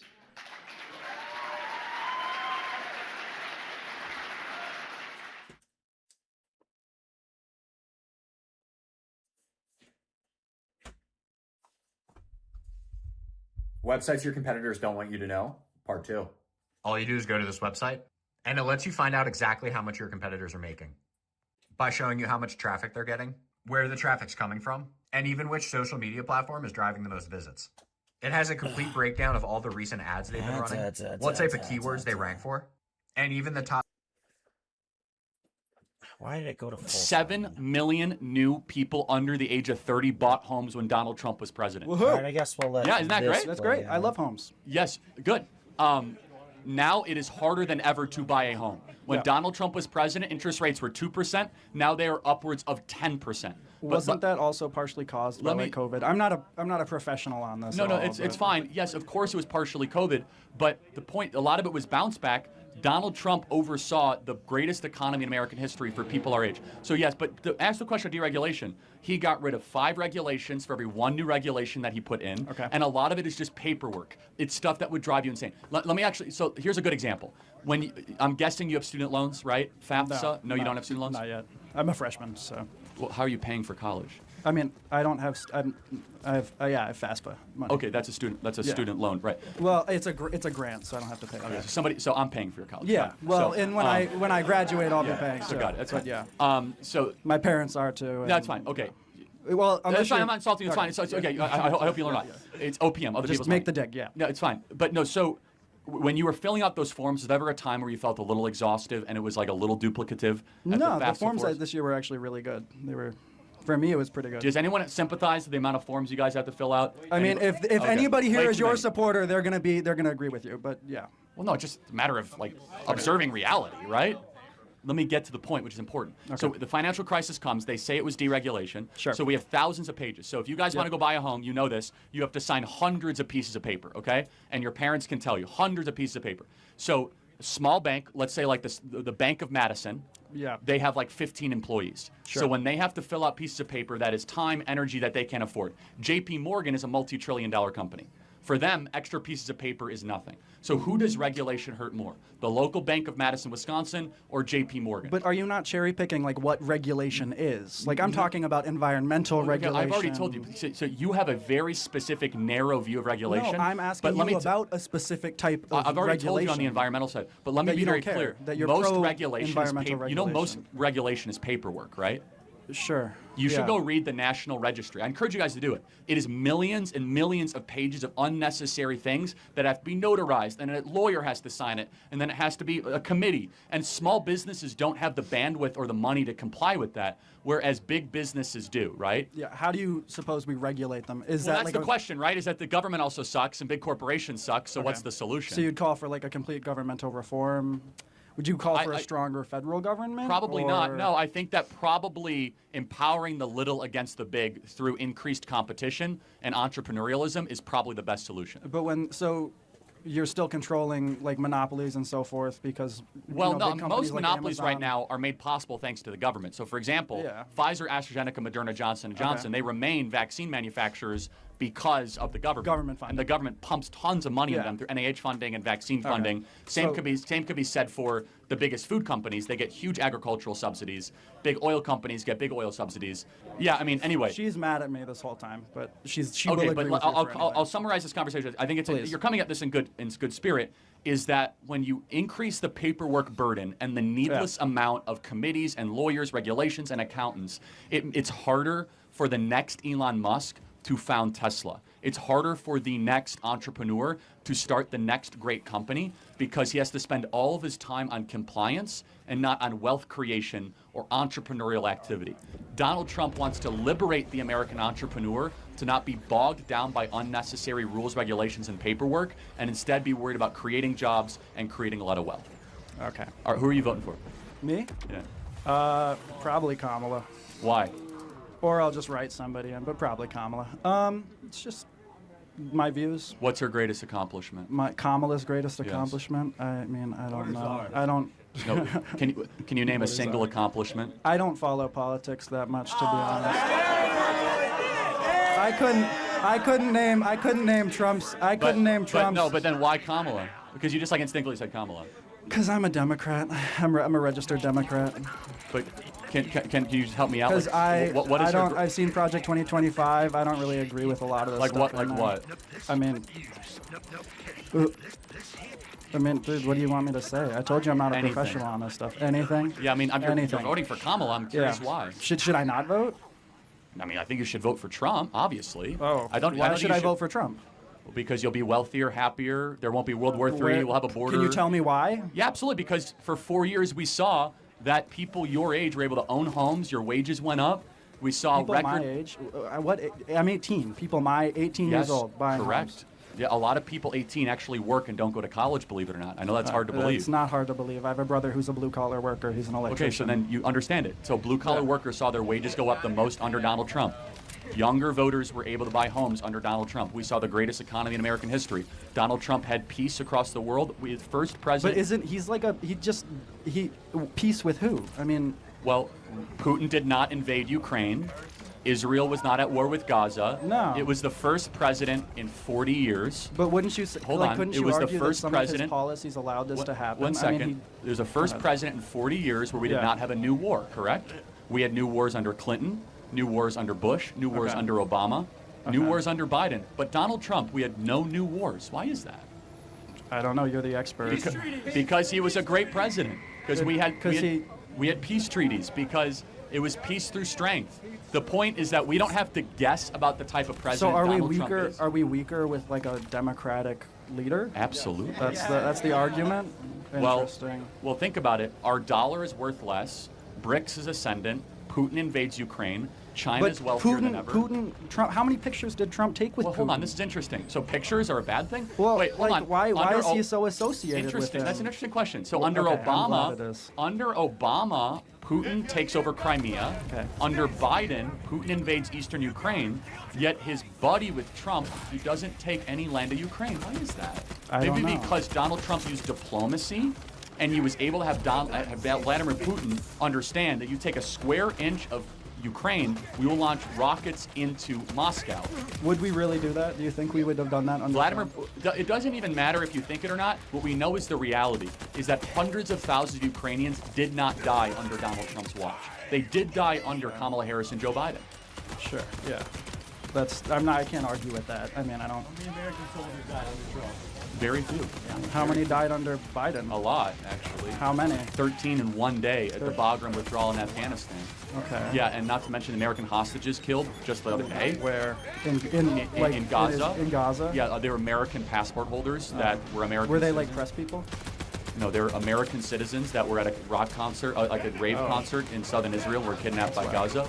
So we are on the verge of World War III. Our dollar is worth less than ever before. It is harder than ever to buy a home.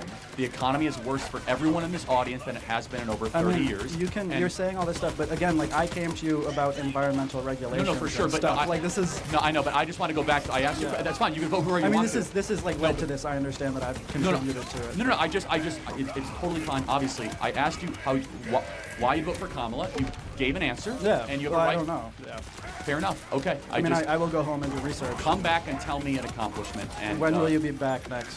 I will actually be at the Alabama-Wisconsin game next Saturday, so come find me. We're gonna get it. Yeah. So if you find I'm gonna go back. If we're losing. If you find a single accomplishment of hers, only if you say you're voting for Trump. I'll take it. Yeah. This young lady gets a hat. But if you find an accomplishment, come find me. All right? Thank you so much. Appreciate the dialogue. Wait, what if I say I'll vote for Trump? I don't believe you at this point. Thank you. Every time you rip a slab pack, Arena Club makes you an instant offer for your card based on its market value. That's right, no guessing, no waiting.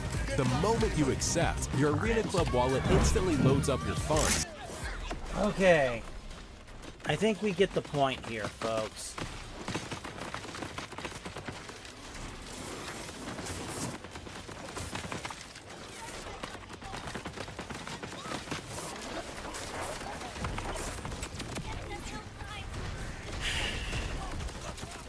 Is that, you know, I mean, I did see that Charlie Kirk did change subjects there.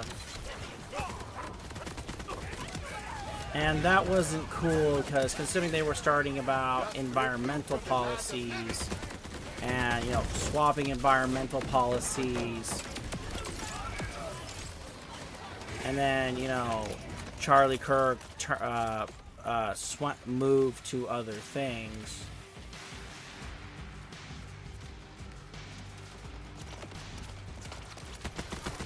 And, you know, I get why he did that, but, you know, he should have stayed on point.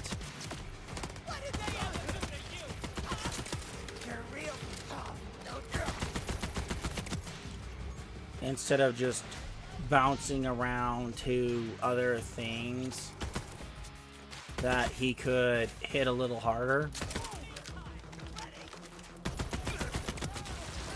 But, you know, the point...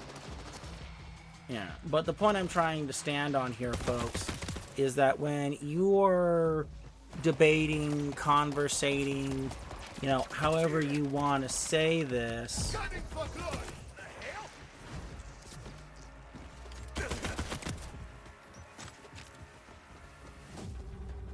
You know, you've got to keep on track on the topic that was initially started, and if you're going to call someone out for whatever you're going to call out, whether it be the straw man or straw man,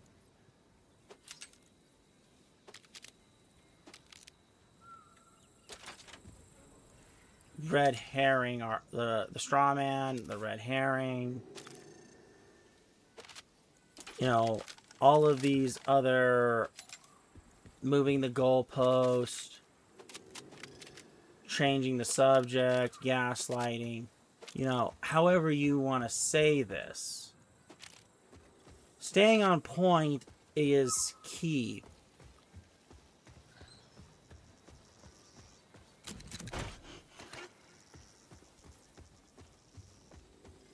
But again, when you, but you know, the point here is that think of the first one, that first debate, where the male feminist is sitting there saying that red pill, red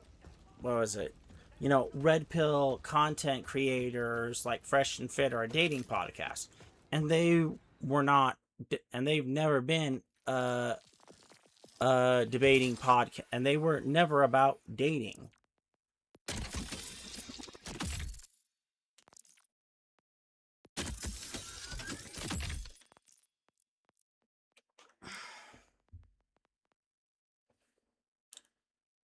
Oh, that's an upgrade. And, you know, Andrew kept, and, you know, he brought up Dr. Phil, and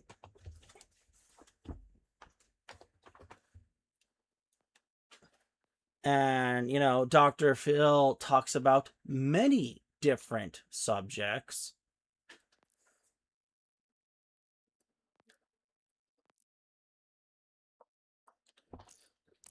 And, you know, he talks about relationships. He talks about dating. He talks about the age difference. Dr. Phil covers many different things. Yet he was like, don't talk about Dr. Phil. He's not a dating podcast. even though Dr. Phil does cover dating.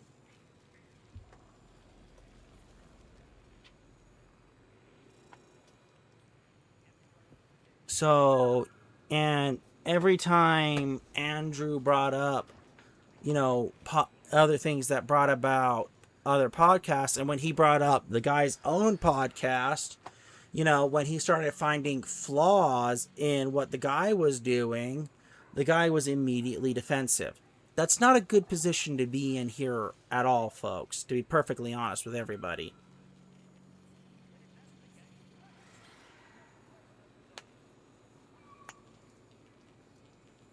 And, you know, I messed up on the other part there. That was my bad.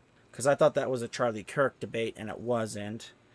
And then we moved on to the Ben Shapiro debate. And overall, it was a fairly factual debate with a few minor inconsistencies.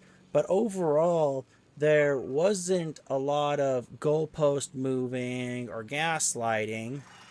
But there was a couple things that, if you were paying attention, that I caught. It's like, yes, this did happen, but, you know, at this point, the United States was not involved at this point.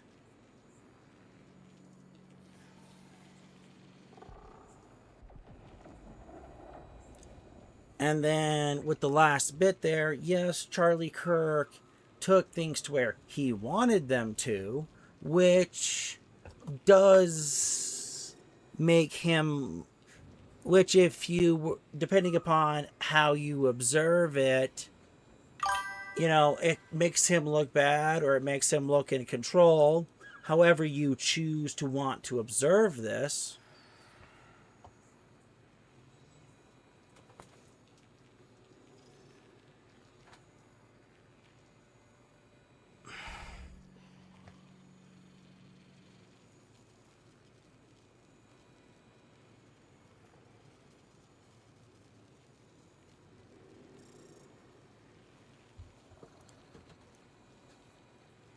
So,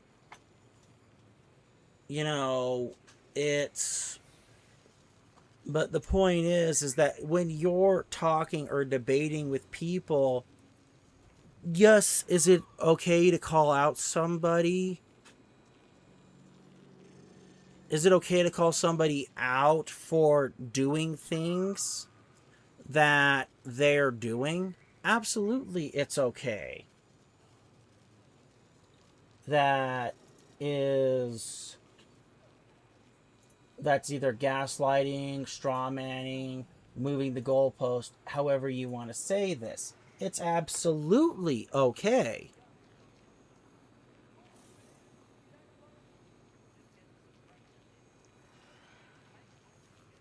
But make sure you do it when it's actually accurate.